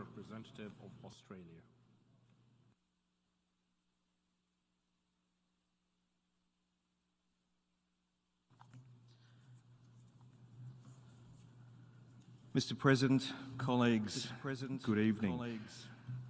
Australia is proud to stand alongside our partners to co-sponsor this resolution, underscoring the need for a comprehensive, just and lasting peace in Ukraine. And let me be clear at the outset, 1 year on, Australia continues to condemn Russia's illegal and immoral full-scale invasion of Ukraine. This aggression cannot be normalised. This aggression cannot be minimised. We strongly support the sovereignty and territorial integrity of Ukraine within its internationally recognised borders. Mr. President, we urge all Member States to support this resolution. Doing so demonstrates our unreserved commitment to upholding international law, in particular the Charter of the United Nations. It confirms that we will not accept a situation where larger countries determine the fate of smaller countries. It shows President Putin that Russia's prolonged war impacts all nations and all peoples. It is not only causing immense human suffering, but also exacerbating existing stresses in the global economy, constraining growth, increasing inflation, disrupting supply chains and heightening energy and food insecurity. President Putin's destabilising behaviour and nuclear threats are acts of hostility, threatening the peace and security of all. Mr. Putin's joint statement with the leaders of the other 4 nuclear weapon states in January last year emphasised that, and I quote, "Nuclear war cannot be won and must never be fought." End quote. This commitment should not be forgotten. Mr. President, Australia calls on Russia to end its war and to unconditionally withdraw from Ukraine's territory, consistent with the legally binding decision of the International Court of Justice. The ongoing injuries suffered by Ukraine as a result of Russia's violations of international law also require full reparation by Russia. Australia has imposed sanctions on Belarusian and Iranian targets involved in Russia's war efforts. We reiterate that those who provide material support to Russia will face consequences. The Australian government, for its part, has committed approximately $655 million in assistance to empower Ukraine to resolve this conflict on its own terms and meet the immediate needs of the Ukrainian people. Australia continues to work with our partners to hold Russia accountable. We have imposed over 900 targeted financial sanctions on those responsible and comprehensive import and export bans. Australia continues to work with partners to impose costs on Russia in the multilateral system to show that the invasion has severe consequences for its global standing. Mr. President, Australia again calls on Russia to immediately comply with its obligations under international law, including the Charter of the United Nations and international humanitarian law. It is imperative that we ensure accountability for the commission of serious international crimes in Ukraine.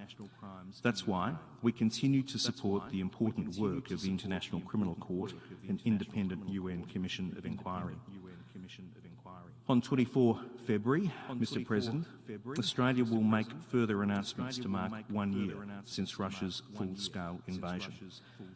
We will continue to call for the sovereignty of all nations, large and small, to be respected. Australia mourns the incalculable losses inflicted by the invasion and honours the resilience of the Ukrainian people. Mr. President, colleagues, Russia's attack on Ukraine is an attack on all and reminds us how much we all have to lose if we fail to protect the UN system. Thank you. I thank the distinguished representative of Australia. Now I give the floor to the distinguished representative of the Federal States of Micronesia.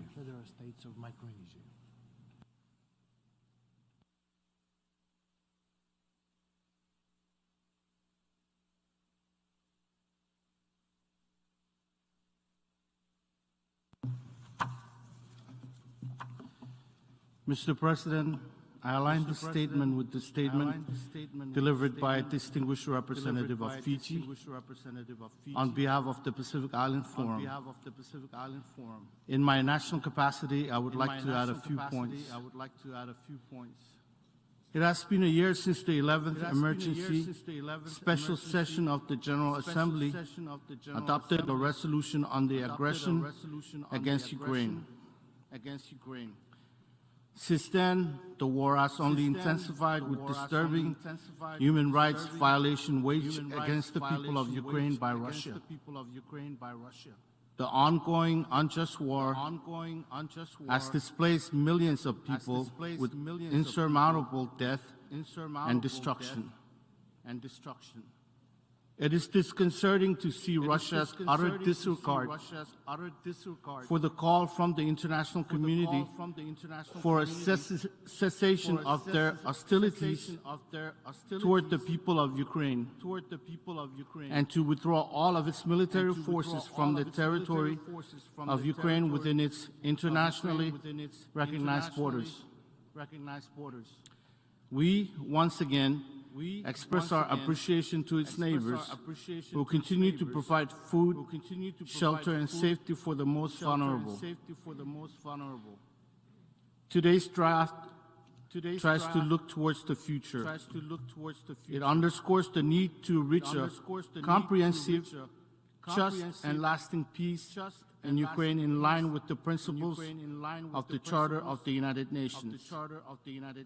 It reaffirms the commitment to the sovereignty, independence, unity, and territorial integrity of Ukraine within its internationally recognized borders, extending to its territorial waters. And it recalls the obligations under international humanitarian law. Micronesia supports the draft and is one of its sponsors. Thank you. I thank the distinguished representative of Micronesia. Now I give the floor to the distinguished representative of Liberia.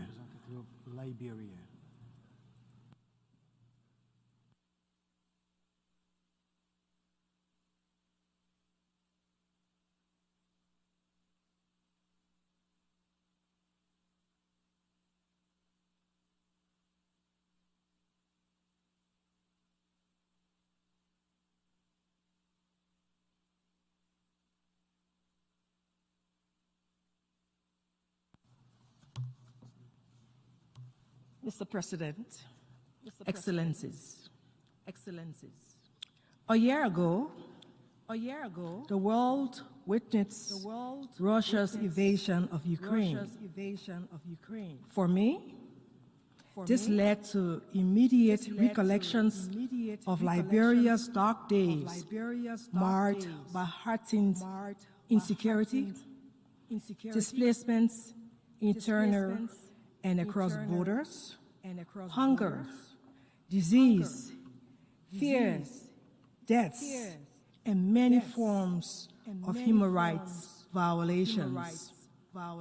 These are just few of the trauma of war, with effects often lasting a lifetime. Liberia, a country with first-hand experience of war, understands this very well.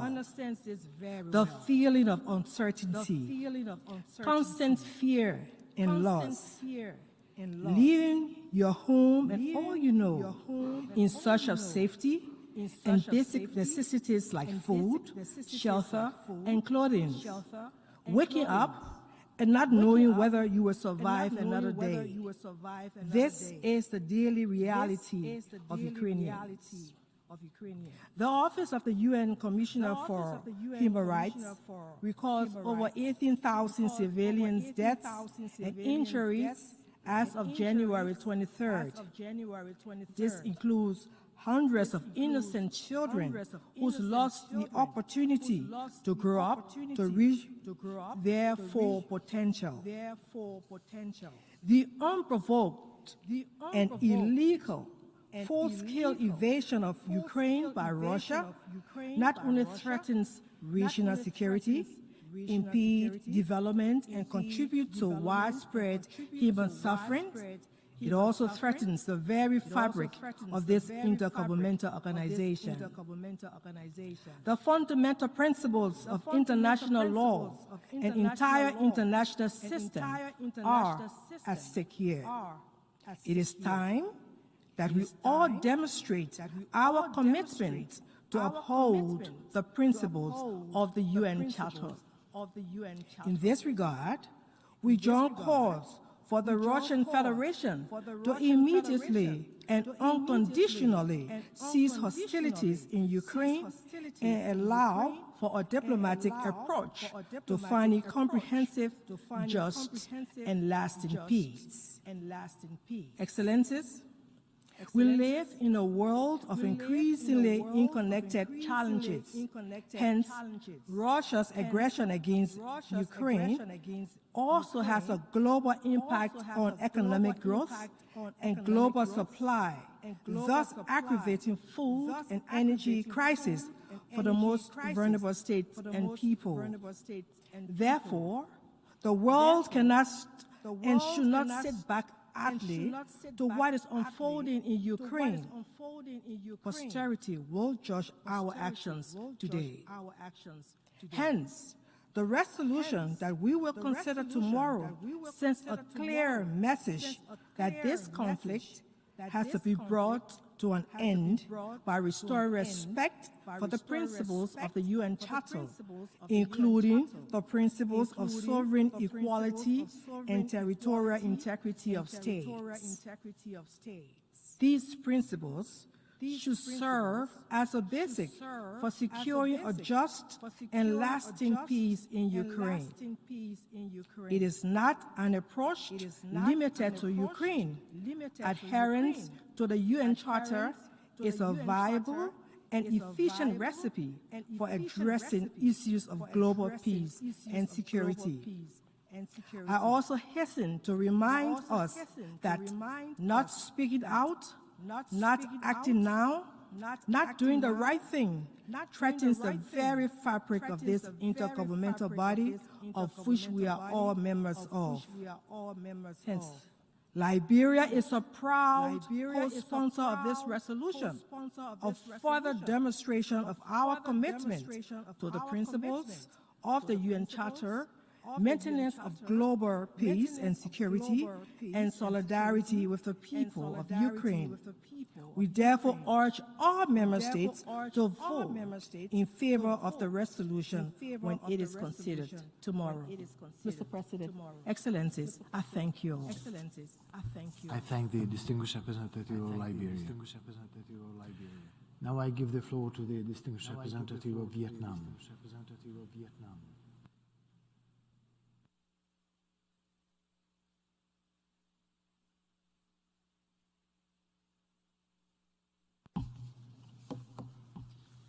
Mr. President, it has been a year since the outbreak of the conflict in Ukraine, but Vietnam is saddened to see little hope in bringing it to a close sooner than later. Despite the passage of time, the situation in Ukraine has regrettably not shown any sign of de-escalation. The consequences of the conflict are devastating, with immense loss of life and destruction of infrastructure and resources for countries. The impacts of the conflict are felt globally, especially for the most vulnerable groups. The prospect of negotiations seem beyond reach.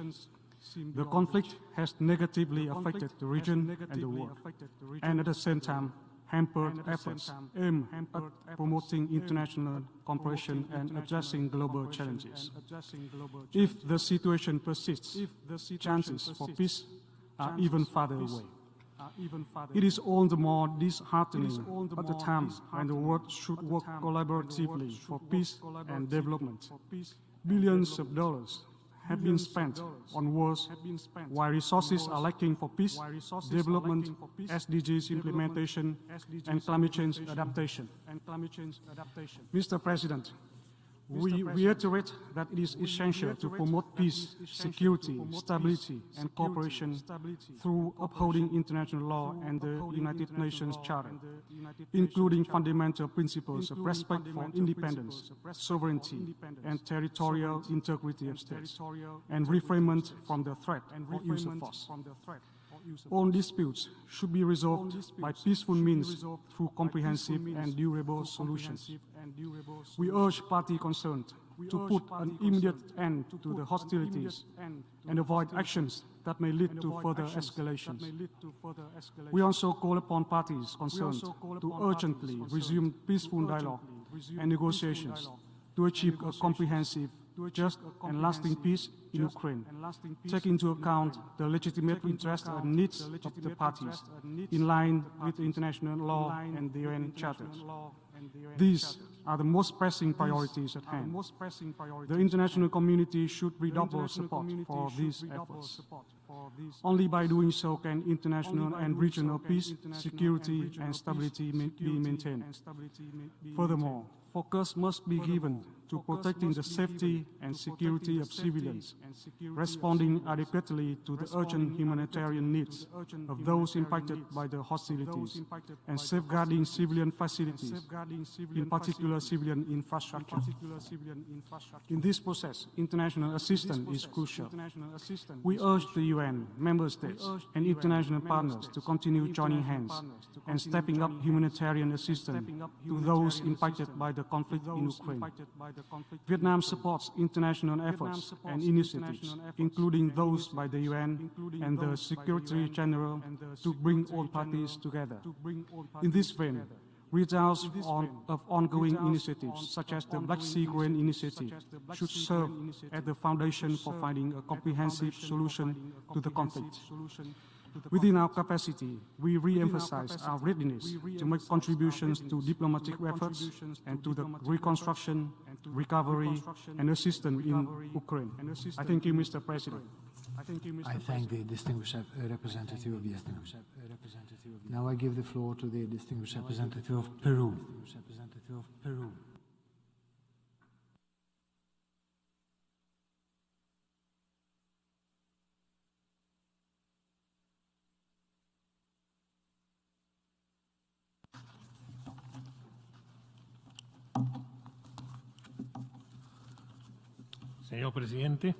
Mr. President, the historic declaration on the principles of international law concerning friendly relations and cooperation among states of the 24th of October 1970 underscores the fact that the territory of a state shall not be the object of acquisition by another state resulting from the threat or use of force. It also states that no territorial acquisition resulting from the threat or use of force shall be recognized as legal. Furthermore, it states any attempt aimed at partial or total disruption of the national unity and territorial integrity of a state or country or its political independence is incompatible with the purposes and principles of the United Nations Charter. The United Nations Charter was the instrument which founded this organization. It sets forth the rights and obligations of member states. These include absolute respect for the principles of non-intervention and non-aggression, the respect for the territorial integrity of states. 2. Consequently, independence, sovereignty, and territorial integrity of a state must be respected. All disputes must be resolved via peaceful means in accordance with international law.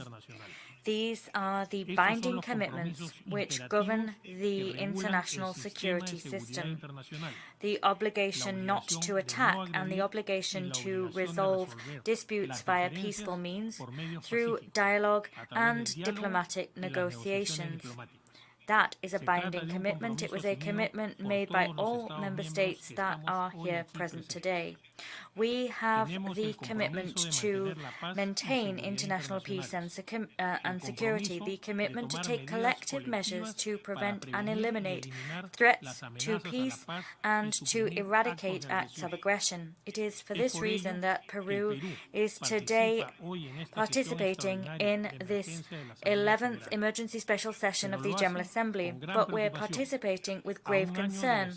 We are now marking 1 year of a conflict which has claimed thousands of human lives, produced forced displacements, and undermined international and regional security in many multidimensional ways. The global impact of the war on food security, energy, the economy, and the environment is far-reaching, and its consequences will be long-term ones. Consequently, we need to see the cessation of hostilities. Mr. President, the United Nations is today gathered here to call for commitments made to be upheld. We're here to call for cooperation in the spirit of solidarity and under the principle of good faith. We must see parties to the conflict commit to achieving peace. They must demonstrate their intention to wish to put an end to hostilities. They must show their intention to prioritize human life and ensure that prevails over political interest. They must prioritize the right to live in peace, in harmony.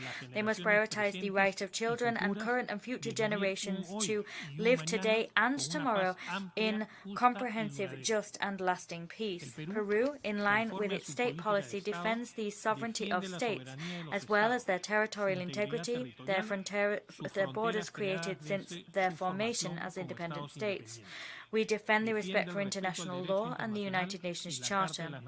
We defend the right of peoples to live in peace and security, and in light of these beliefs, we firmly believe in the peaceful resolution of disputes through dialogue. That is the only alternative if we are to see a just and last resolution to this conflict. The crisis caused by the conflict confirms the structural problems besetting the international order.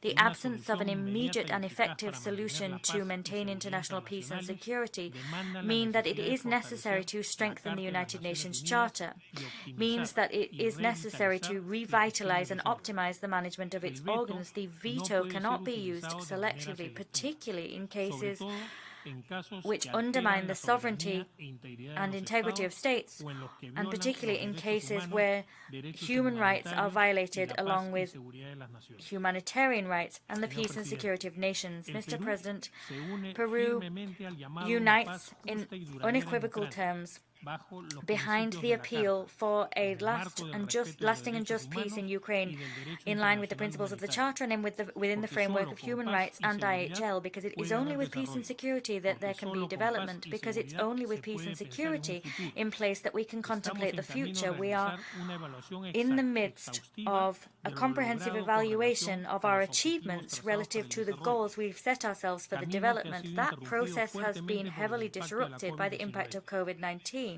That exercise has been severely disrupted by the effects of this war. We're seeing collateral damage from this war and structural consequences that can be remedied.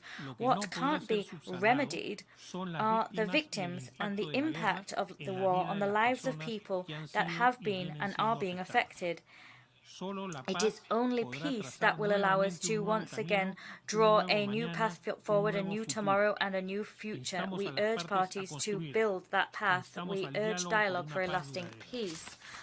For all of the above reasons, Peru co-sponsored the draft resolution's principles of the United Nations Charter underlying a comprehensive, just and lasting peace in Ukraine. Thank you. I thank the distinguished representative of Peru. Now I give the floor to the distinguished representative of Tonga.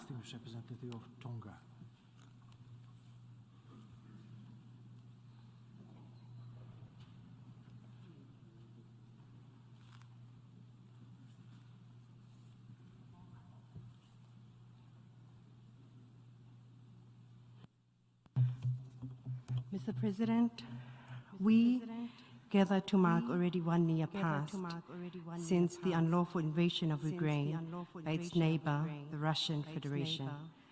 Tonga again joins others in support of a peaceful resolution. A year is a long time, a year full of pain and unnecessary sufferings.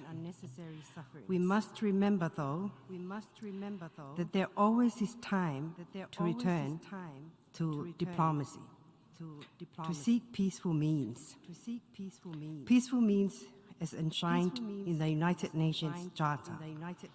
Mr. President, more than ever, we must reaffirm our commitment to a spirit of togetherness, unity, and solidarity. 77 years ago, having lived the horrors and destructions of war, our predecessors gathered to establish this august body. It was all about hope, the hope for a humanity capable of creating, sharing, and safeguarding lasting peace for all through international peace and security. This is why we support the draft resolution before us entitled UN Charter Principles Underlying a Comprehensive, Just, and Lasting Peace in Ukraine. We support the purposes and principles enshrined in the Charter of the United Nations. We support that violations of the territorial integrity and sovereignty of a UN member state are inconsistent with the principles of the UN Charter. We support the obligation of all states under Article 2 of the UN Charter to, quote, refrain in their international relations from the threat or use of force against the territorial integrity or political independence of any state or in any other manner inconsistent with the integrity or political independence of any state or in any other manner inconsistent with the purposes of the United Nations, end quote. And we support to settle international disputes by peaceful means. We call on cessation of the Russian Federation's aggression against Ukraine and the restoration of lasting peace in Ukraine. Mr. President, on that note, allow me to reiterate what had been alluded to by our delegation in the same session last year, and in alignment with the Pacific Islands Forum statement, to call upon the good conscience of all parties to pursue every possible means available to return to the path of diplomacy. It is never too late to return to diplomacy, to seek peaceful means. We would all agree with the Secretary General that the United Nations is being tested like never before. It was made for moments like this. We now must prove that the purposes and principles enshrined in the UN Charter remain relevant and should therefore be upheld. I thank you. I thank the distinguished representative of Tonga. Now I give the floor to the distinguished representative of Sri Lanka.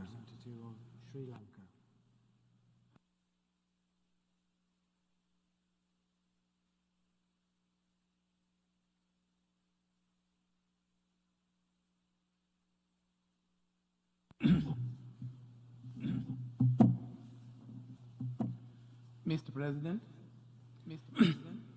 distinguished delegates, it is said that you don't make peace with friends.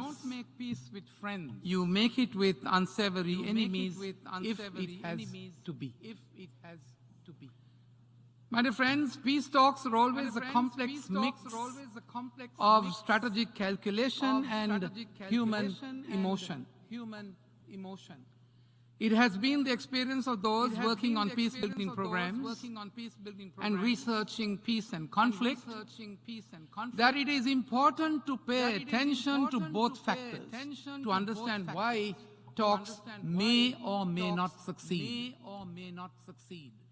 Between 1946 and 2005, only 39 of 288 conflicts, or 13.5%, ended in peace agreements, according to research initiatives.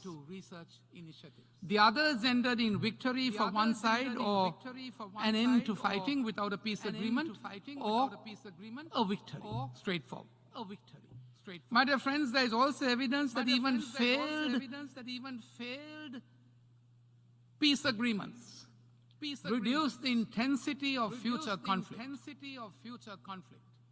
But even when warring parties fail to reach a peace agreement, talks reduce civilian casualties through temporary ceasefires or the establishment of humanitarian corridors to deliver supplies or evacuate civilians.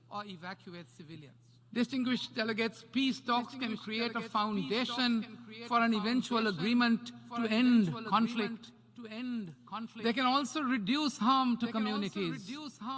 We must therefore strenuously exploit the crisis, explore the mechanisms of peace negotiations to its utmost with optimism if we are to succeed in this instance.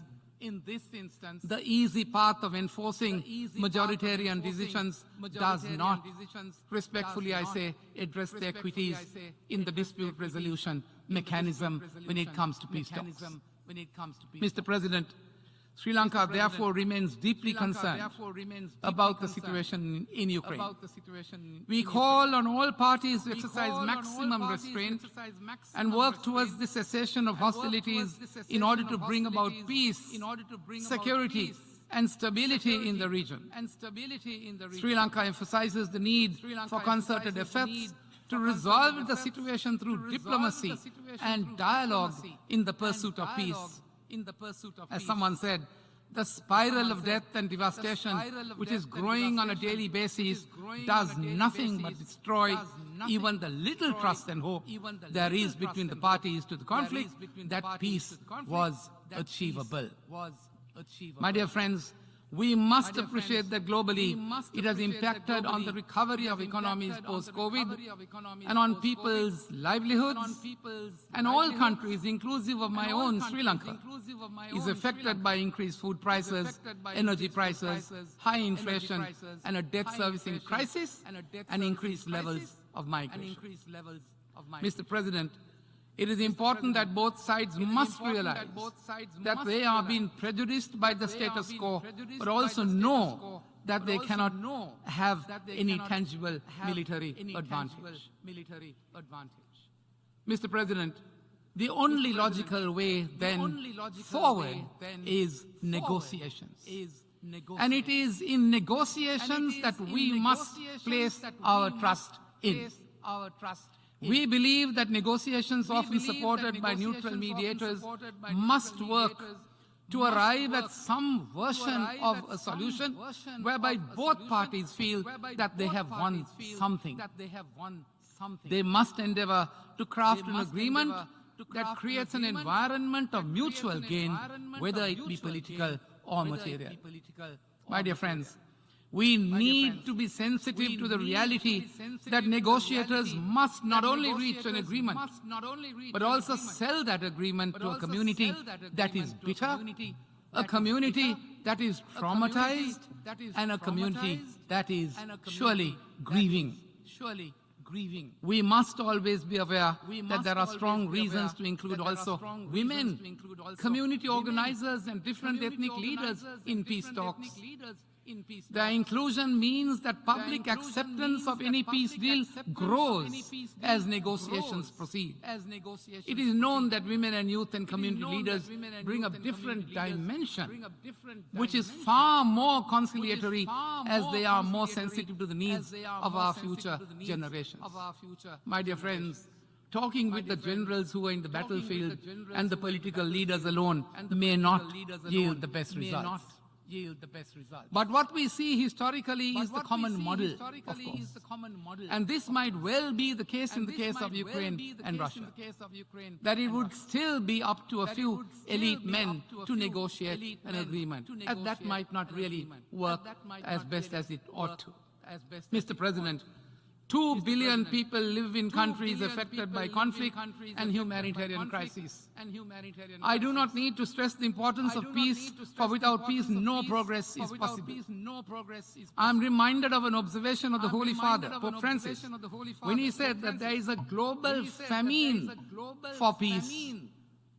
A global famine for peace. That is the pitiful state that we have successfully brought the world to be in the prosecution of our greed for global power. What does it, I think it was Thomas More, who said, what does it profit a man to gain the whole world and lose his soul? Mr. President, we have convened once again, about a year since the conflict in Ukraine broke out into aggression, creating manifest, woeful consequences, both in Ukraine and around the world. During this time, this Assembly has met 5 times before and adopted by vote a number of resolutions. After 1 year, we have not reached a solution, nor do we see one in sight, most respectfully. Instead, the negative consequences of war and conflict continue to reverberate around the world. My dear friends, if we are to find the much-needed respite for all concerned, we must not give up on diplomacy and our hope for a future based on peace and prosperity. We therefore appeal to the principal parties and the universal community to turn to, without any further delay, to other mechanisms that include genuine dialogue and a sincere search for peace. The talks will likely be long and arduous and require smaller, confidence-building steps, but it can surely be brought to an end if we genuinely address the fundamentals that triggered the dispute. Finally, my dear friends, the resolution that we are looking at, entitled Principles Underlying a Comprehensive, Just and Lasting Peace in Ukraine, is before this Assembly for consideration. It is imperative, I say, that such initiatives address not just the effects or the outcome that is evident, but the root causes that led to the conflict. If such root causes are left unaddressed, any peace, leave alone a comprehensive, just and lasting peace, in Ukraine would be elusive. It is Sri Lanka's hope that the decision we would contribute towards this endeavor and would not be used as another step towards recriminations and posturing that would aggravate an already inflamed situation. I thank you, Mr. President. I thank the distinguished representative of Sri Lanka. Now I give the floor to the distinguished representative of Montenegro.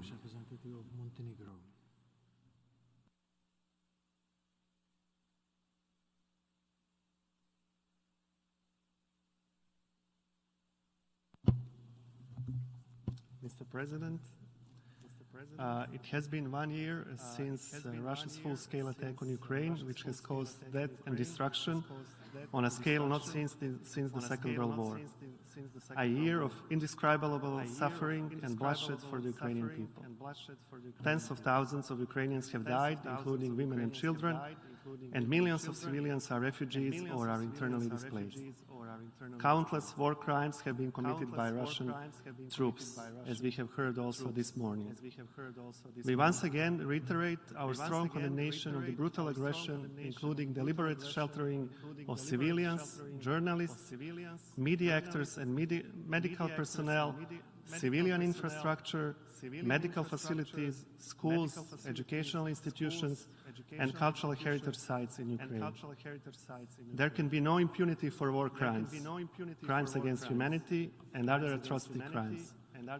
We welcome and support the ongoing work to investigate any allegations or evidence of violation of the international humanitarian law in terms of crimes committed in Ukraine. Mr. President, the fact that a permanent member of the Security Council and a nuclear state exercised the brutal force, breaching the territorial integrity and sovereignty of its neighboring country, should make everyone's blood run cold. Russian invasion has put the rules-based order that we rely on for peaceful coexistence under attack. International peace and security, the ground principles that gathered our predecessors to build the world back from the ashes and establish the United Nations, are most severely endangered, arguably to the extent never seen in the post-Second World War period. The terror and crimes in Ukraine bring us to the dark era of brute force in international relations, factoring in solely the hard power as a way of promoting self-centered national interests. Such aggressive behavior challenges the international order as we know it today, standing as a pivotal piece of the mosaic that guarantees equal rights of each country with the protection of human rights and fundamental freedoms at all. The ramifications, as many of the speakers before me said, of the Russian aggression in Ukraine are translated into growing energy, food and financial crises across the globe, which severely impacts the most vulnerable groups in least developed countries of the world. Therefore, we firmly believe that the multilateralism has to be further bolstered and the global action to address these outstanding challenges needs to be swiftly and carefully crafted and carried out. Mr. President, Montenegro stands with Ukraine and its people against Russia's aggressive acts for as long as it takes, and reaffirm its unwavering support for Ukraine's sovereignty and territorial integrity within its internationally recognized borders, including its territorial waters. We will not accept Russia's illegal invasion of a neighboring state. In support of Ukraine and in defense of the UN Charter, our values, democracy, and the rules-based order, we must act decisively. For the reasons outlined, Montenegro co-sponsored, and we vote in favor of the resolution as it stands, and call others to do the same. Thank you. I thank the distinguished representative of Montenegro. Now I give the floor to the distinguished representative of Tunisia.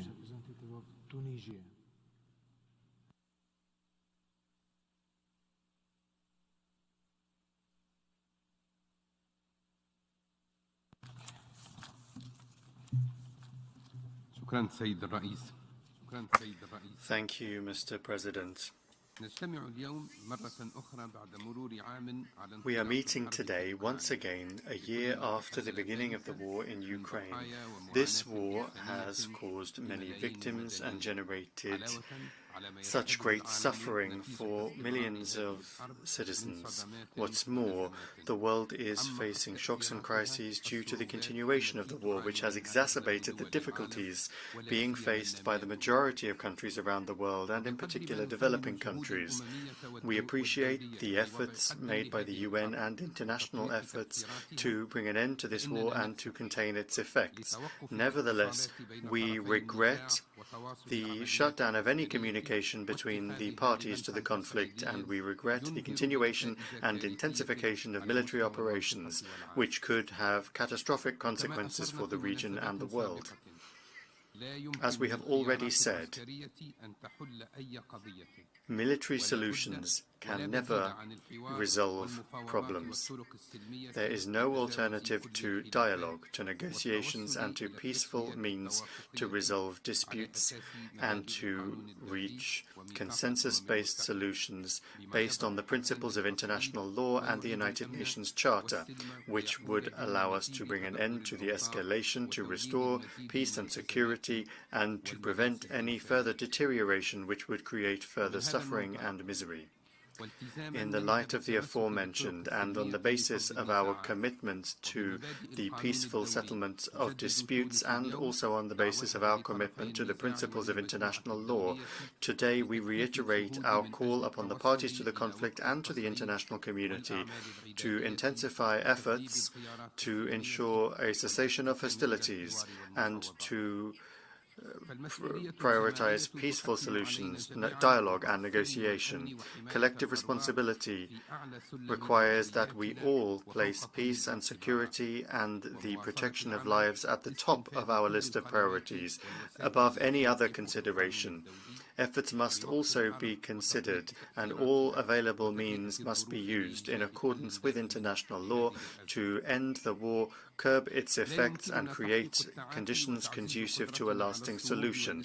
We cannot achieve recovery, resilience, and sustainability, nor sustainable development, nor the changes needed to bring about a more secure, more just world, as long as wars and conflicts continue in several parts of the world. This runs counter to the objectives for which the United Nations Charter was drafted, and also runs counter to the rules of multilateral action and the principles of international cooperation and solidarity.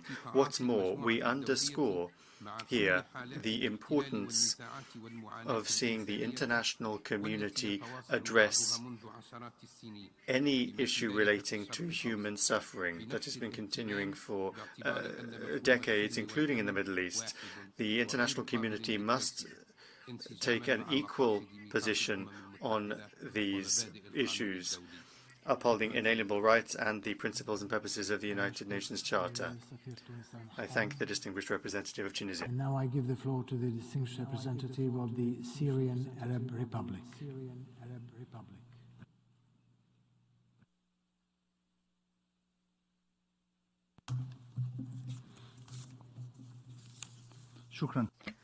Thank you, Mr. President. At the outset, my delegation associates itself with the statement made by the permanent representative of the Bolivarian Republic of Venezuela on behalf of the group of like-minded countries. We would like to make the following remarks in our national capacity. It has become clear that Western countries are insisting on encouraging political polarization within the United Nations. They are deepening division among its member states by calling repeatedly for holding such meetings that aim solely at fueling the West's hostile agenda against the Russian Federation. Proceeding from its constant keenness to settle regional and international disputes through diplomacy and dialogue, and to support efforts to maintain security and stability in any hot spot in the world, the Syrian Arab Republic had hoped that the General Assembly would play a positive role to reach that end, that the General Assembly would spare no effort to ensure the peaceful settlement of this dispute and avoid any initiative that might aggravate the situation and prevent its peaceful resolution.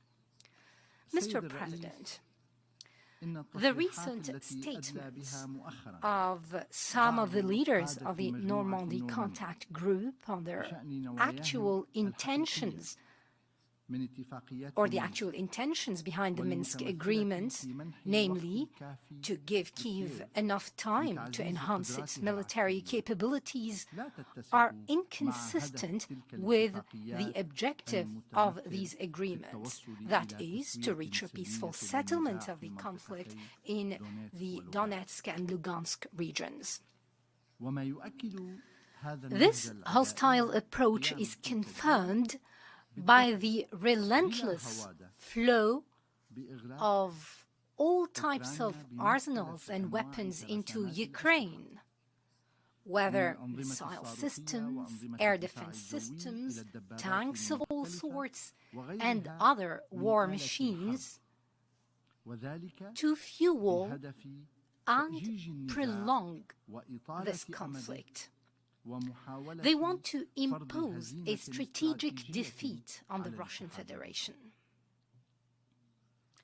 Paradoxically, those same countries threaten and intimidate other countries to prevent them from standing by the Russian Federation in its legitimate defense of its security and its direct borders. Such irresponsible policies have undoubtedly proven that these countries seek a bloody clash within the European continent with catastrophic repercussions that may be difficult to contain. Mr. President, Western countries' criticism of the Russian Federation and their hostile campaigns against it denote political hypocrisy and reflect their policy of double standards. These countries pay lip service to the need to respect international law and uphold the principles of the UN Charter, as well as avoid aggression. However, they have time and again violated that same charter. Some of them have launched acts of aggression against other countries, including my own country, under the pretext that it threatens their security. This comes even though Syria is located thousands of miles away. Others deliberately turn a blind eye to Israel's violations of the UN Charter, when they continuously commit their aggression against the Palestinian people living under the yoke of occupation for more than 7 decades, and against the Syrian people in the occupied Syrian Golan since 1967. Their aggression reached civilian and critical facilities in many parts of Syria, the last of which was 3 days ago. We have not heard any condemnation of this Israeli aggression from those countries, in line with their keenness to uphold the UN Charter as they claim. Mr. President, ladies and gentlemen, it has become crystal clear that some Western countries behind the draft resolution are using the podium of the General Assembly to launch a propaganda campaign against Russia. Unfortunately, it has become a common practice for those countries, targeting the member states that do not follow their political agenda. Today, we are presented once again with another divisive draft resolution on the crisis in Ukraine. This begs the question: will this draft resolution help settle the crisis peacefully? Does it respond to concerns of all stakeholders and all parties?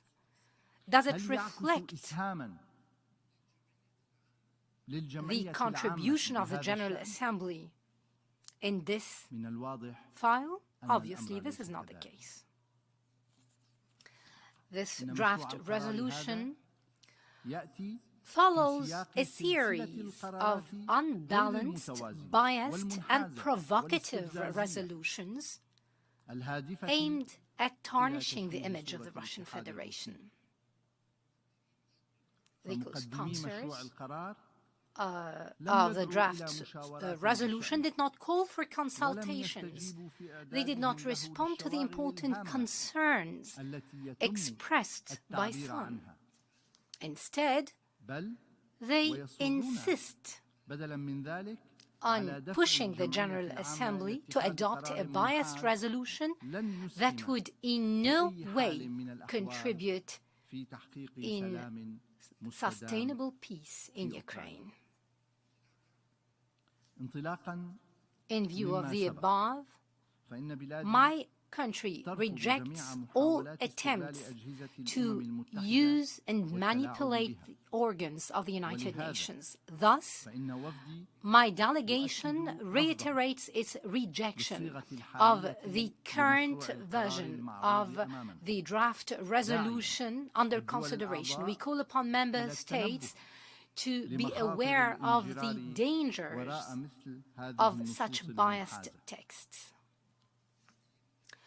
My delegation supports the proposed amendments by Belarus, which calls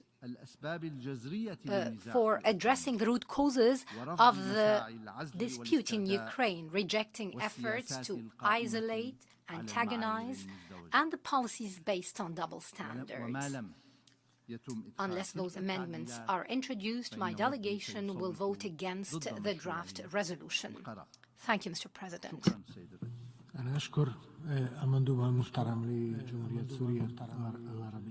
I thank the distinguished representative of the Syrian Arab Republic. Representative of Argentina.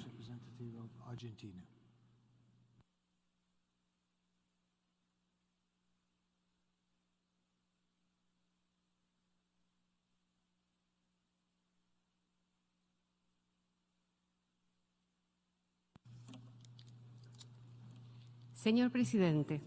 Mr. President, once again we find ourselves gathered here in the General Assembly to discuss the grave situation in Ukraine and to defend the principles enshrined in the United Nations Charter. Those principles are the basis of peaceful coexistence, the peaceful coexistence that we committed to achieve in 1945. That includes respect for international law, the sovereignty of states and their territorial integrity, as well as the peaceful resolution of disputes and the absolute applicability of human rights. In light of the above, the Argentine Republic reiterates its staunch condemnation of the aggression against Ukraine and urges the Russian Federation to immediately cease the illegitimate use of force and its military operations on Ukrainian territory. Diplomacy and dialogue continue to be the only channel to follow to avoid more suffering. We support the efforts of the Secretary General and of other actors who continue to work to facilitate a constructive compromise between parties. And an example of these efforts is the Black Sea Initiative. These agreements have been a beacon of hope for those of us that believe in dialogue and diplomacy as means to find a solution to the conflict. 1 year of conflict has already elapsed since the beginning of the war. In spite of the continued appeals for international humanitarian law to be respected, we continue to witness attacks against the civilian population and civilian infrastructure. In this context, humanitarian aid is crucial for survival, particularly the survival of the most vulnerable. We reiterate our appeal to allow unfettered access to all areas where civilians are living, including occupied areas. The international community has established clear principles regarding weapons of mass destruction, in particular regarding the use of nuclear weapons. Whilst we defend the peaceful use of nuclear energy and non-proliferation, we must forge ahead towards the total destruction of weapons which threaten to destroy the planet. Mr. President, war is not a blank check for combatants. War has limits, and these limits must be respected. It is absolutely imperative to comply with international humanitarian law when hostilities are being conducted. The respect for international law is not optional. The world wishes to see peace in Ukraine, a peace which is lasting and in accordance with the United Nations Charter and international law. It is for this reason that Argentina co-sponsored this draft resolution on the understanding that this General Assembly must emphasize the need to reach, as soon as possible, peace and encourage the whole international community to redouble its support for diplomatic efforts designed to achieve that goal. This war is a tragedy for Ukraine and its people. Its ramifications have very grave consequences for the whole world. Argentina will continue to promote dialogue and a peaceful settlement which puts an end to the conflict. Thank you. I thank the distinguished representative of Argentina. Now I give the floor to the distinguished representative of Palau.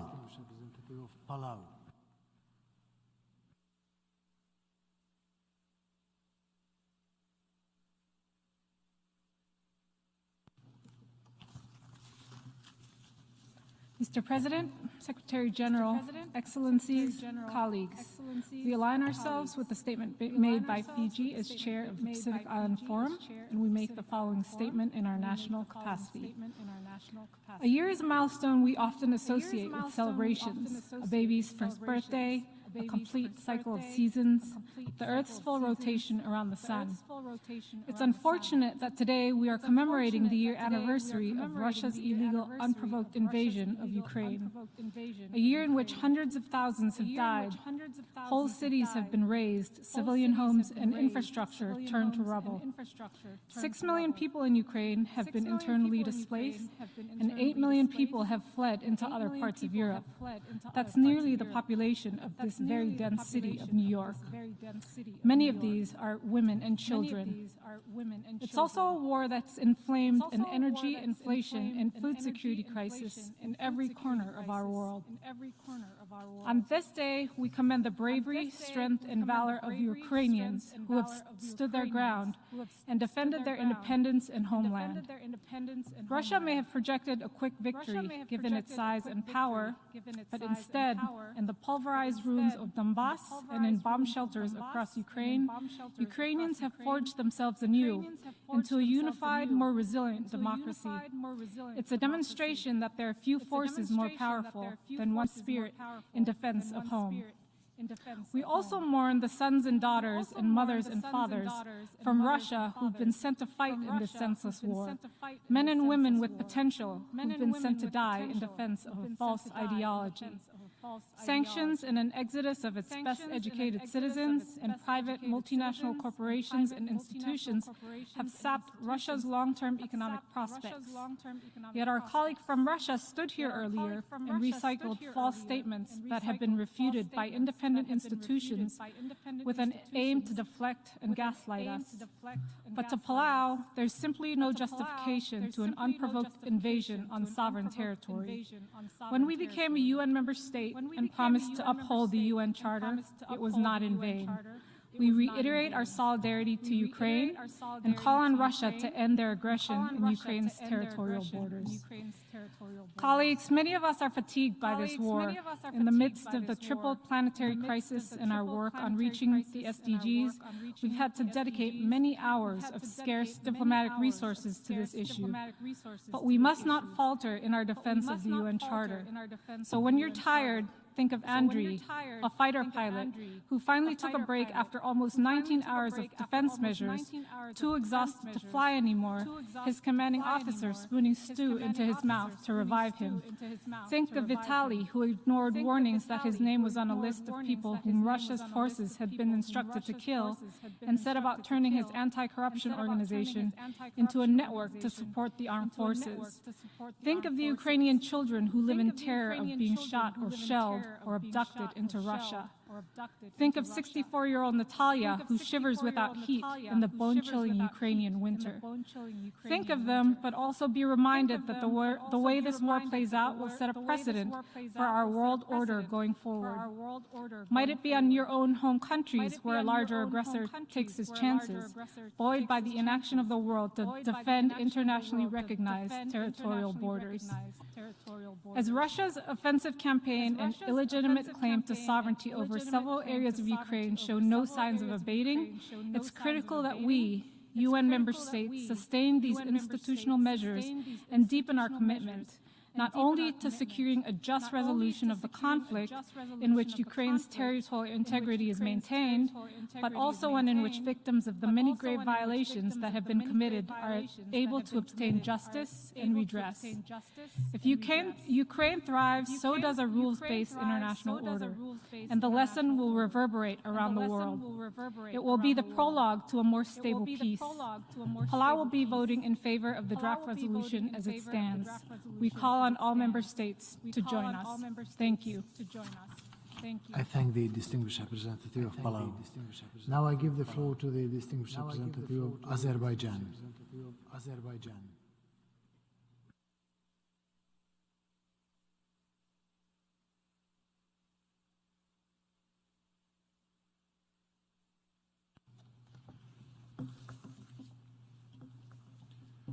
Mr. President, after 1 year of eruption of armed hostilities, the situation in and around Ukraine remains to be a matter of profound concern, as it continues to pose a serious threat to peace and security at the regional and global levels.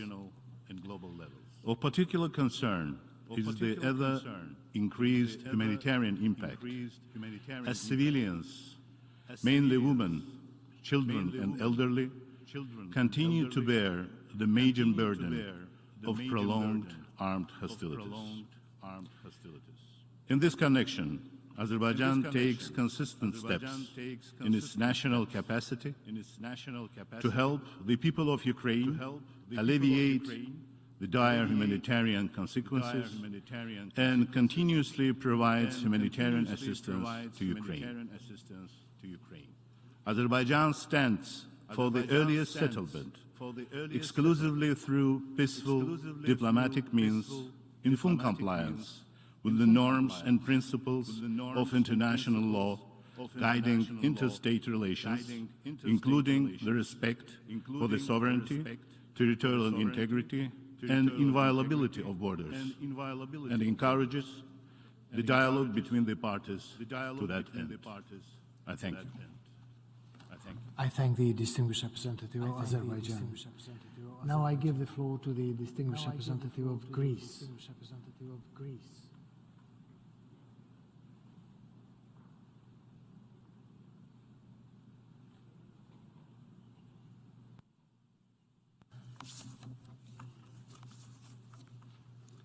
Mr. President, distinguished delegates, it is truly inconceivable that we are here today in this hall to discuss an unprovoked, unjustified war that started a year ago. A war launched by Russia against Ukraine in stark violation of the UN Charter, international law, and all the principles and values that unite us. A war that shook to the core of the foundation of this very organization. For Greece, there are no grey areas in this war. The situation is as simple as black and white. There is a side that attacks and a side that defends. Greece has stood on the right side of this war since the first day of the Russian invasion, in full solidarity and support of the one who was called to fight for the sovereignty, independence and freedom of the country. In the face of such aggression, we commend the courage and determination of the Ukrainian people, a people who is fighting against a threat that must be confronted by the international community as a whole. From the very beginning, there was an assumption that the European Union would fail to remain united in the face of this crisis. But the exact opposite happened. The EU and its member states represent a region where human rights and respect of international law are invited to thrive. These core principles stand at the heart of Greece's foreign policy. If we fail to defend them, we will be shooting ourselves in the foot. In this spirit, along with our EU partners and NATO allies, we fully support the territorial integrity of Ukraine within its internationally recognized borders. As such, we condemn and do not recognize the illegal annexation of the Autonomous Republic of Crimea and the city of Sevastopol by the Russian Federation. Nor do we recognize the self-proclaimed Donetsk and Lugansk People's Republic. Immediately following Russia's invasion, my country was among the first to respond to Ukraine's request for military assistance. Greece also fully implements extensive EU restrictive measures against Russia, regardless of the serious repercussions for its economy. Greece continues to provide humanitarian assistance, medicine and other supplies, both in Ukraine as well as to Ukrainian refugees posted in neighboring countries. My country is committed to being present in the reconstruction efforts and assist Ukraine on its European path. The war took a heavy toll also in the Greek populations that have been present in the Black Sea region for millennials. A once thriving Greek community lived mostly in areas now under Russian occupation, particularly in the city of Mariupol, which the Greek Minister of Foreign Affairs, Mr. Dendias, visited only a month before the launching of the Russian invasion.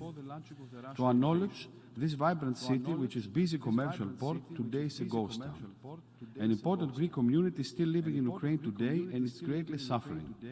The recurrent Russian attacks against Ukraine's critical infrastructure, energy, heating and water supply system, houses and medical facilities are unacceptable. Under no circumstances can civilians be the legitimate targets. The violations of international humanitarian law and war crimes must be investigated and the perpetrators must be held accountable. If not stopped, Russian military aggression against Ukraine may find imitators willing to pursue anachronistic revisionist agendas. Allow me to repeat, we stand in full solidarity with our partner Ukraine, and we will continue to support Ukraine for as long as it takes. Thank you so much. I thank the distinguished representative of Greece. Now I give the floor to the distinguished observer of the observer state of the Holy See.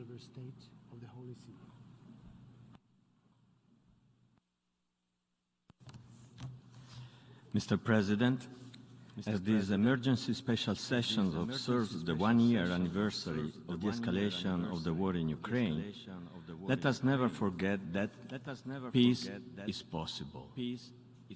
In this regard, all parties must remain open to dialogue, lest they risk closing off the only reasonable door to peace. Subscribing to the illusion that this war as a military solution through attrition will lead to no peace other than the dreadful peace of death. With this in mind, Pope Francis has made the following heartfelt appeal: may weapons be silenced, and may conditions be sought for the start of negotiations that will lead to solutions that are not imposed by force, but consensual, just and stable. The inhumanity of modern warfare is on display in Ukraine for all to see, as each life lost leaves behind a grieving family with parents forced to bury their sons and daughters, and children left orphaned, a status that has no nationality. Particularly reprehensible is the reliance on tactics that treat soldiers as expendable objects rather than human beings with inviolable dignity. Throughout the war, Pope Francis has reaffirmed his closeness to the innocent in Ukraine who suffered the martyrdom of aggression.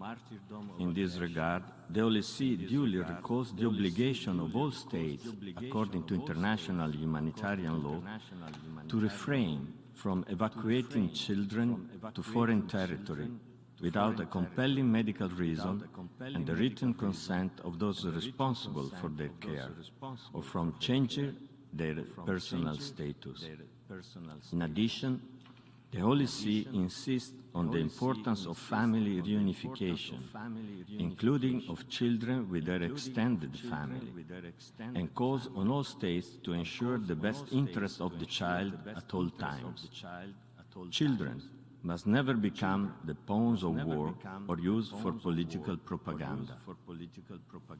In light of attacks against critical infrastructure, the Holy See reiterates that any act of war aimed indiscriminately at the destruction of entire cities, of extensive areas along with their population, is a crime against God and man himself.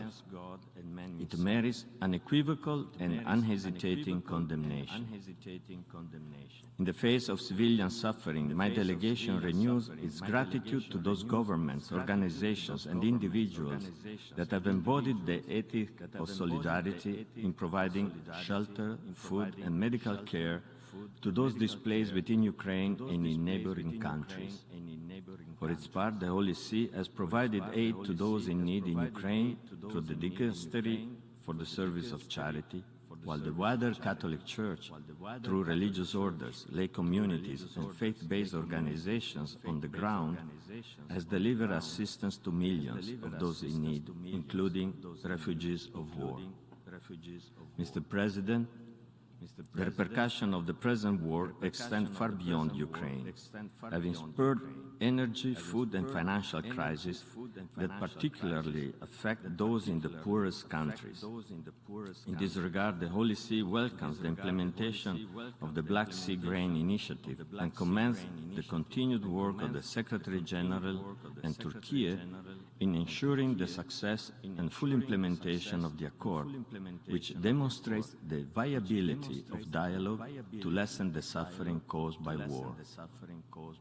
Absurdly, the present war portends the risk of nuclear disasters, either through deliberate escalation or accident caused by inadvertent damage to nuclear facilities. With regard to the former, the Holy See cannot help but condemn any rhetoric threatening the use of nuclear weapons as morally repugnant, given that their indiscriminate effects violate the laws of war and would have devastating consequences for all humanity. In this regard, the Holy See supports the efforts of the International Atomic Energy Agency to create a protection zone for the Zaporozhye nuclear power plant. Mr. President, the present conflict makes plain the significant dysfunction present in this organization's security architecture and that of the entire multilateral system. Addressing such a dysfunction demands comprehensive reform that opposes the principle of sovereign equality of all states. Institutional reforms alone, however, cannot save us from the scourge of war, which originates from within the human heart, corrupted by sin. It is time to refrain from any rhetoric or action seeking to escalate this conflict and engage in concrete dialogue and diplomacy in a sincere attempt to put an end to this heinous war. No effort must be spared to end the suffering of the Ukrainian people and all those somehow affected by this atrocious conflict. I thank you, Mr. President. I thank the distinguished observer of the Holy See, and now I give the floor to the distinguished observer of the Sovereign Order of Malta.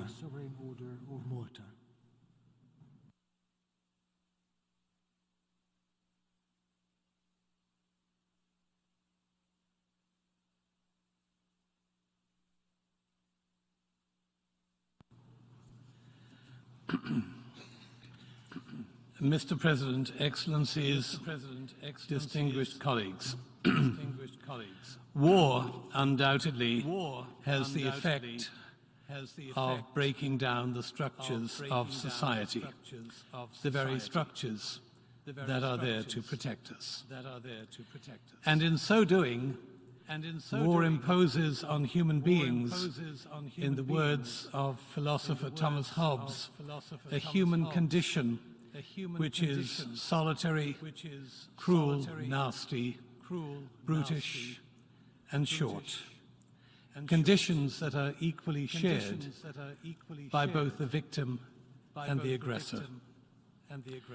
Over the past 12 months, the escalation of hostilities in Ukraine, the internal and external displacement of over 8 million people, with millions more living in daily fear through their lives, the humanitarian and national and international aid community has been a key lifeline and a link between a deteriorating human condition and the possibility of hope.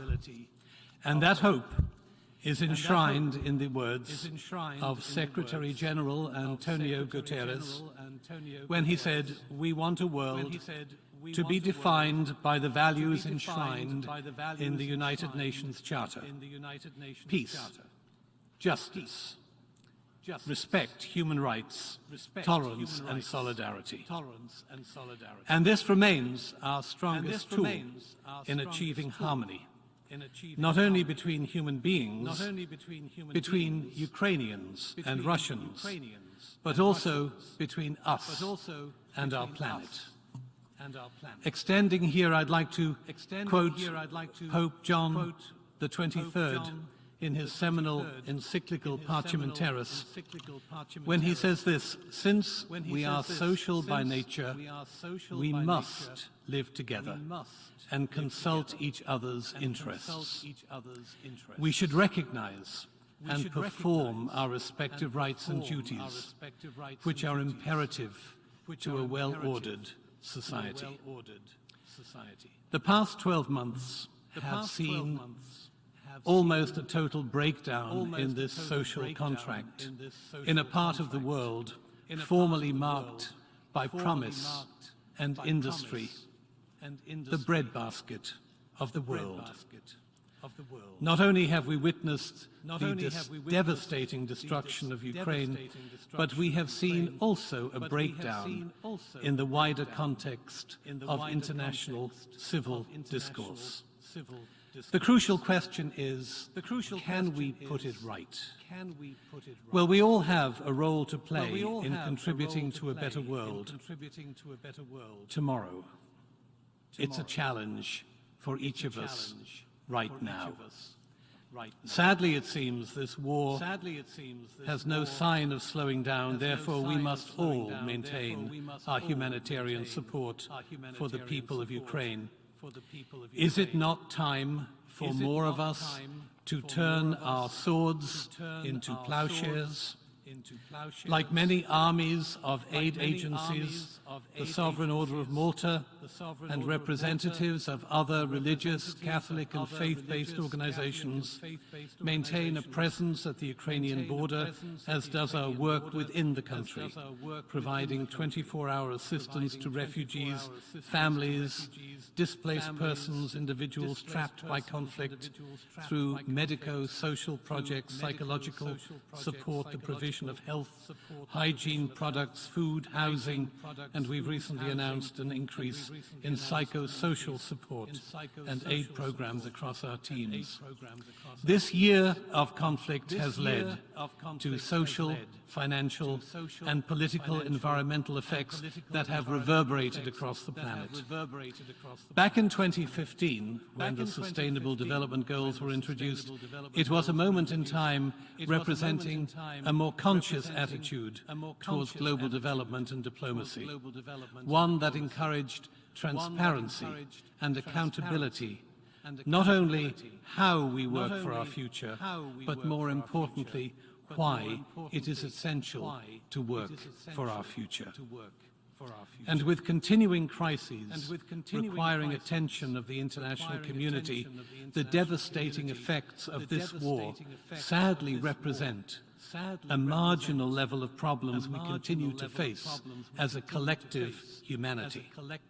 The recent tragedies in Pakistan, in Turkey, in Syria, remind us that natural disasters and their consequences remain out of our immediate control, while inhibiting our success in achieving the 2030 agenda. And whilst Russia's aggression in Ukraine has created the world's largest displacement crisis, countries in the Horn of Africa continue to face droughts that have led to a catastrophic rise in hunger.